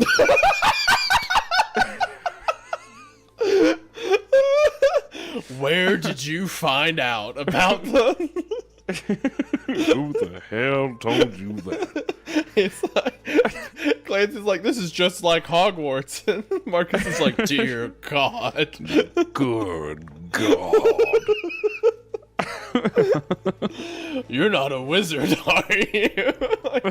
like what, Marcus is just an equally delusional old man who like also thinks media's real. We're gonna need to call Nick Fury on this one. Like he's just I cannot wait to where she's like, she pours her, she's like, how I'm going to kill this monster you're asking? Well, that's simple. I'm going to douse myself in chemicals and gasoline, light myself on fire, and tackle it. You're like, why would you do that? The way he said that, well, that's simple. like it's a TikTok DIY video. Dude, she literally begins her last thing she said with, the current plan is simple. I just like it's like, so long as it dies here, and then even Clancy's like, my God, Sarah. A couple minutes before the movie started, a group of girls walked in. They were all pretty attractive, but whatever beauty they might have had was eclipsed by the girl with the dirty blonde hair, even though I had only caught a glimpse of her profile. As she turned to move her...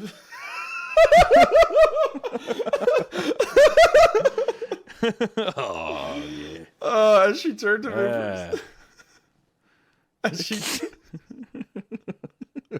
What's cooking? Good looking. As she turned, you better hope it says she's 19. The 42-year-old woman walked up. Oh, thank God. Oh, my God. That makes her only a couple decades younger than me. Just a couple. I'm still a cradle snatcher.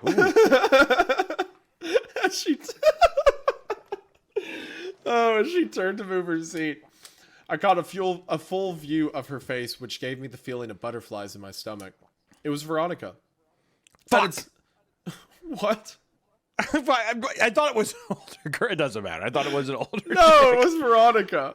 Yeah, all right. That's why I was like, bro. I know. I goofed. It was a goof. Yeah. That YouTuber slipping out of you. I know. No. Quick, someone check his Twitter DMs. No. Yeah, don't look. No. When I laid down next to her, she leaned over and with her eyes still closed, said, "They're gonna kill you." And then licked my face. Maui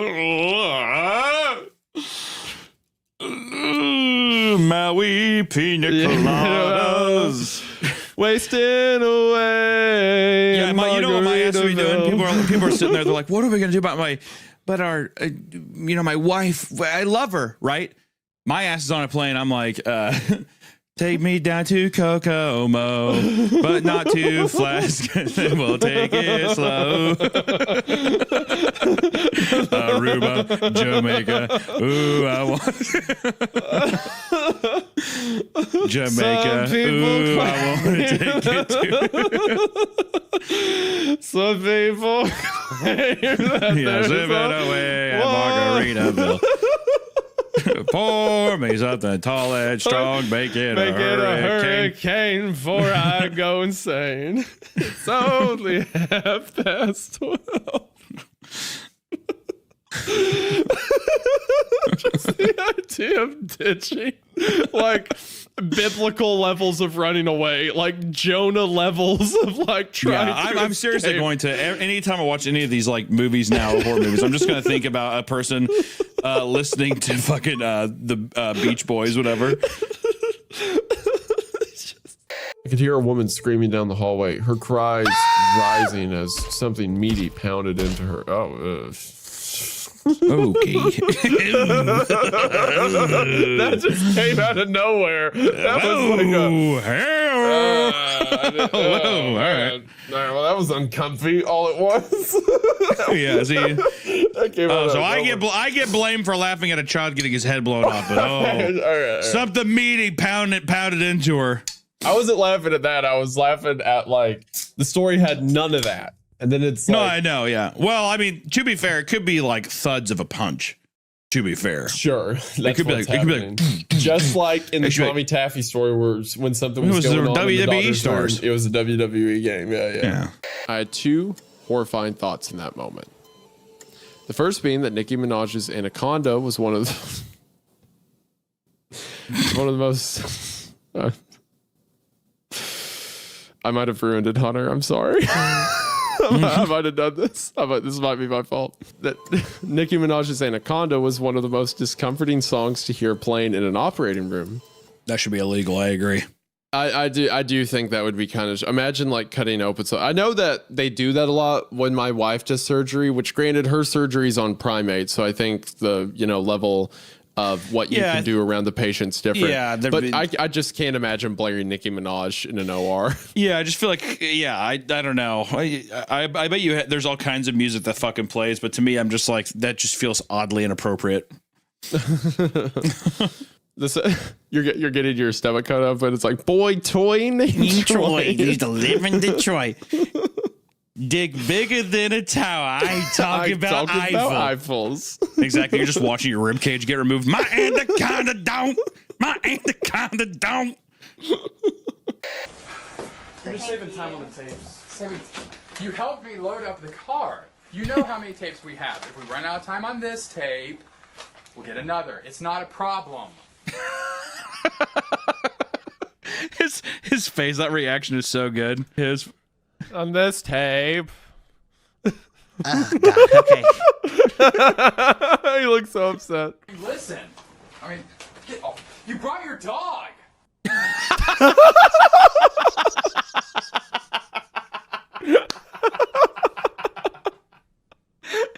You brought your dog. Idiot.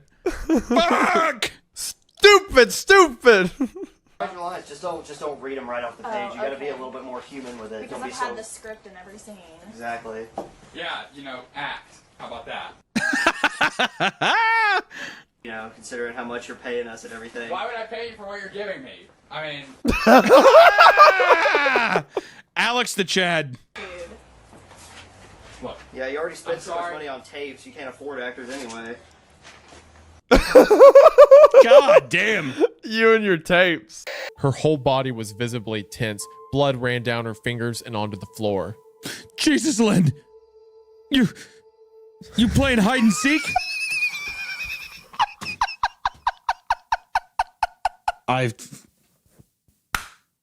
God damn it, Chris! God. God damn it. Oh my gosh. Jesus, Lynn. You playing hide and seek? She just stabbed her husband. Yeah. What the hell you doing? What is this, operation? Yeah, like they can't like actually read its body language because it has just like a giant mask on. Yeah. Now I will say the image. Oh my gosh.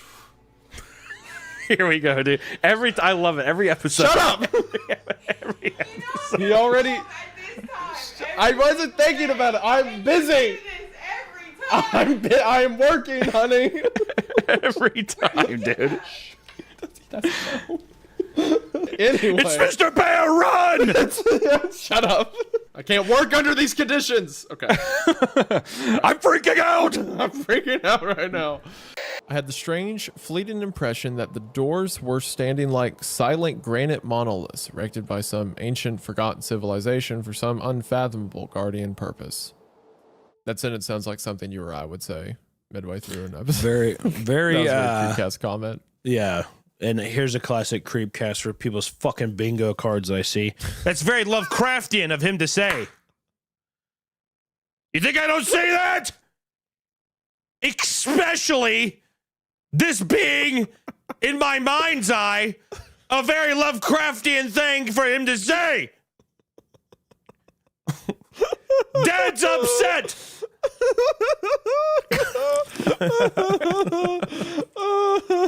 I'm glad you don't have like strong feelings about it or anything. Wait, let's go ahead and knock the rest of them out, okay? Man, if Kyle from Baraska was here, oh man, he'd be having such a great time. Yeah, Kyle from Baraska be like, yo, John, why are you acting so weird right now?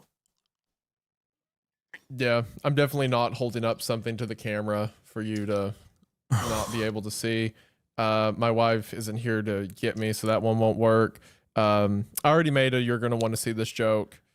It's right behind me, isn't it? Same thing. Something has to fall, so here's a pin. And then you have to make fun of my accent. You have to make fun of my accent. I think that's all of them. All right, That's be it. good. We can continue on with this. All right. now. In an earlier version of the experiment, he actually played Mr. Solomon, but they decided he wasn't scary enough. So now, he usually in one of his Sorry, the snort got me. I laughed at my own joke. but they decided he wasn't scary enough. So now he's usually in one of the suits. He's actually done that for your version a lot. You can't recognize them under all that getup they wear.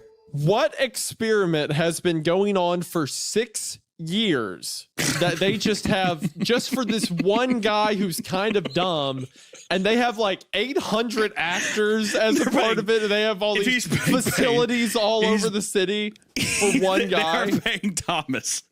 They're paying Thomas.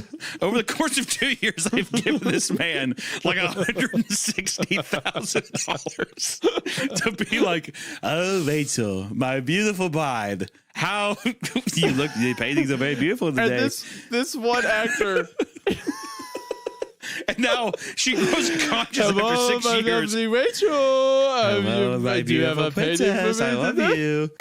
Which do you prefer? Actually, here's the thing. Before we get into it, do you prefer Joaquin Joker or do you prefer Heath Ledger Joker? They're two different instruments for two different jobs. Well, that's not the question.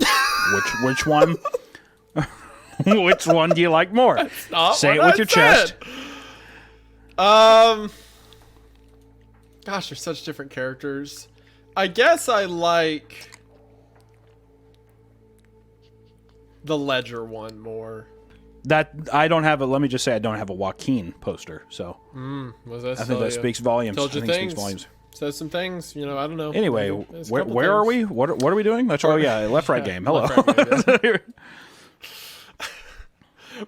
Next time you see Blue Jay, she's wearing Joker face paint. Yeah, she has a purple trench coat. Yeah, going through the trees. I'm a part. Y'all are running the game, and I'm just here to throw a wrench in your plans. Why so serious? She's dragging Rob by his ankle. He's like bleeding. He's like, on the floor. They drag through the woods. Why so She serious? can't stand the sight of me anymore. And then what the fuck's his name? Who's the British guy in that movie? Michael Caine. Michael Caine's like, some people just want to watch the world burn. I saw a baby holding an emerald the size of a tangerine. Some people just want to watch the world burn. Your British accents. They've evolved to where it's like unintelligible. That's exactly what Michael Caine sounds like in those movies. Mashed away. Washed away. There was a jewel thief down in Panama. Okay. All right. Yeah. All right. Party. Here we go. Yeah. I just want to see how fast she can go. I just want to put her on top of a hill and push her down and see what happens. Could you give her impeccable balance? Could you do that? Go ahead and put a couple rockets on the skate too, so they go really fast down the hill. Also, if you could give her one arm, but the other one's an oven mitt. Yeah, give her one baby arm and then one regular one, but it's a giant oven mitt, and it's actually the hamburger helper icon that talks. Could you go ahead and do that? Actually, scratch all that. Can you just make hamburger helper real? You know what? Actually, could you just give me Oprah Winfrey? Thank you. I love her book club. Oh, I love her book club. Could you just give me like all this being said at like a drive-through? Yeah. This is 3 minutes after the orientation VHS video. Can you give me Oprah Winfrey from 1986? Just around that time. Thank you. But also incredibly muscular. Yeah, but could you make her a bodybuilder? And oiled up as well, please. Yeah, just go and oil her up and put her in a pantsuit. Appreciate you. He's like saying it nonchalantly, like walks back, and then he's gonna be obviously upset when he comes back for the results. Who the hell is this? Yeah, he walks in, he's like, whoa, This isn't anything like oil in Iraq. Who did this? Who is the this? hell is this? Anyway, Kyle and I stood Kimber up and started over to the pews, but she stopped abruptly. "I'm ready," she said, and brushed the hair away from her wet face. "Ready for..."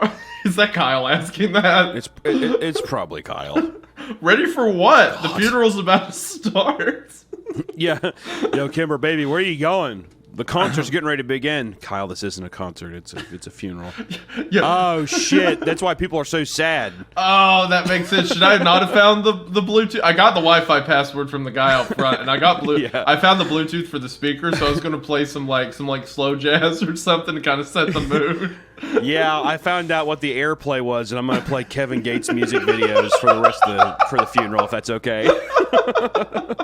I'm gonna queue up "I'm Just Thinking with My Dick," if that's cool with you all. Just the worst boyfriend ever.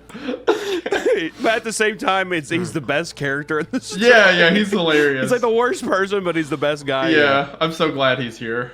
Where was Jerry while Spencer was beating the crap out of poor old Jack? Well, I'd gone into town to see a movie. Yes, I went and watched Thor Ragnarok.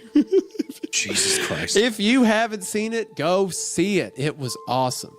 I guess I'm lucky I went when I did. Otherwise, the Spencer guy might have tossed me into that hole as well.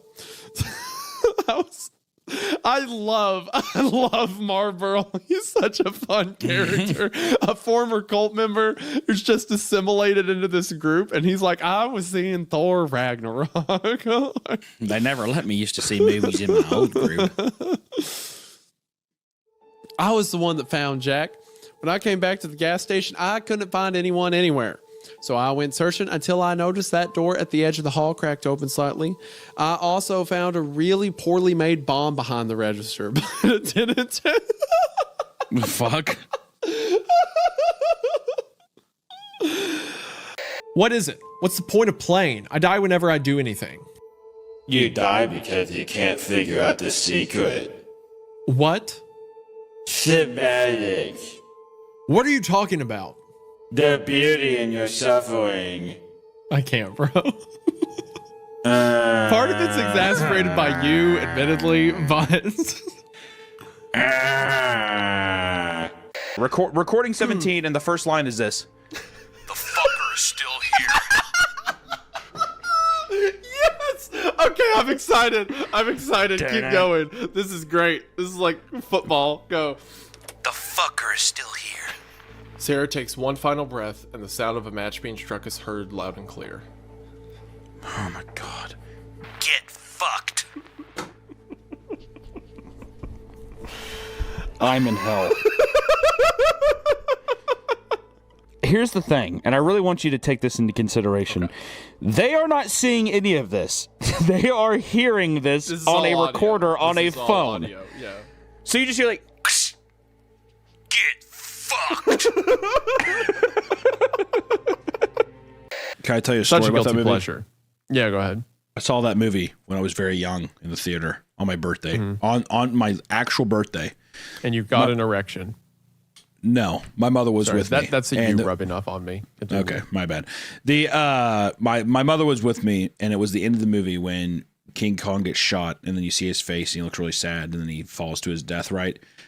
When I tell Isaiah, when I tell you I cried, would be an understatement. I believe that. I was bawling in the theater. I mean, like legitimate, like. My mom laughs a little bit. And then she's like, you have your party's in 35, 40 minutes or whatever. Because we went to see the movie and we were going to go back home and like all my friends are coming over. Party. Right. This sounds like an awesome birthday for a kid.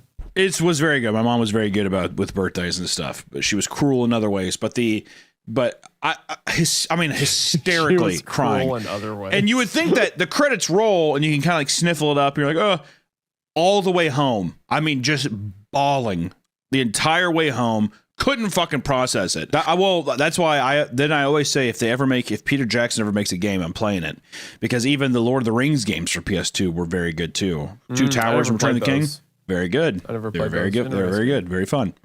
Anyways, that's my story about me crying like a fucking baby. So anyway, back to what I was saying. On my 19th birthday. I met. Thank you. He's 6, right? No, dude, this is when he's 15. Oh, okay. They're getting beer at a movie theater for scanners. Yeah, no. He went for the first 2. I don't know. I still thought he was young. I'm sorry. So he's 15. No. He said, yeah. He says he opens the section, says when I was 15, I was seeing a movie. At a place. That's where this starts. So Veronica's 18 here. You know what it was? Is I got caught up because it was at the end of the summer between kindergarten and first grade. I caught the stomach flu. I got that. That's what made me. That was the opening where it's saying that guys. Yeah, and then used when to I was fight over 15, I was seeing a Veronica. movie. I know. I fucked up. I fucked up big time. Yeah. Be better. All right. So 15-year-old protagonist. Hey, Veronica. Immediately, the spirit of like a nasally acne face 15-year-old possesses you. No, I'm like kind of cool. She turned towards me looking a little startled. Yeah? I got out of my seat and stepped a little into the light coming in through the open door. It's me, Josh's old friend from way back. How have you been? Oh my god, hey, it's been so long.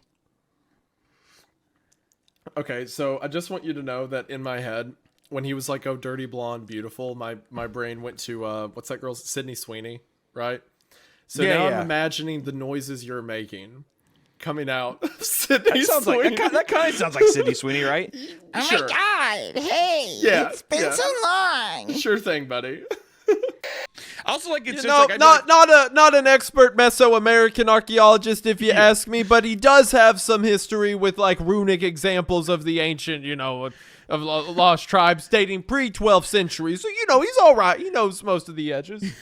He said that he's seen these gargoyle statues before, and we keep reading them. We keep trying to read the names out loud, but we keep going blind when we read it. So I don't know what's happening down here, but if you could give me a call. I also like how just nonchalant he is too. He's like, man, Frank, I'm telling you, there's a lot of crazy shit down here. Frank, there's a lot going on, Frank. Yeah, it could be the Beetle people because we had to rule out the tall guy because it ended up just being 3 clowns on top of each other's shoulders in a large trench coat. So that can't be them. All right, Frank, call me back when you can. It turned out to be 3 clowns. Fooled by the old 3 clowns in a trench coat at a construction site. Man. A construction site, that's a typical thing you have to deal with when you're in a construction site. A classic high school prank. Classic, yeah. They're all 14-year-old clowns. Very young. I didn't know clowns started this early, Frank. All right, call me back. Then the next message, he's like, hey, Frank, did you ever do the clown prank when you were in high school? Because he's just like talking about. Yeah, I thought you were going to say the next call is brrring. It's just honk honk. He's like, all right, Frank, I'm a clown now. I'm not going to be able to finish the job. I am going to the circus. I wish you all the best, buddy. At the end of the pipe was a simple shower head aimed down towards the ground. Yeah, that's awesome. Yeah, it's pretty good. You know that feeling when your stomach drops?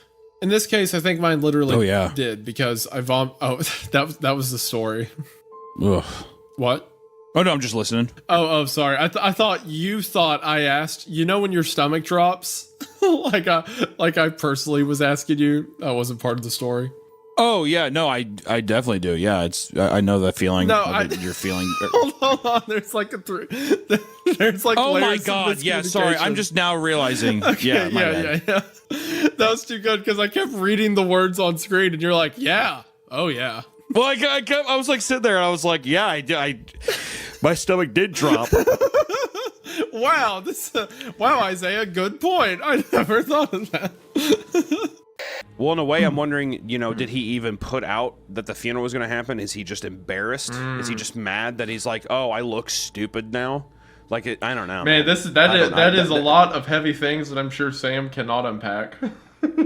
Yeah, it's especially for a 16-year-old who works at a sandwich shop. Yeah, so they say mayo is the sauce of the aristocrat. Poor kid. He's like, the guy's just like, what? All right, well, he like claps his hands. I'll talk to you later, Mr. And Cal's like, what was that? He's like, I just want to give him something to thank on. Yeah, don't worry. He's totally bought. That's what Sam would say. Everything's perfect. Gets him every time. Yeah. Oh, that's Kimber. Kyle said a little too fast. Oh, that's Kimber. His phone goes off in his pocket. He's like, that's Kimber having a breakdown, I'm sure. Like, yeah. Yeah, it'd be so funny if he answered. He's like, "What's wrong?" What? Keeps doing that every time. What? I'm trying to eat the sandwiches. Sam What, said babe? that the What? mayo was an aristocrat sauce or something, so I gotta finish that up. I just bought these minutes at Walmart, babe. You're wasting them. What's going on? He was transparent about his intentions from the start. I applied to be on his detail, but was denied. No name, no experience. I only got on because I was able to take out all the bodyguards in sort of a hand-to-hand combat trial.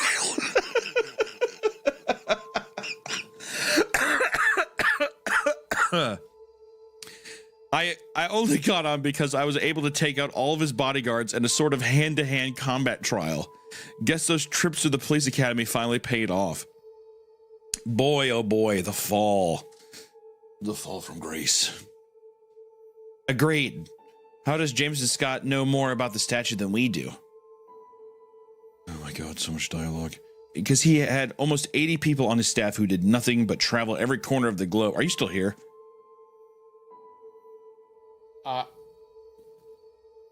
I'm speechless. I understand. I'm just going to keep powering through. I'm just going to keep powering through. The combat trial, I think, is the wildest. We're getting to levels of Monster Hunter. So what, you're a monster hunter? In a second, it's going to be like, so, Demon Hunter, huh? More. Over and over. Weaker and weaker until he finally fell silent. Like I said, let me tell you. My little Monster Energy drink there. That's fine. But I do think that this also was beginning to feel like somebody definitely went to Barnes & Noble and just bought a Grey's Anatomy book. Is what it's feeling like. There's so much. You're being a bit.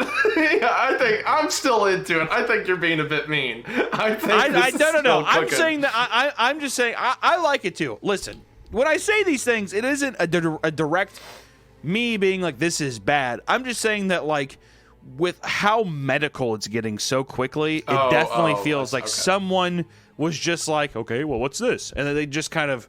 We're going into that. And there was no prep time also for this, right? I could see a person sitting here writing this with a nice glass of red wine, and they bust open one of those like heavily illustrated Barnes & Noble collectible books, hardback books of Grey's Anatomy. I think the guy was just looking at tons of, source material for old-timey doctors and stuff and all kinds of things that, how do things connect with each other? But I appreciate that. I appreciate the level of detail and I think you're a hater. I think this is okay. All right, man. All right, man. It's not true. I think this is fraudulent. I think this is a cheap shot at quality storytelling. I for one won't stand for it. Me and the Russian sleep experiment truthers don't abide by this. Listen, I like it. Is what I'm saying. I think it doesn't matter. All I'm going to say is the only real criticism here, because whatever you can say about the Grey's Anatomy book, sure. But what I guess the big thing here is repeating the word more over and over, weaker and weaker, until I finally went silent. That's right up my alley. I like that. Okay. It's getting kind of it's into the cheesy realm of like this is the part in the movie too where he says that and his eyes are all jaundiced up and he's looking around until they roll into the back of his head. He's like, more, whatever. And then all the doctors look at each other and they're like, gulp, right? They probably don't say the word gulp, but they do gulp. And it's a nice beat. It's a nice beat. Gulp? I'm gonna keep reading before you keep slandering, digging this hole for yourself. Okay, all right. Okay.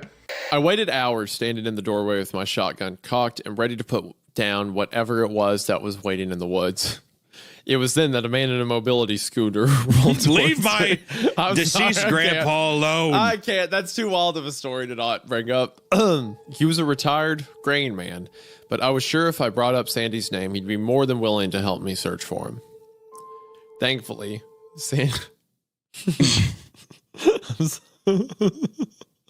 I'm sorry. Just the visual of just a guy, a half paralyzed man on a mobility scooter. You know what? Just stalking through the woods at night, executing any animal he comes across. I'm bringing my mom into this. You're bringing your mom into this? What do you mean you're bringing your mom into this? I'm letting you know right now. Sure. Hello? Hello? Mom? Yes. Isaiah is making fun of Grandpa Ernest and how he shot our dog Roger. Can you tell him that it wasn't as that big of a deal? Let me think. Yeah, it was a huge deal. I feel like you almost got shot. No. He was fine. Hello. She can't hear Mrs. me. She can't hear you. Hello, dude. Mrs. Hancock. Can you hear me? She can't hear you, Isaiah. Just what? I mean, it wasn't. What happened to him after the fact? Ernest. Hang on 1 second. Well, this is not going as planned. Okay, sorry, I'm at work. What'd you say? What happened to Grandpa Ernest after that? Oh, we put his ass in a home. Because he almost shot? Because he shot the dog? Yeah, he's done. He's done? Yeah, he's done. How many years did I know he's blonde? I mean, this is when I was like 7, but how? Yeah. Did he die in the nursing home, or did you guys at least take him out? I think we took him out like once, but yeah, he ended up dying there. Well, this is a tragically sad story. It is sad, and I just say don't shoot your animals. Well, I thought it was an accident. Was it not an accident? No, I don't think so. Oh my God. Okay. Well, this is completely taken a left turn. You were young. You didn't know. Okay. You didn't know. All right. Well, this is backfired completely. I love you, Mom. Wait, I have to go. Ask. Hold on. Ask if. She's gone. If you were. But she's gone. This memory is completely ruined. I thought it was an accident. It was on purpose. You've been trying to downplay it the whole episode. Your grandfather shot that dog on purpose. I did. And he got thrown in a home where he died. Oh my gosh. Oh my gosh. It's not funny. It's funny how you remembered none of it. And it's way more tragic. I didn't know he was such a monster. Oh my gosh. I didn't know. Oh, that could not have gone any. Editor, you cut that out right now. You leave all of that in. You cut that out. Do not leave that in. If you do not leave that in, I'm quitting the podcast. That is the greatest. God. That is the funniest thing that has ever happened on this show. Oh my gosh. You going from just a normal event, oh yeah, it was this accident, into oh, we were afraid your grandfather would kill you or something, so we put him in a home and he died there. This is a podcast about telling scary stories here. We're deviating too far from the script here. We got to just get back to the story. Oh my gosh. That is staying in the episode. That is the wildest thing that has ever happened on the show. Oh my gosh. You are going to hear about Roger until you're dead. I waited hours standing in the doorway, I believe is the next line. Get me out of this hell, please. No, I remember. Okay, so remember the jokes I was making about he's out here and then just it's a mobile too real. Scooter. It's too real up. now. No, it is. That is the new villain. That is up there with Mr. Wellers. I am as only a hearing CreepCast all-timer. It's fucked up because you've planted the seed now, and now in the woods, all I'm hearing is a mobility scooter cracking leaves and cracking branches, rolling through the darkness. Random pop shots going off in the middle of the night. And now I feel bad for Sandy. I'm imagining he's out here in the woods and you hear me the scooter just going through. Okay. All right. Here we go. Let's get back. We're back into the story. People came to listen to a scary story. Let's give it to them right now. Boom. We're back in.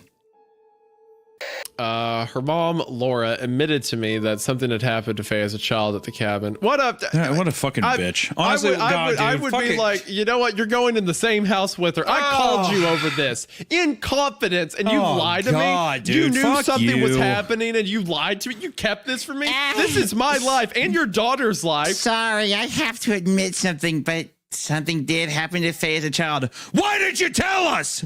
Yeah. What the fuck? I literally called Jamaica. you at Ooh, I want to Bermuda, Bahama. But then you told me your job was being relocated.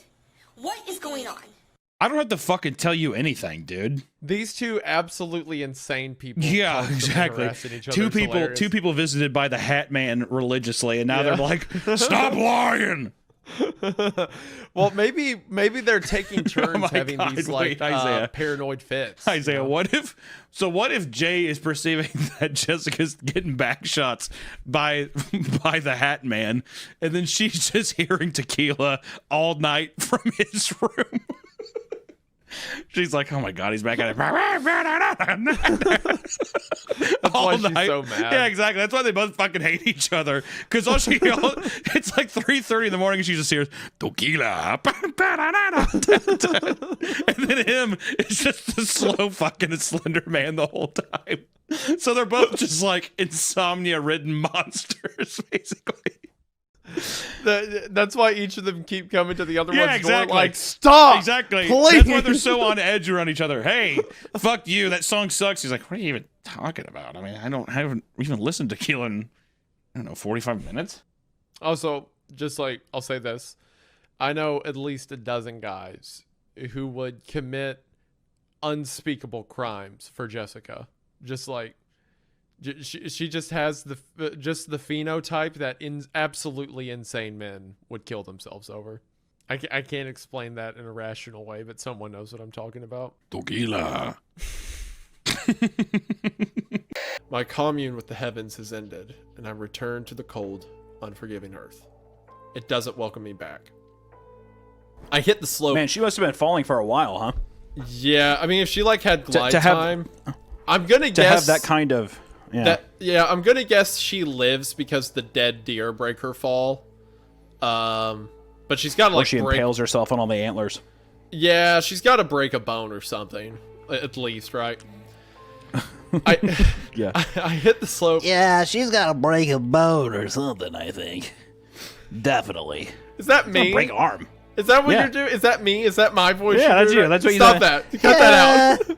Hey, yeah, probably got to break quit a that. wrist. Probably. Hey, no, I don't like the direction. It's funny when we're making fun of the British people.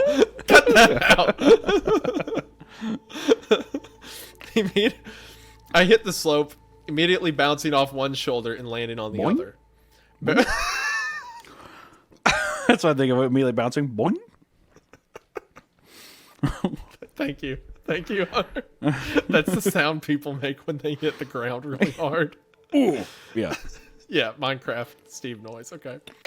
I was really hoping she'd laugh. She did. You're cute. Do you come to these movies every time?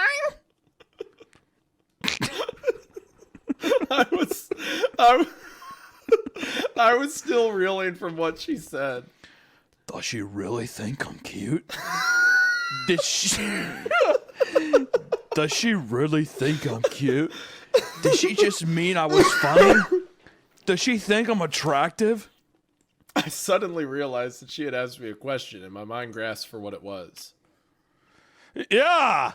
I said much too loudly. Yeah, I tried to anyway. What about you? I come here. I come every now and then. My boyfriend. Oh, boo! No! Boo! Man down! Get him out of there! Oh, shit! Evac! I come here every now and then. My boyfriend didn't like these movies, but we just broke up. We're back! It was over, but we're back! Let's go! My boyfriend didn't like Get a team these back movies, on the ground. We're going for a second just broke up, so I plan on coming from now on. What was that moan?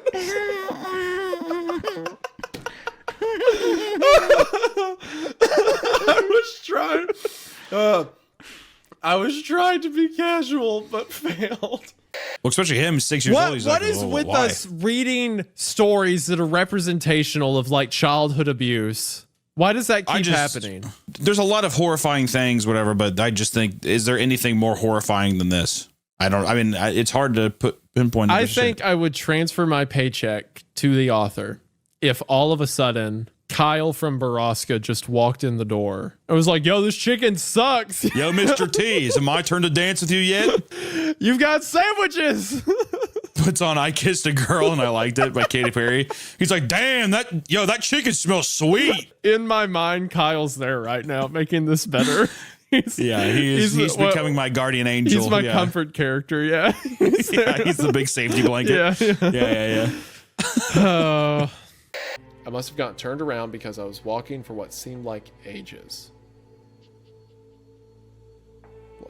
Gosh, someone turned on a vacuum cleaner in the house and it scared me to death. Oh my gosh. You need to figure out your house situation. Yeah, I do. I need to get my house in order. Well, someone got right outside my door and turned it on, so all I heard was beep, like gosh, I'm gonna buy a shed and I'm gonna set out there and no one can bother me. There you go. That'll make me feel better. I couldn't figure out what it was from a distance, so I went closer, trying to be as quiet as I could. When I actually got close enough to see what it was, my mouth literally fell open. It was eggs. Huge eggs, all in a cluster like a nest. Oh my god, dude. What are we getting at? What is happening now? I'm so lost in this story. Is this gonna be about a giant fucking chicken, dude? What are we doing here? If this turns into a giant rooster, I am gonna be so pissed. Because even the giant a speedy chicken cross the road. Oh my god! How did the chicken cross the road? Is this seriously where we're going, dude? That's what happened. Why don't you find out? We're gonna find. Yeah.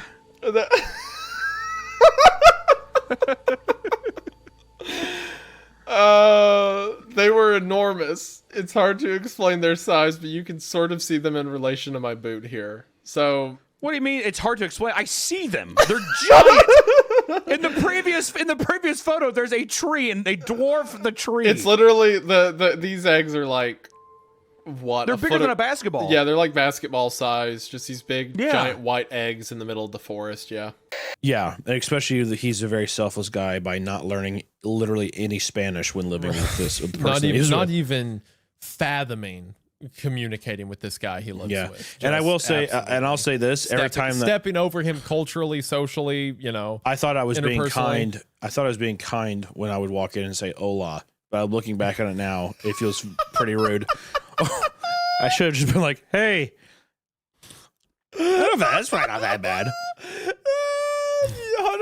Hunter walked in there every day. I was like, "Hola, you taco? Oh, no, burrito? No. Now you're reaching. You're reaching." So all that stuff he told me, that was all just to scare me? See how I'd react? She nodded as she sniffed. You snorting midway through. It's so funny. She sniffled and wiped her nose with the back of her hand. Yes, I'm sorry. That's why I knew I couldn't wait any longer to tell you. She gently turned me toward her. When I looked up, she smiled and sniffed again. I know. But you need to realize, most people wouldn't have tried to help. Not when giving up their job or risking themselves like that. Not for a stranger. But anyways, also another thing too was it was not super far from my house too. So I was also extremely scared that he was going to come and get me while I slept. Man, what if he's still been following you all these years? When's the last time you saw a Ford Taurus, Hunter? I feel like I see it every day. Yeah, well, you never know. I feel like I see it every day. You know what I would say to him? I say, "Why don't you get on in here and give me a little raspberry on my belly?" He does one of those things that people do to babies where they like on my belly. Why don't you get in here and do that on my big old belly? Is what I would say. You've been following me this long. You're not going to come in with a little raspberry on the belly? I'm just going to go. I'm like, you get in here. You get in here. Force his face on my belly. Do it. I didn't like that. Yeah, I'm going to leave now. I think I'm just going to be seeing you all. Have a good one. The door just like locks immediately.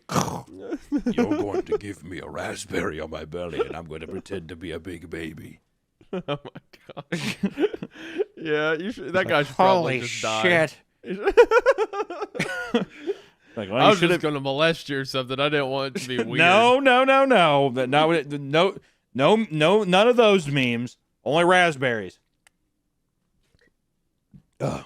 I think that's what this story is What was about. Alex trying to say? Well, you told me before we started you don't believe in COVID. Oh, absolutely not. They're all And lies, man. And if I recall, you also continued and said, any and all vaccines are the mark of the beast. The mark of the and are beast, used yep. to put the Antichrist into you. The right? Antichrist. That's what you said? Yeah. That's what I thought, yeah. The forbidden syrups. Yeah. The galaxy gas of the soul, so to speak. The only true cure to COVID is pina colada galaxy and gas. horchata flavored galaxy gas. When will I know when what will I'm the government doing. Tell the public this information. I can imagine. You probably just don't remember. Not to ruin the tension of this moment, but every time I listen to this part, the thought form sounds like Yandere Dev. I'm not really apologizing for anything. You know what I mean? He has the same didn't cadence. do anything wrong. Yonder Dev, please. Hold on, this is important. The allegations are totally preposterous. Okay, is this... Your party. You're a fucking retard, sold out. Go fucking... Okay, well, we shouldn't have that. I didn't want that. I didn't want that audio. Maybe let's just go back to the... Do you hear it? Do you know what I mean? Did you read my funny DM I sent you? There's a lot of Jewish propaganda I want to show you. I didn't imagine you. Oh, yeah, you did.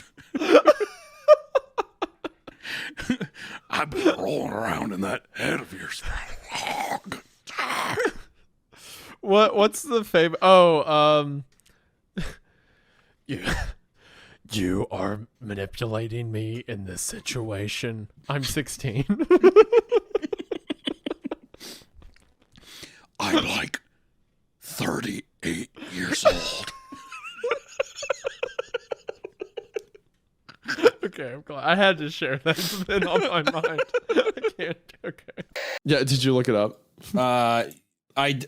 I did, and then I also realized I haven't been recording my camera this entire time, so now I'm going to start recording my camera. You haven't been recording your camera? I have not been recording my camera. Wait, so you're good? But there will be a picture of me in place, and then now I am back. I'm here. I swear. I've been recording my. I can't stand you. I've been recording my audio at least, so that's all that really matters. Oh my gosh, this guy. All right, well, thanks, man. great job. I'm so proud of you. I'm leaving a screenshot so you can just use. There you go. Oopsie poopsie is what I got to do. That didn't even think about it. Jeff, said Lou, it's not that bad. Not that bad. It's perfect. His family were equally surprised. Jeff started laughing uncontrollably. His parents noticed that his left eye and hand were twitching. Jeff?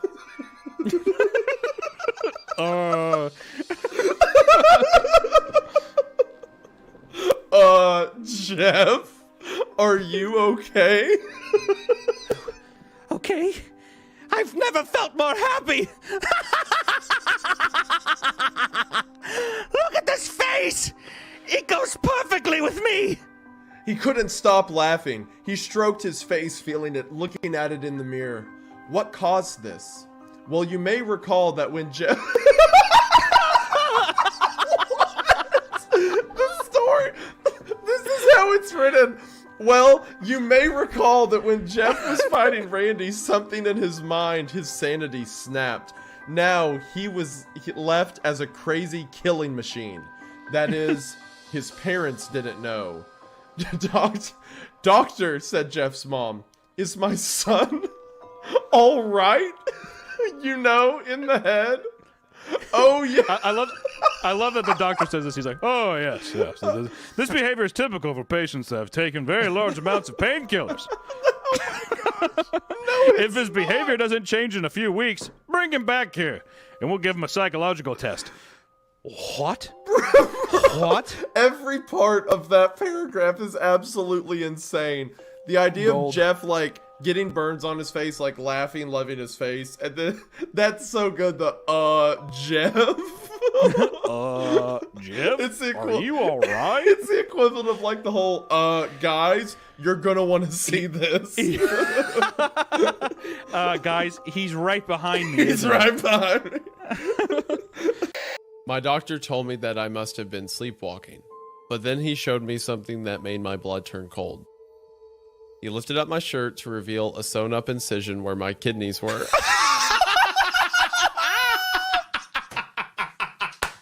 Eyeless Jack took his kidneys! Holy shit! He took his kidneys! He took his fucking kidneys! Oh my god, that's awesome. Oh god. I stared into his eyes, mine widening. You somehow lost your left kidney last night. The doctor told me. We don't know how, though. Sorry, Mitch.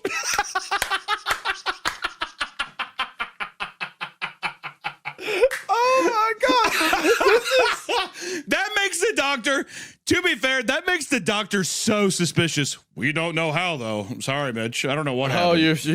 you're missing your kidney? Oh, that's weird. Mitch, Anyway. I don't know what to tell you. That's so funny. You're gonna want to see You're this. going to want to probably get that figured out.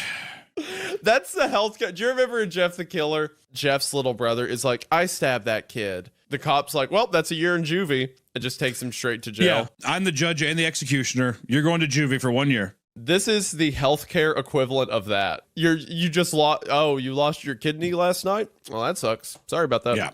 Oh boy. The next night was my breaking point. Not losing the kidney. Yeah, no, that was you fine. could take my left kidney, that's fine, but now you've really started to peeve me off. You've gone too far. The Day of the Dead thing is infinitely important. The whole attraction she's hot thing is window dressing. The fact that she is there for scanners and then wants to see Day of the Dead, she is going from Cronenberg to Romero. That is a prize. That is something he needs to get a hold of. Just advice for the my boy wives. Wendigoon bricked up on the table right now. I refuse to stand at this point in time. When I first met my wife, when we were friends, it was right before Halloween, and she was like, "Oh, we're having a watch party for all the Michael Myers movies, all the Michael Myers Halloween. Do you want to come over?" And I was like, "Oh, you're having it?" And she's like, "Yeah, I love all the old slasher flicks." Like, done. Oh, here we are. Here we hey, are. I'm like, that one's not getting away. Then she was creeped out because she said, "You said the magic words." Ring a ding ding. You said the magic words. You're saying it in like a Jesse Pinkman voice. Yeah. I decided that whatever hatched from the cocoon, be it a butterfly or moth or monster, I was going to name it Starburst. Aw. I hobbled. That's a good name. It's a good name. I hobbled myself back to the gas station and tossed one last look over my shoulder at the dumpster to see that one of the raccoons was stuffing the cocoon into its mouth. Oh, God.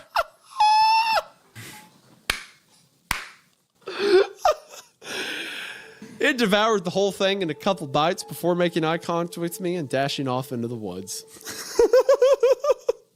Jesus. That's so good. A whole paragraph about, like, maybe life will get better. Maybe little Starburst is going to teach me a thing or two about living or whatever. It's like, I turned around and the raccoon swallowed it whole.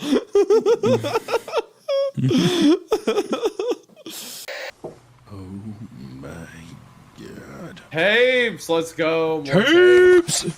It's going to have the 7 months of shit. Uh-oh. Jay! Jay! Oh, Jay, you stupid son. Oh, fuck! Ah! It's a guy in a mask, but it gets me every time. I hate it. such a basic jump scare, and every time I just he's chasing him down the hallway. That run sequence is so funny. That run. Oh look my at him. god. Look at his arms. you get back. Why did he do this? You get back here. I think you can get away from me. You come here. You think you can get away from me, Batman? Get away from me. Jump scare was still good. Find solace in that fact. The fact we have nothing more to fear in this universe, for we have become stronger than God. God Hold on, damn. It paused. Holy hell. We have nothing to fear in the universe because we've become stronger than God is such a crazy, crazy statement. My God. That's the most Tower of Babel thing I've ever heard. That's insane. Good God. It does. I admitted, feeling the color in my face draining little by little as I listened. Given enough time to learn, that thing could be a top predator. And let me guess, you can't let that happen. Oh my God.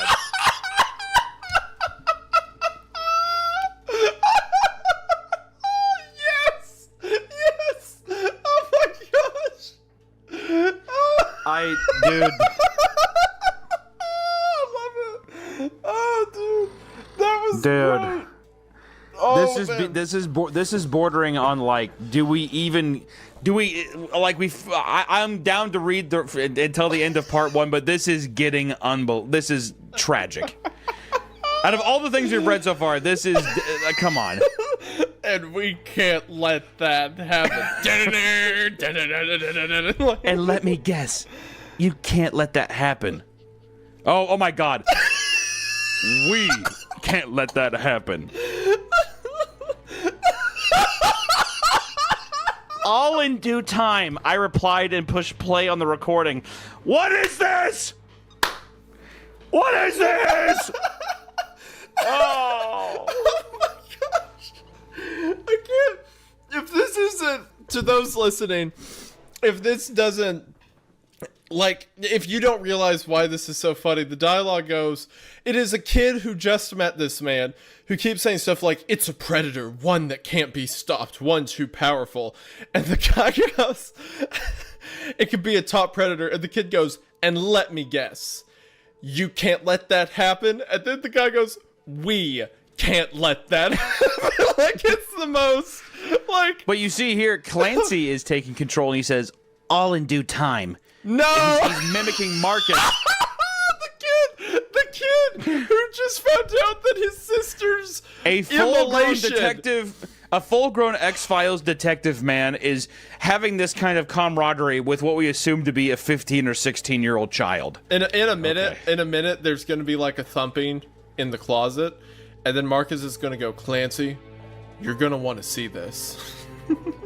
Clancy, it's right behind me.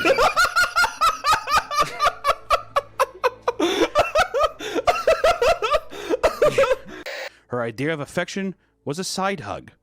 She had really long toes, like a chimpanzee. Okay. Once again, the ends of these paragraphs. Your are girlfriend's dead on. dead, and you say she's got long toes. Oh, that's so funny. If you Bro. combine the last sentences together, it would say she always smelled like cinnamon. She had really long toes, like a chimpanzee. Bro. Right? Just want to say that I don't know how I like that. Bro. Yeah, she smelled like cinnamon. She smelled like a bundle of cinnamon sticks. You know, during not Christmas. to keep referencing previous episodes, but this is how I imagine Kyle from Borrasca would talk about Kimber. This is definitely some Kyle. This is Kyle some the Kimber thing. Yep. Yo, your toes are mad long.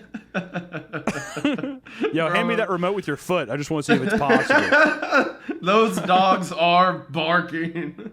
I could see in the eerie glow a puzzled and intense look on his face. He looked over at me and shook his head. I asked him what was up. He said that he swore he just heard a strange noise emanating from the hole. No, thank you.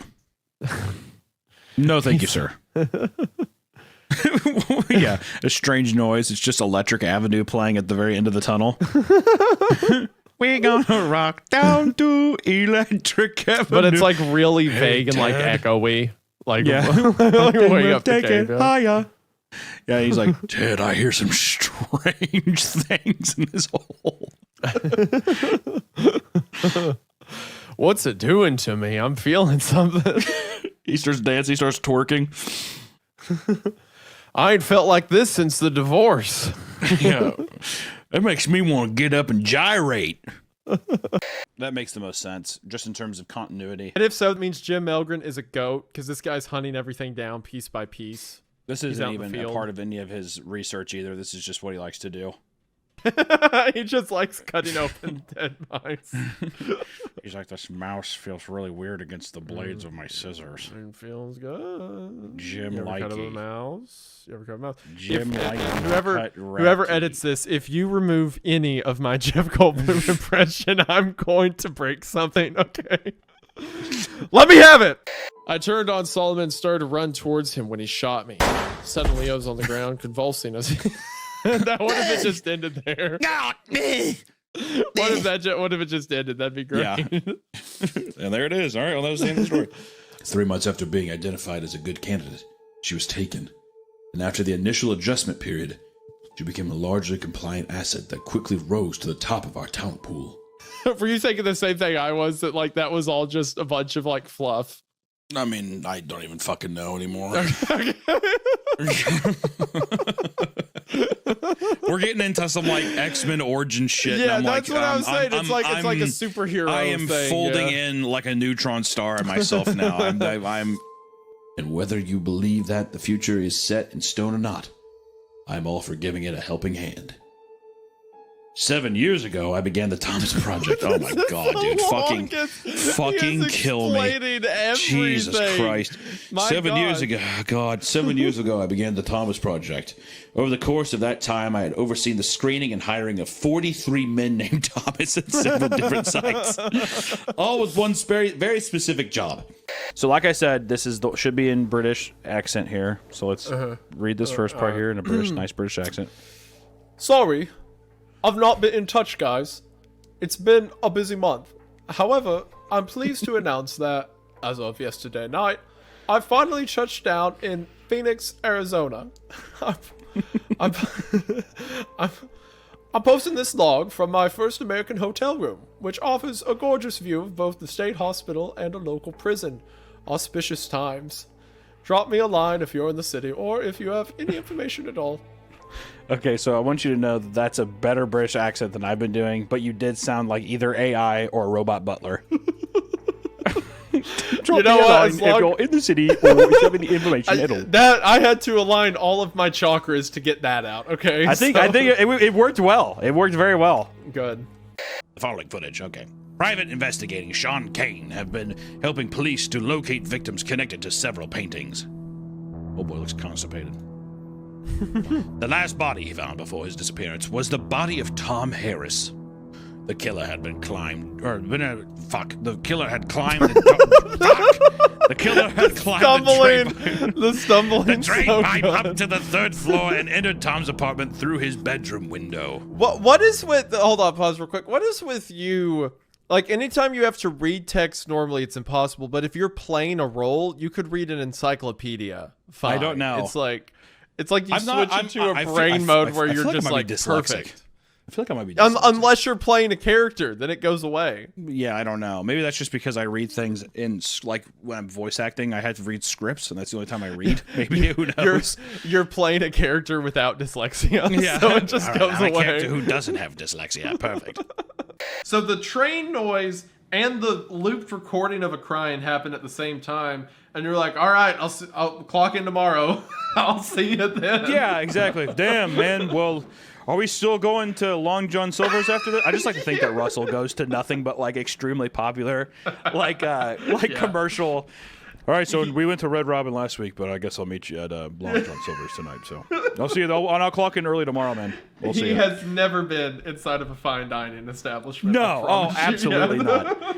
Absolutely not. When Mr. Wellers gets his universal donor blood type from Pennsylvania, see, it's a good season round here, you see. He runs a plasma blood bank. They get down there in the ball. They get down to the swamp, and it's just like, oh, I'm Dr. Wellers. I run a local blood clinic here. Hey, how are you doing? Yeah, hi. How are you? He's like very normal. And then you're like behind like an old oak tree. What did I tell you? He loves you, nah. You done said Mr. Weller's name and he's come for your blood, done boy. said it. Now you're gonna get a glass of orange juice because you donated plasma. He that sows the wind reapeth the whirlwind, boy, and you've kicked against the pricks one too many times for Mr. Wellers. Mr. Weller lore is gonna go crazy. And you in future episodes. You just got like a little like Paw Patrol bandage. You're like, no, it wasn't that bad. It's like, No, it was beware, perfectly- boy, Mr. Weller. Yeah, beware of them, nah. What are we doing? What were We're we adding talking lore. about? We're adding lore to the universe. Mr. Weller will be. Mr. Weller is now the CreepCast poltergeist. He is the ghost. He's just now. a blood bank guy. He just works. Yeah, at it. I imagine he'll get legs. We'll see. I feel like in the future, as time goes on, we will. I have a feeling we'll experience Mr. Weller again soon enough. Okay. A lot of people have commented on this story being like, I would assume a title like this would be like some weird gay conversion thing or something like that, right? Yeah. That's what you kind of the train you're expecting it to go down. But I don't know where this story's going to go, Hanya. It I could don't really know where be the story anything. goes. I'm Maybe that's what it's I'm just a baby. I'm a little baby. Mommy want milky. Baby want milk. That is a wild accusation. And also, like, you have to kind of transport yourself back. This is 12 years ago, right? So, oh yeah, I guess we should have said that.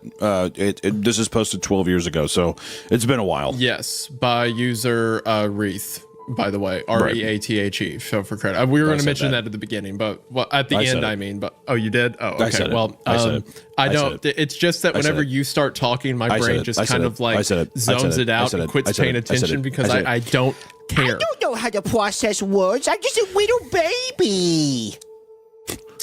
So you have to take yourself to like 12 years ago. She's yeah, you're right. You said the L here. She smiled, and I was about to suggest that maybe we could sit together when she quickly closed the space between us and hugged me. Oh, goddamn. Oh, man. Okay. It was really good to see you.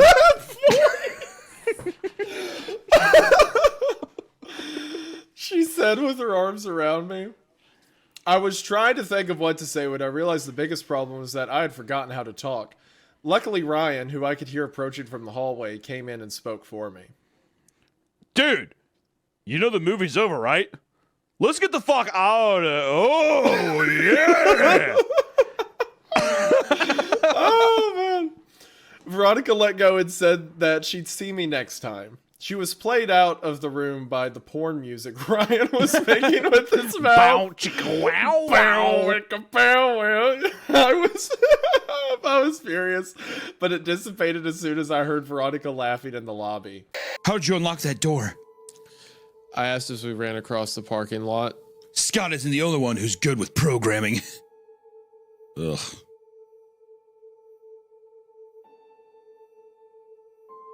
I close my eyes only for a moment, then the moment's gone. This is what I've... Dust in the wind. All we hear is dust in the wind. I think I'm going to do it tonight.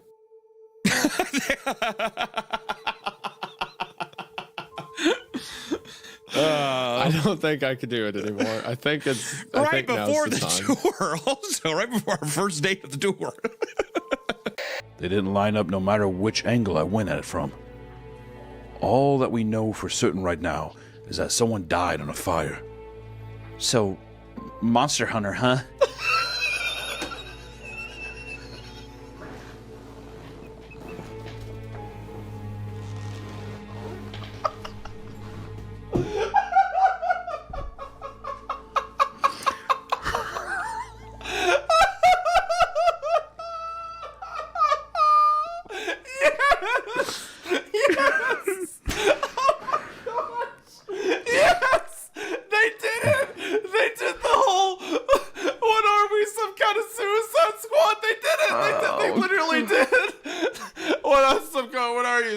Monster Hunter? Yes! Oh, Oh gosh, this is the greatest. This is my favorite thing we've read on CreepCast. This is the bet. This blows pen pals out of the water. This blows Bros out of the water. So much. This is so good. I can't. Oh my gosh. Oh God. I'm. Oh my God. Wait. Look, I asked after a few moments of heavy silence. Pretty much. Marcus answered. I'm the only one they call when shit gets spooky. And let me tell you, this shit is very fucking spooky. Oh, hold on. Let me get back in my chair. Hold on. Oh my God, dude. Listen. Oh. Pretty much, Marcus answered. I'm the only one they call when shit gets spooky. Wait, and let me tell you. Wait. Where are you at? Dude, I thought you were joking. No! I wasn't looking at the screen. So when you said I'm the one they call when shit gets spooky, I thought you were making... That is a legitimate... This is quotes. Pretty much. Marcus answered. I'm the one they call when shit gets spooky. And let me tell you, this shit is very fucking spooky. Sandy did come back, but not for another 3 days. Wait, I read all this. Yeah. Not for another 3 days. That would fuck me up, dude. At what point do you... I mean, what's weird is I feel like in the morning I would go searching, right? Or would you even... I would probably go that night with a flashlight, walking around trying to find him. Yeah. Yes. Yeah. What? Why the fuck are you giggling? Okay. All right. I love dogs. Okay. I love dogs. I cannot be beholden to my family. All right. It's just you calling your mom to make it better. It just is.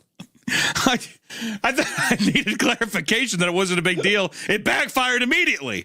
All right? It was a huge All right? deal. I shot myself in the foot immediately here. Oh my gosh. I could see the reflection of his eyes as green pearls. I'm sorry. Let me redo that. I could see the reflection of his eyes as green pearls in the murder. What? Come on, we gotta get through this, or people are gonna get mad at us, dude.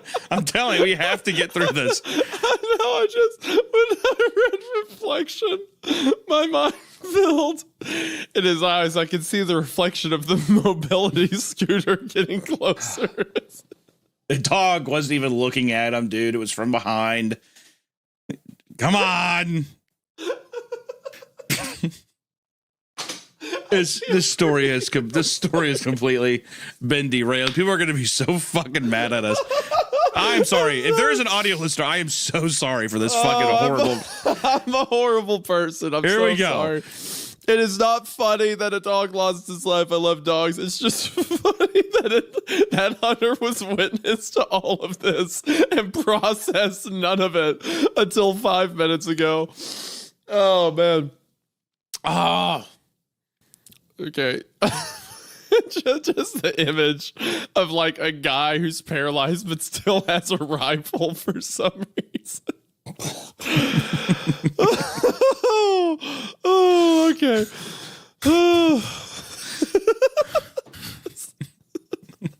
It doesn't help that in my head, you at 7 years old is just you with the exact same head and facial features you have now, just on a smaller body. Like, and he suggested that we try to find the place on our return trip to New York. Initially, I was dumb bastard. What'd you say? I said, you dumb bastard. All right, hold on, bro. If you and I were in this exact scenario, would one of us not be like, well, we have to go find it? God, I mean, probably you, and I'd be like, you dumb bastard. It's pretty much exactly what happened. Yeah. Oh, I can't wait to see you in New Orleans. I can't wait to torment you with this stuff. Anyway. This is going to be, should we go down this creepy cave? I'm like, you dumb bastard. This is what I say every time, you dumb bastard. I love in the fan art people draw of us. It's always you crying. Like, doing something awful. Oh, it's so great. Keep it up, feels everyone. That feels very real. It's very, very real. Keep traumatizing him, please. I enjoy it. When I was at your house too, I was like, what is he like? What does this smell like? So I went through your and Kayla's stuff, and I was just sniffing stuff around because it's not weird. We're friends, you know. Isaiah, are you there? What did it smell like? What I did it didn't know. smell I like? didn't know if the call broke up. What did it smell like? Yeah. Everything from Kayla's stuff to your stuff all smell like Old Spice Fiji. That is the deodorant that I use. That is the worst. Why did you have to guess correctly? Why did you have to do that? Dude, I got the nose of the bloodhound, man. Shut up. What can I say? I'm switching deodorant. I'm sorry. I can't do this. I'm Nah, keep the deodorant. It's good. It's good stuff. Shut up, God. You're like a predator. You're like in the woods. Nah. Let me get through this. I had an overwhelming feeling of anxiety sink into my soul. I was depressed and confused and had no one I wanted to turn to for comfort. Which, if this is a joke to your family, awesome. I mean, imagine the family reading this part. I have no one. I'm alone. There's no one here. There's no one here. I feel terrible. You have to watch the rest of it. Because Rachel painted you more pictures before she died. And we have to know what they mean. Okay. For one, it's really funny to imagine that, like, it just clearly says on there, like, that isn't me. And they're sitting there like, what could it mean? And then he looks at it. He's like, it means it's not Rachel. And they're like, of course. Oh my God. Are you serious? Why did we think of it that way? Write that down. Someone write that. It'd be really, I'm saying it right now. This would be the funniest ending ever if he reads the last one and he's like, there is a bomb. Like, they just blow up. Oh my God. It's going to kill the president. We have to go. It gets to the last one, and the message is like, September 11th, 2001, a plane will We have to go. We have to fly. All right, please God, let's just finish this last part. My mother spun around from the stove, and I saw her visibly tense. She didn't like Tommy touching us. I know where it's going. It is. I know where it Yeah, has to be going. yeah. The 18 content warnings tell me where this is going. What I wouldn't give to just have him be like more of like a Looney Tunes character and just has like a cast iron skillet and he just like beats the shit out of the children with the cast iron skillet. That would be so much more digestible.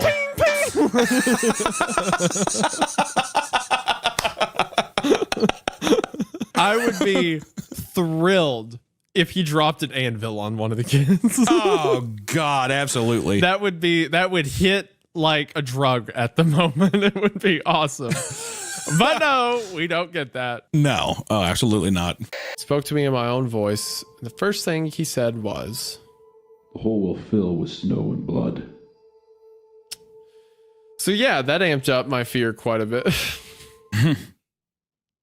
So yeah, that amped up my fear quite a bit. Ugh. Yeah, that amped up my fear. I'm not gonna let it deter me. I'm gonna say it. Faye, it's right behind me, isn't it? Faye, you're gonna want to see this. So long as it wasn't sexual, I figured I could do it.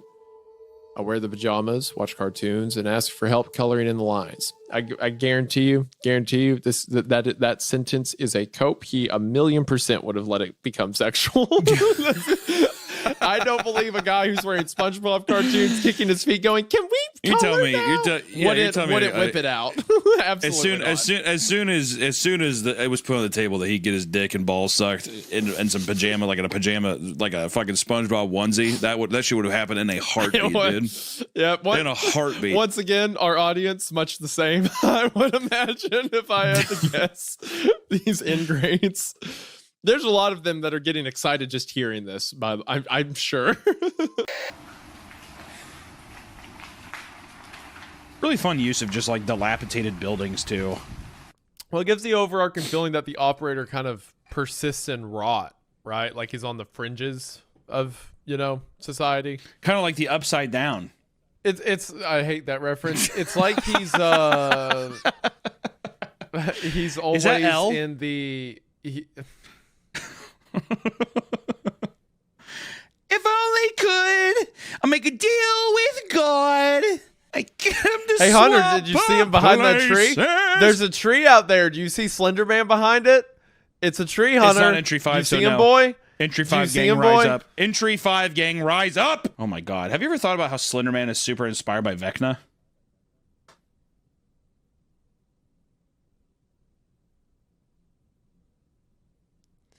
Slenderman has taken a lot from Vecna.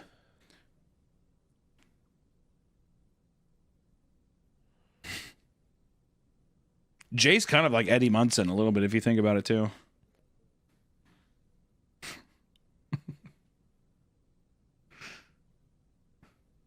Hello?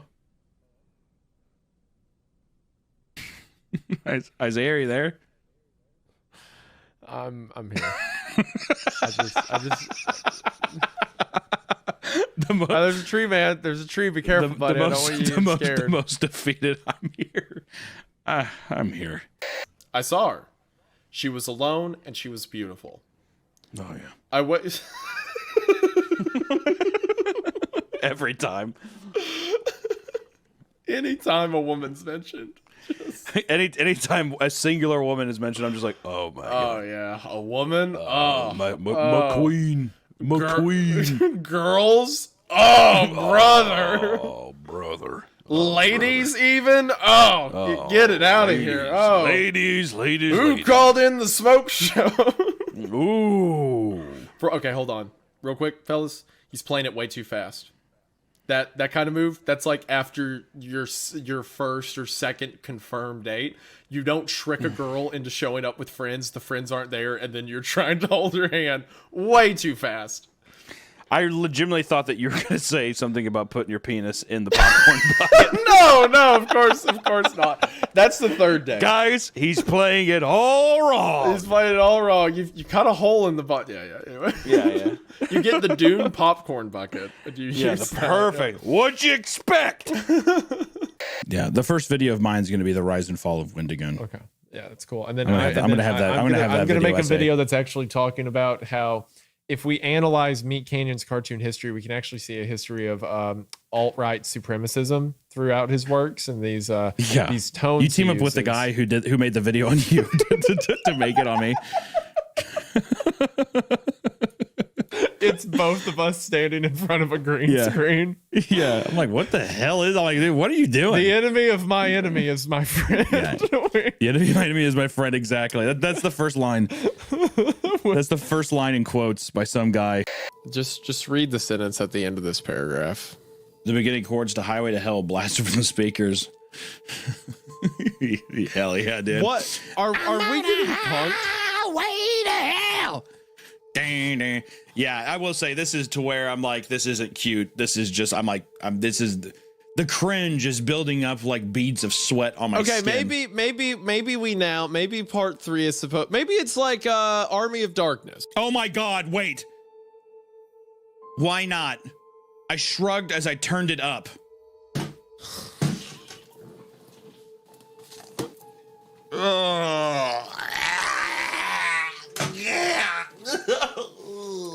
Okay. Dr. Redacted, I think it is the Macho Man Randy Savage character from the Tommy Taffy Creepcast bit. You know the episode people hated? He's like, oh, Tiffany, I'm very well aware. But actually, if they think about it, the way that Hunter and Isaiah cleverly bounced off of the trauma in the episode for good comedy really highlights what Creepcast is all about. And I think they should get over it. Yeah, of course. These are obvious facts that people should know, but it doesn't matter. No one's in the room with you, Tiffany. Even Dr. Redacted, even the fact that it's a story and they should grow up and get over it. It's not like they wrote the story, they just read it. And it was them experiencing it for the first time. And maybe that's kind Dr. of the entire gist Redacted of the podcast, right? Right. And maybe Dr. Redacted, the audience should lighten up a little. And Dr. Redacted, that Isaiah and Hunter are trying their best. Well, Tiffany, I think you're speaking probably the most facts you've spoken today.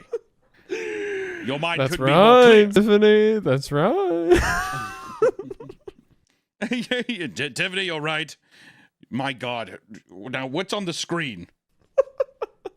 I'm going to count down from 5. And if you keep talking about the man, I'm going to punch you as hard as I can in the chest. She's like, what? He's like, bring the man up again within 5 seconds, and I'll punch you as hard as I can in the chest. Does that make sense? If you bring up that man one more time, I will have Tommy Taffy here in an instant. You will get suplexed. You will get suplexed out of this 5-story building. It's pretty good. Did you do the part about the severed hand in the tree? Yeah. Okay, cool. All right.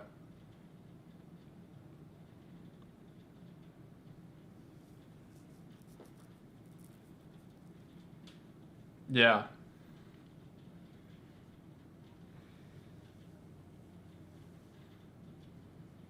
Mm-hmm.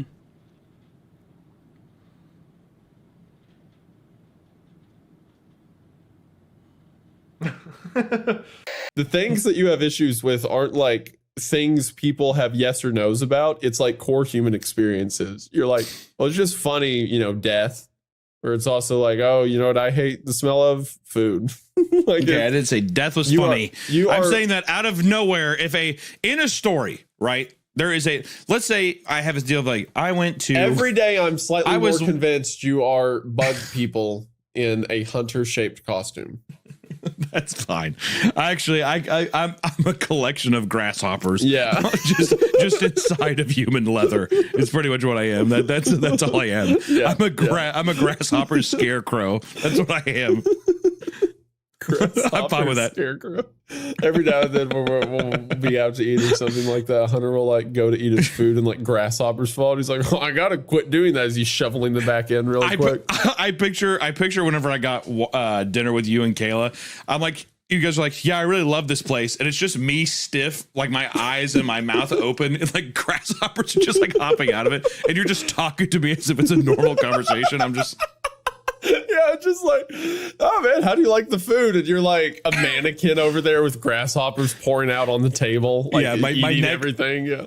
My neck falls back and falls off my body. Like bugs are just like protruding everywhere, jumping and going. You're like, oh wow, the steak here is unbelievable. Everyone's screaming in terror and running out of the restaurant. You have to try the spinach dip. It's insane. Which makes it even better that I'm assuming that you had to unbuckle me from the backseat of your car and like carry me into the restaurant. And then I walk in like, table for 2, please, as you walk over my arm. I felt stronger and less afraid then. And when I saw the light opening up at its roots, I didn't tremble. I smiled. There's a hidden tunnel under the tree. Oh my God. Yeah, like what the fuck is this? Pan's Labyrinth? What the fuck am I reading, dude? Also, are you imagining the music like, oh yeah, in my head it's like what is that? You remember in the original Grinch cartoon the way the Whovilles sang? Yeah. That one? Yeah, that one. That's what it is in my head. Like tunnel filled with sweet smelling air that was like the tree smell, but also different. If he meets like a squirrel person that he talks with, I'm fucking done. If he meets a fucking squirrel, if like Frodo showed up, if he fucking meets a squirrel with a vest and he's like, I knew it was going to be some time, but not so soon, or whatever. We're here to take you to Rachel. Imagine like the way that's the way he describes stuff too kills me, or the way the author describes it, where it's like a tunnel filled with sweet smelling air that was like the tree, but also different. God, kill me. That now that you just said that, that's probably what it is, because Christ's death on the cross is like the ultimate sacrifice for people. So maybe the Satanist using it here is implying that the death of the children is the ultimate sacrifice for Satan, for the fallen angel. That probably is what it dropped in my room. Holy shit. What'd you say? God. Did you say something dropped in the room? Dude, a box dropped off my shelf randomly in my room. Are you fucking kidding me? Yes, finally. A fucking Elgato Streambox box dropped from the I don't know how. This is honestly, that's fucking me up. That scared the shit out of me. Okay. Holy shit. Good. I'm glad. And my door is closed. My door's closed. There's no way. Make fun of my wife opening. Yeah, but at least it's just your wife, dude. I don't have a goddamn demon in my room right now. I'm freaking out. Well, I know. I got this, and I got this. So I'm gonna be all right, regardless of. Dude, you saying this and this, and I have no idea what you're referring to, is making it even worse, dude. Because you're not sharing what I could be using to help myself. I got this, dude. Now I'm at that feeling where it's like I'm really creeped out. And I'm like hearing like little things. I don't like this. I wonder if you could. That was a pretty loud drop. I'm wondering in my recording if you could hear that. That was fucked up. Shut up, man. Shut up, man. That's my nightmare sound. All right, it goes into the next entry here. Our world pointed back the way we came. We all turned to see Spencer standing in the middle of the path, a wicked smile in his face. Hi, miss me? Diego screamed at me. Jack the gun! I pulled the weapon out of my pocket and chucked it as hard as I could. It's a...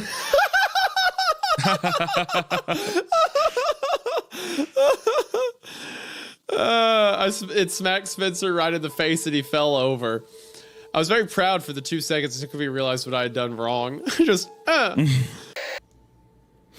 So are we under the impression too that this ghoul, that this entity has like a Polaroid camera and I just took a picture like an iPhone? All right, well, you know what? If you want to nitpick that hard, no. I'm not nitpicking. I'm just I'm asking questions. I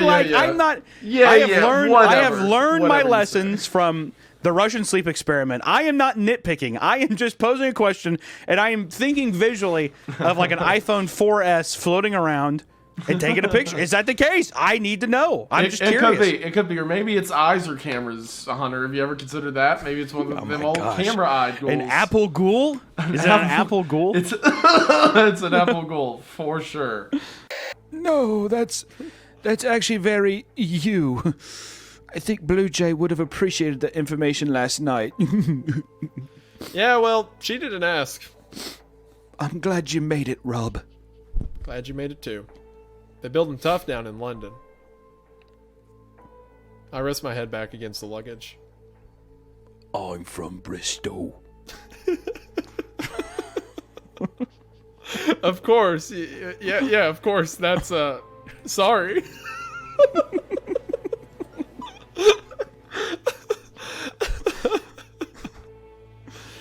Members of MTF Epsilon 20, known as the Night Fishermen, pretty cool, are to prepare a subject for deliverance to the feeding site. One individual D-class subject is to be administered a sedative and equipped with a high-pressure diving suit. Brutal. Yeah.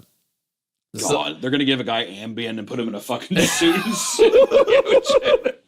Yeah, I feel sleepy. Don't worry, buddy. We're going swimming. We're going to Disneyland. To put Michael Phelps down there and have him swim down. Just slapping the roof of his helmet. You good, buddy? All right. When you come back up, you'll get your charges are free. It's kind of funny to think of like a guy in like a giant like suit, like just like asleep floating down. He's just like. Now fully realizing her son has gone completely insane, Jeff's mom says she's going to go get his dad to show him how good Jeff looks. The mom quickly goes to her room and wakes up her husband, prompting him to get his gun. Jeff's gone fucking insane. Get your gun. He's gonna kill us. I love that. This mother does not. That's another thing too that you can tell that this is written by a very young person because there's no maternal or like parental instincts at all with how the parents are acting. Ryan Reynolds always kind of talks like this, and everything's kind of sarcastic and beneath him. They were also a painting. That was actually, what you just did was actually like a perfect Mark Wahlberg impression. The way he talks. Mark Wahlberg? Yeah, and all his stuff. He's like, hey, I'm just saying, buddy, I don't want to get in a fight. Yeah, I don't know if I want to do this, but I will if I have to, all right? That's Mark Wahlberg for sure, yeah. Hey, I'm just saying, if I was on the plane on 9/11, things would have went different. That's one of my favorite quotes of all That's time. so funny. What a funny quote. Also, just like to how be he like, refuses I to would've saved it. apologize to the Vietnamese man that he blinded. We are always interested in just reading new shit. That's like been my favorite thing about this podcast is being able to just continuously dive into new facets of horror. Come really across new fun. stories. Oh, your favorite part isn't talking about old Mr. Wellers? Mr. Weller will become a new staple. He will become a featured meme on this podcast for sure. I will forcibly bring him into any kind of story at any given time, but who knows when. There we go. Yeah. It's like, in Smiling Friends, the whole Schmormoo bit. Yeah. Schmormoo. Schmormoo. This cannot be undone. Yeah, this cannot be undone. Except this time, we don't even get to have a fake text to see if he's going to be in. It's just it will happen. I will force this. I don't feel good about it. I'm praying to God that it lands well. Mr. Weller, he must be with us. Merch is just going to be t-shirt. It's just a white Hanes t-shirt that says in black text, Mr. Weller's. That's it. That's all you get. Mr. Weller. Yeah, it could not be a cheaper shirt, and it will be $75. Not even a picture of him. It looks like the Supreme logo, just the word Mr. Weller's. Yeah. He does this for two reasons: to work on his art commissions and to make sure Faye doesn't stab everyone to death and burn the house down in their sleep. Hey, Hunter, if I just called you and was like, I have to go on. No. Yeah, no. No, because your house would be vacated. I'd be in Maui with a pina colada.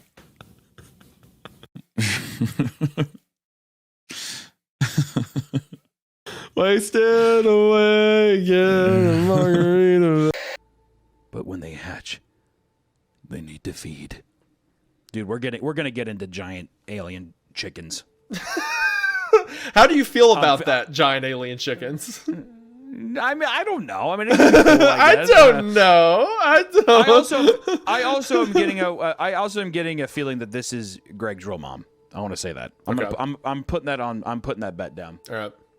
Sure. I think like I said, it looks like it's like bloody, like blood skin draped over a skull, whatever. But it doesn't look like a regular nose. It's arced in a way that looks beakish. You have to be honest with yourself. Say it. You're not losing the chicken narrative, are you?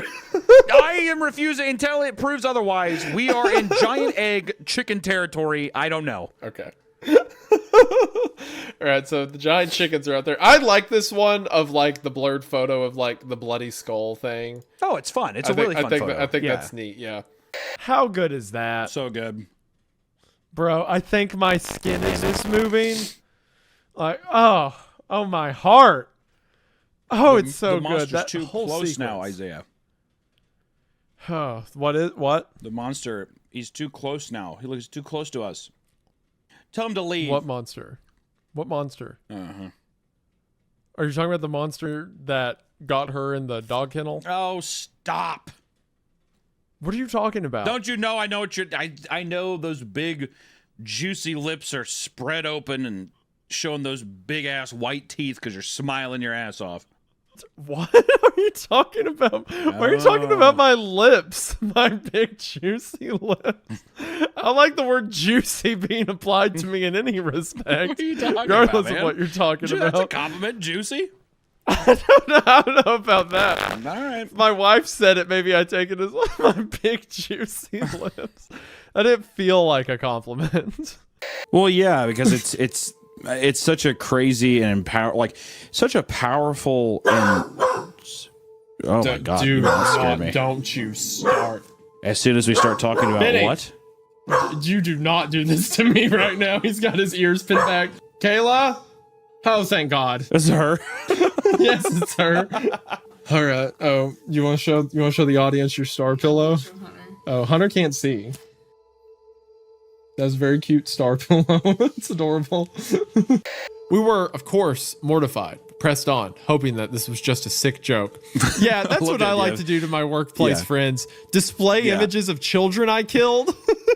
We're just interns. I didn't know. I'm just an intern at Nickelodeon. Well, I was playing. Where's Dan Schneider? Yeah, that's what I was about to say. Like, as a Dan Schneider, Brian Peck thing, it's funny to imagine them like, I was just goofing around. The screen flipped back to Squidward, still sobbing louder than before, half of his body in the frame. There's now what appeared to be blood running down his face from his eyes. The blood was also done in a hyper-realistic style. The blood was also done in a hyper-realistic style. Let's go. Editor was reluctant to go back. We all were. But he knew he had to. Why does he have to? Why does he need to We call have the to go back police? and What do you see. mean? Well, we will after we do our edit because we're interns. The editor leans around. He's like, "We have to go back. Could be a dead child." Her entrails were piled on top of her above another crude cut along her back. Again, the body was on the street. He brings up the street again.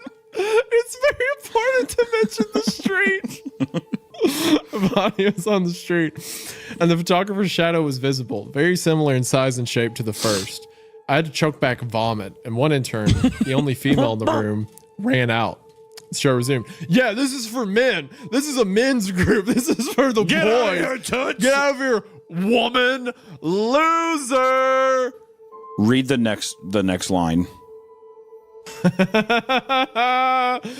The lead sound editor told us to stop. He had to call in the creator to see this. Mr. Hillenberg arrived within The about actual 15 creator, minutes. Steven Hillenberg. They're bringing in Steven Hillenberg now. They're bringing him in. That deep voice said, "Do it!" And we saw a shotgun in Squidward's hands. Yes! Yes! Oh my God! Read! Keep reading! Keep reading! He immediately puts the gun in his mouth and pulls the trigger. Yes, the next line. Realistic blood and brain matter splatters the wall behind him in his bed, and he flies back with force. Yes! I love it! Yes! We did it. There was an investigation due to the nature of the photos, but nothing came of it. No child scene was identified. What? It's just funny. There was an investigation due to the nature of the photos, but nothing came of it. It's just like, you know those photos? The most interesting part? Yeah, nothing really came of that. You know those dead kids? Well, don't worry about it. We're on to the next part. No child. We didn't know what the fuck happened there. Who knows? Yeah, It doesn't really matter. Yo, that was weird. Everything changes and warps around that thing. Even time. That's why I'm about 8 years older than I should be.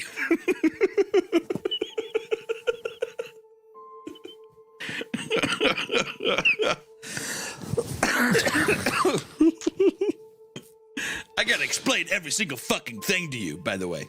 In the first couple parts of the story, we mentioned how time changes around it, and it has been mentioned twice now that I am significantly older than you. So the audience cannot put those two factors together. So I will now explicitly say that I am precisely 8 years older than I should be due to time differentials created by the demon. Highway to hell!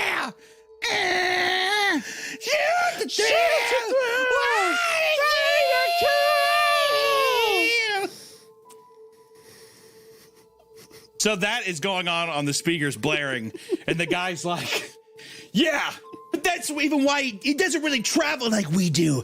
Also, that's why I'm 8 years older. She's like, right, that makes sense. Thanks for explaining that. We better get to Deepwood fast. Yeah. I'm doing it tonight. I can't take this anymore. Benny, come here. Come up here.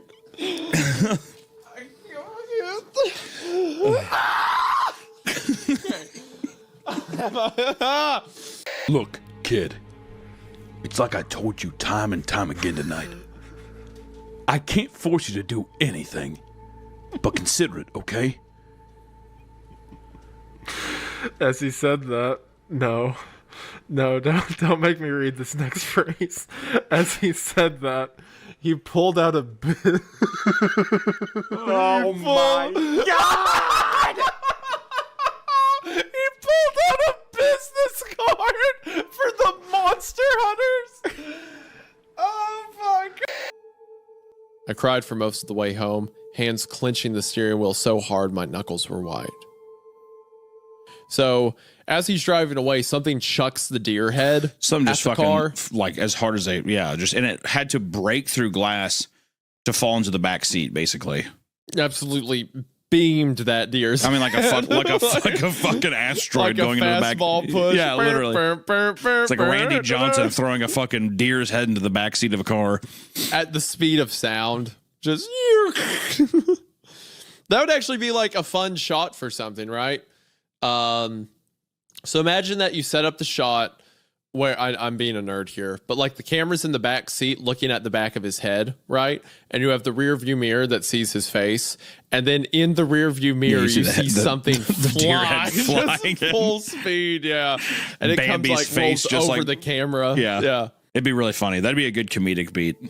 But yeah, as a level-headed guy, as a quick little, this is a very quick story interjected with my own trauma. So thank you for that. And I think I like this story. It was good, but it has to be one of my all-time favorite recordings because it has brought us to a revelation that I will never let you live down, nor will anyone else in the comment section. I was fighting for my life while I was reading to not make every single sentence like, I looked at my dog, it was strange. The front half was long, the back half was a mobility scooter. Exactly. I was standing on the porch waiting for something to come. I saw the shape of a mobility scooter come out. I will be having choice words with my mother after this recording is done. Oh, that was so she funny. has stained our family's character lifeline to help, and it was that. Oh, literally, brilliant. Who Wants to Be a Millionaire lifeline call completely backfiring. It's not the best. She didn't laugh at that one, and I thought she might be offended. She might have thought I was implying that she couldn't get in based on her intelligence. I don't know. Yeah, that's what women love. Women who are trying to go to college, be powerful, career oriented. They love being told that their looks was what will get them far. And you might not be very smart, but you got some nice fucking knockers on you. is what it feels like. Is what it feels like you say. She's like, okay, thanks. Okay. He's like, yeah, anyways, I'll be here up next weekend to watch a $1 film at midnight. I hope I see you. Yeah, you're going to be back? Oh, I hear they're playing another movie. That makes me Hellraiser or something. Yeah, that's cool. It was obvious that I thought it was hilarious, and she seemed to laugh more at how funny I found it than at how funny it clearly was. What a fucking dork. I'll be back in 2 shakes. What an actual fucking dork, dude. He's like, I'll be back in 2 shakes. She's like, yeah. Yeah. He's like, you get it, my cock? It's my cock. Do you get it? It's a joke about it. Although I knew it couldn't be the same tree as in the abandoned lot, but at the same time I knew that it was, or at least a different part of the same tree that made the tunnels and appeared in my old world. And whatever place this was, why is everything explained 4 times? Because I had started. I'm in hell. I'm so done. I'm so done with this story, dude. Oh God. I feel bad for our listeners. Click off the fucking video if you're still listening. God damn. One next week. It will be 4 paragraphs to say it was the same tree. Like, because I started, the number 43 is going to show up in a second, because I had started having that thought as soon as I stepped out of the house. I didn't think this was my world. Really? I'm going to punch a fucking hole through one of my monitors, dude. Not exactly. I could see a larger island some distance away, and it might have people on it. Hotels and cars and planes. Or it might not, as those things might not exist here. Either way, my newfound intuition was growing stronger, and I could tell that what was it called? The con? No! Stop saying what was it called! The texture. Stop fucking... just remember words! Stop writing it like this! What is it's like the stupid, the My Little Mermaid song. What is fire and why does it? What's the word? Burn. Most of them were from the force of his own muscles, his own muscles had exerted on them. All right, I'm so back. That goes so hard. They had so much oxygen in their system that their bodies were like bulking up, that their muscles were becoming super strong. Just with the wrist, he's able to like punch through the strap and the soldier holding it down. His bones are shattering from the mass of his own muscles, all this oxygenation, and then the moment he goes to sleep, he's dead. I love it. That's cool. That's cool. No, it's definitely levels of anime that's being. Oh my gosh, that's it. We're gonna fight right now. No, it's good. I think it's fun. I like how over the top it is. I'm just I get a little weird sometimes. He's like, okay, so I'm such a freak. It's funnier to imagine him wearing full like Heath Ledger Joker face paint during all this. Yeah. Hey. Wow, I'm a character. You talk to a woman at a party and everything's okay. You call her 12 times at 2 a.m. and everyone loses their minds. Do you want to help me? Do you want to help me set up my webcam in between a vending machine?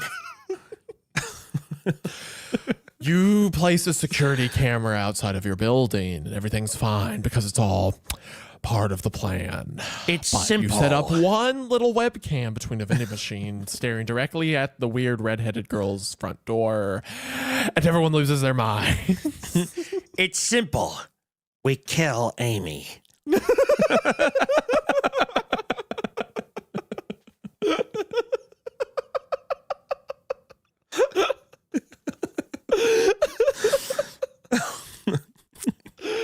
All right, that's funny, John. You do like Heath Ledger. Thank you. You want to know how I'm going to unlock this door to let you in? He already has a pull cue in his hand. Yeah, exactly. It's a magic drag. So stupid. Kill. Like she comes over, he's in. It's simple. We kill Amy. Like he's just gonna beat her to death when she walks in. But them not really paying much attention to it and just hoping that it wouldn't fuck with them. Their grandfather being like, you don't want to mess with a deer that stands on 2 legs. It'll fuck you up for real. Just don't even look at it. It's a pretty good rule of thumb. That sounds really scary, Grandpa. I don't care. It is scary. It's scary as shit. Just, I don't know, twiddle with your thumbs. Okay, thanks, Grandpa. It turns out he was right. Yeah, he was right, right? Because they ignore it and it doesn't happen. Yeah, he was right. Sad part of me realized that this was the closest thing I'd had to a friend in almost a decade. I found myself looking forward to the discussions we would have after each meal. I'm laughing because in a sense, you are my parasitic twin that I read to.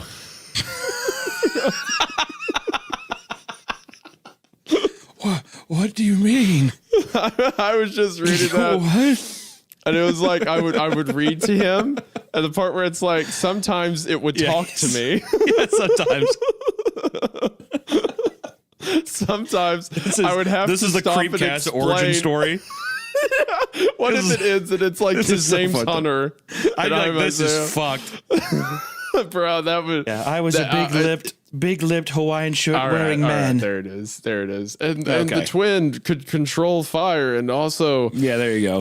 Was a little punk. And sometimes I'd have to stop and explain an event to them, but most time they just listened quietly and waited patiently. That's me the entire time. That's so you. Afterwards, we would discuss our feelings on the book, what we thought was going to happen. This is the CreepCast origin story. And the next one's great. A sad part of me realized this was the closest thing I had to a friend. Yeah. I found myself looking forward to our discussions. I didn't mean to ruin it, but I think I just did. Oh, well. That's great. I have good news and bad news, Mitch. The good news is that you had minor injuries, and your parents are going to pick you up. The bad news is that your brother has been killed by some thing. Sorry. Yes! I've got good news. You're all right. Bad news. Your brother's dead. It's the fucking has been killed by something, so they know what it is, and then he just ends it with sorry about that. The idea of the doctor, just like he's about to go tell a man his brother's dead, and he kicks open the door like, well, it's one of them good news, bad news scenarios. Thunder. I was caught in the middle of a railroad track. Thunder. And around that I knew there was no turning back. Thunder. And I raised and I thought, what could I do? Thunder. Then I knew there was no help from you. Thunder. We're not gonna do that. We're not gonna do that. I just want to get to the part where I say, "Stupid." Thunderstruck! Thunderstruck! You make me thunderstruck! Yeah, the whole time is she sitting there and she's just like, "You've never shut the trap door." Just behind her. Oh wow! Wow! Yeah! Going on in the background. I didn't realize until halfway through us singing Highway to Hell that we switched into Shoot to Thrill. Yeah, I couldn't remember the lyrics to Highway to Hell, so I just went to Shoot to Thrill.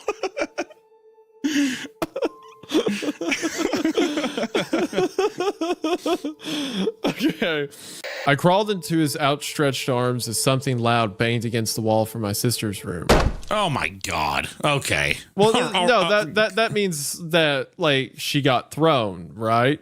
Right? Like he's beating her, right? Yes, that's what it was. He's picking her up and just throwing her against shelves and shit in the room. That's when Tommy Taffy started making every room in the house a WWE ring. Watch out, watch out, watch out. Watch out, watch out, watch out. Hey, Stephanie! Just like dive straight into her. It's funny if you imagine the dad is like Randy Savage. Oh, yeah. That's the wrong answer, brother. The mom screaming downstairs is her getting like thrown into the garage door. Excuse me, Megan. Can I see you in the basement real quick?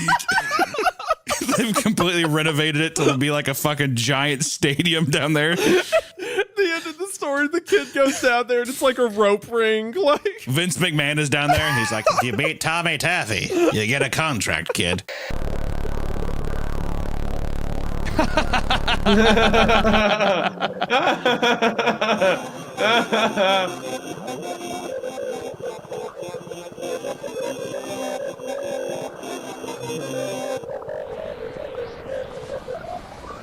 It's binary, I imagine. The baby was a good touch. The baby is crawling across the floor. Love the baby.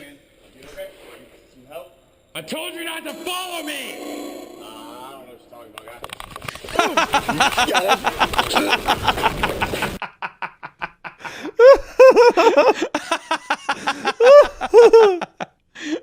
This is Hunter when just like a local approaches him at a gas station. Yeah. Hey man, you need help? I told you not to follow me! I don't know what you're talking about. I don't know what you're talking about. You really got me. Inside the milk house, police found a bloody mattress. God, this music is like so What? The music's what? The Selendiphyl citrate was found scattered around the mattress, along with used bandages and packets of penicillin. Someone had been sleeping, basically. Okay, the decapitated head of the Ford's granddaughter was found wrapped in a blanket. Could you turn down the music just a tad while I'm recording this? The head of Fiona's Ford.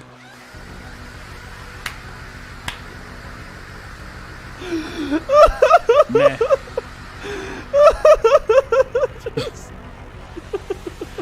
The worst smell came from within the second stall of the barn. What? Several faces were found down to the walls inside the stall. Jesus Christ! Just turn down the mix. Some of them belong to previous victims. Malformed beyond recognition. Just turn it down. There are also several decapitated pig carcasses. It's like a police chief giving a briefing in a hurricane. Exactly. Like, Marty, turn it down. Bay and I spent the rest of the day feeling queasy and eventually went to urgent care across the road to get checked out. Yeah, looks like you got ghost in your blood. Sorry to hear. Well, you're borderline possessed. Thank God you came to urgent care. Don't worry, we'll get you not fixed up in a jiffy, but you will be gone. They gave us blood tests and checked our vitals and sent us home, telling us that we'd suffered minor food poisoning. It's those damn waffles. Those waffles. But I know deep down it wasn't the damn waffles. That's funny. That's funny. If I found out that like, you what's the lied worst thing about, you could do? Like if someone's like, oh, there's a huge scandal with Wendigoon. Yeah. He said he donated blood to this blood drive. Okay. Let's have it be less heavy. What if you actually knew that on the episodes, like let's say during the live show, right? During the live tour, while we're there, I actually shit my pants. Would you be able to be with that host? And I mean, it's bad. Like it's something to where like it's going down my leg. People have video footage of it. It's smelly. People are like up. They're leaving the room. It's so bad. Would you be able to still be host with that kind of thing? And the whole thing too is, and then I cry. It's like really embarrassing. There's really nothing, and it kind of looks bad on you too because they're just like, "Wow, you're with this guy." Would you actually stay by your man? If you blow your pants out at our first live show, I'm insane. And there's insane video footage. footage. I'm never leaving the podcast. I'm bringing that up every episode until we're dead. It's insane video footage, so much so that it like actually affects. That's I have our to make new a intro. Public, the whole thing too is like people keep, people like. They said like the only sponsors that want to sponsor us are like diapers and stuff like that. It's a horrible thing. Yeah, I cannot find the name of the person. So I apologize. Whoever the author is probably writes elsewhere. So the Gregory 88 was like, oh, let me do a fun little Twitter ARG. So it was something they were kind of doing off the dome, you know? And then I think they wrote themselves into a corner, right? Like they get near the end and they're like, they were asking themselves a lot of the questions we were. Like, well, what does the thing look like? What does it do? What? Isaiah. What? Dude, Greg's follows on Twitter is the fucking writing cast for Big Mouth. look at his... What is happening, dude?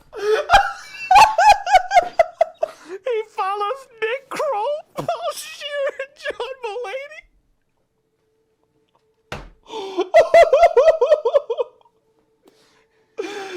What is going on? Oh my god.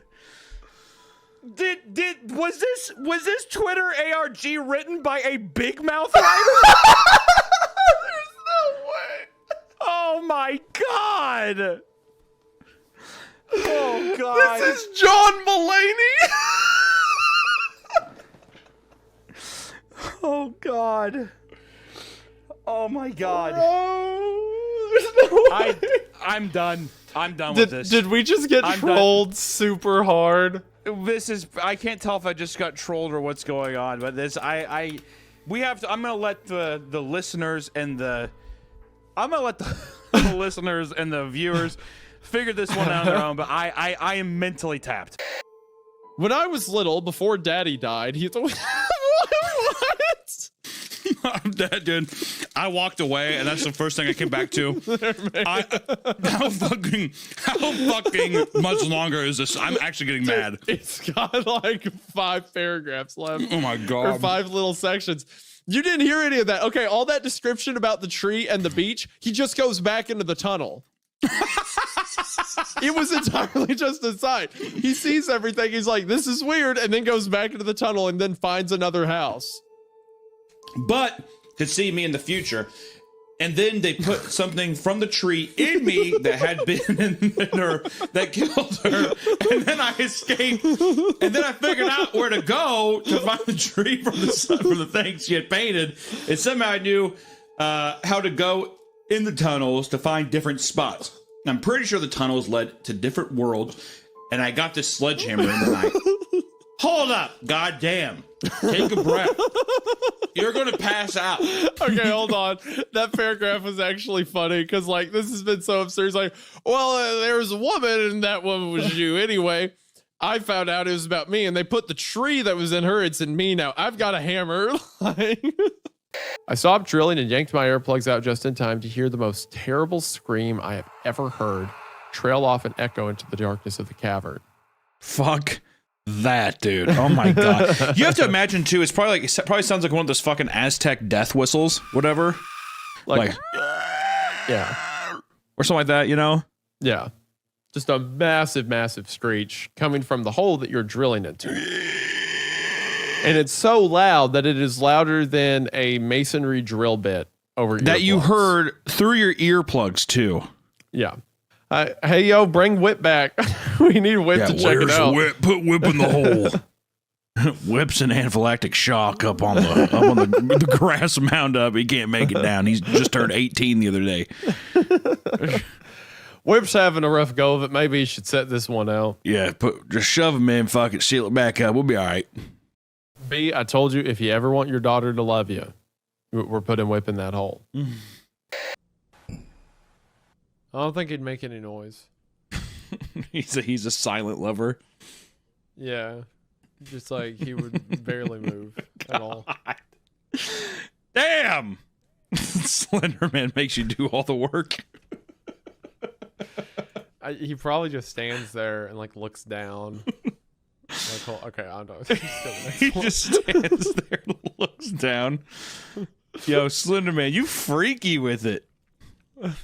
All right, 29. If entry 29 doesn't have Slenderman looking down in the next room, I'm going to be very upset. Look, I'm just saying I've said things in the bedroom that oh my god, Isaiah, you're opening a can of worms. It doesn't. Look, that is fine. It's when you bring it out and we all have to look at it that it's like, you know. Oh, like sure. Like, don't do that, right? If I found out some horrible, heinous things that you said privately, I'd be like, well, you know what? That's fucking between him and his lady. All right? Mm-hmm. What the hell? Right. Bacon. Why do I have a feeling that you do a devious Scooby-Doo impression privately?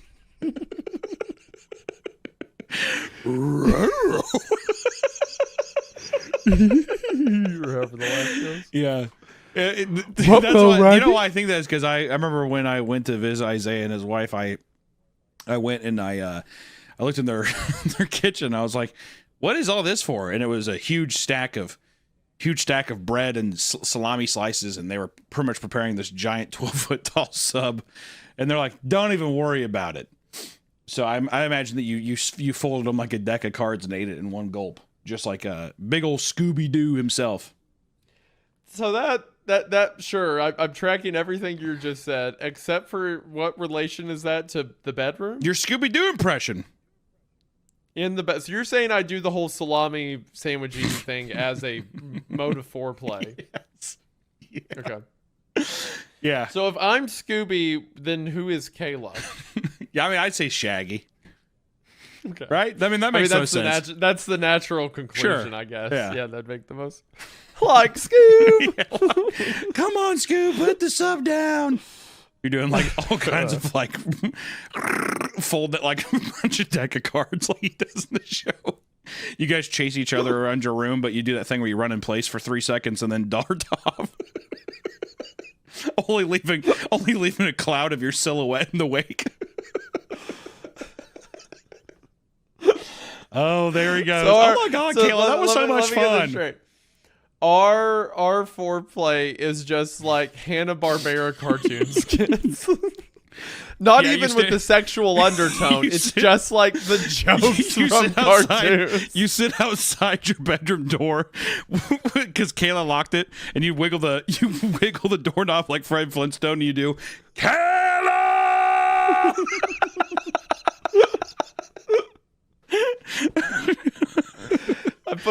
I put my feet off the bed and run in place like I'm driving a car from the run off. Yeah.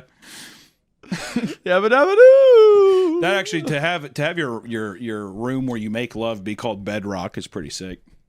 That's pretty sick. That was pretty funny. Settlers of Catan. You see those little guys carrying those nuts up that tree? They make the most delicious gravy. All right, I'm gonna go ahead and mark that as a yes as well. Christmas. I love Christmas. Okay. Vegetables. I love vegetables. Chicken pot pie. Oh, can't stand chicken pot pie. Do not like chicken pot pie. That's a shame. What is it? Should it be squirrel pot pie? Would that be better? How about house cat pot pie? There, Isaiah. Are we throwing around any animal or? No, I think you're just being kind of racist against Appalachian folks. I am. And Fuck 'em. I'm gonna skirt over that because that's not fuck you, disgusting. That's not the purpose of this people. conversation. All right, and until next time on CreepCast, we will see you. I guess when we see you. I was trying to think of an outro, but I don't have it. We will see you when we see you. Great. We'll see you when we see you. Did we still say spooked? Is that our catchphrase or no? Did you say stay spooked or stay spooky? Stay spooky. Stay spooked. Stay scared. You're killing it. Good job. We need to have okay. Continue in terror. I guess have a that's what will be our poll. What's our log line out of here? Stay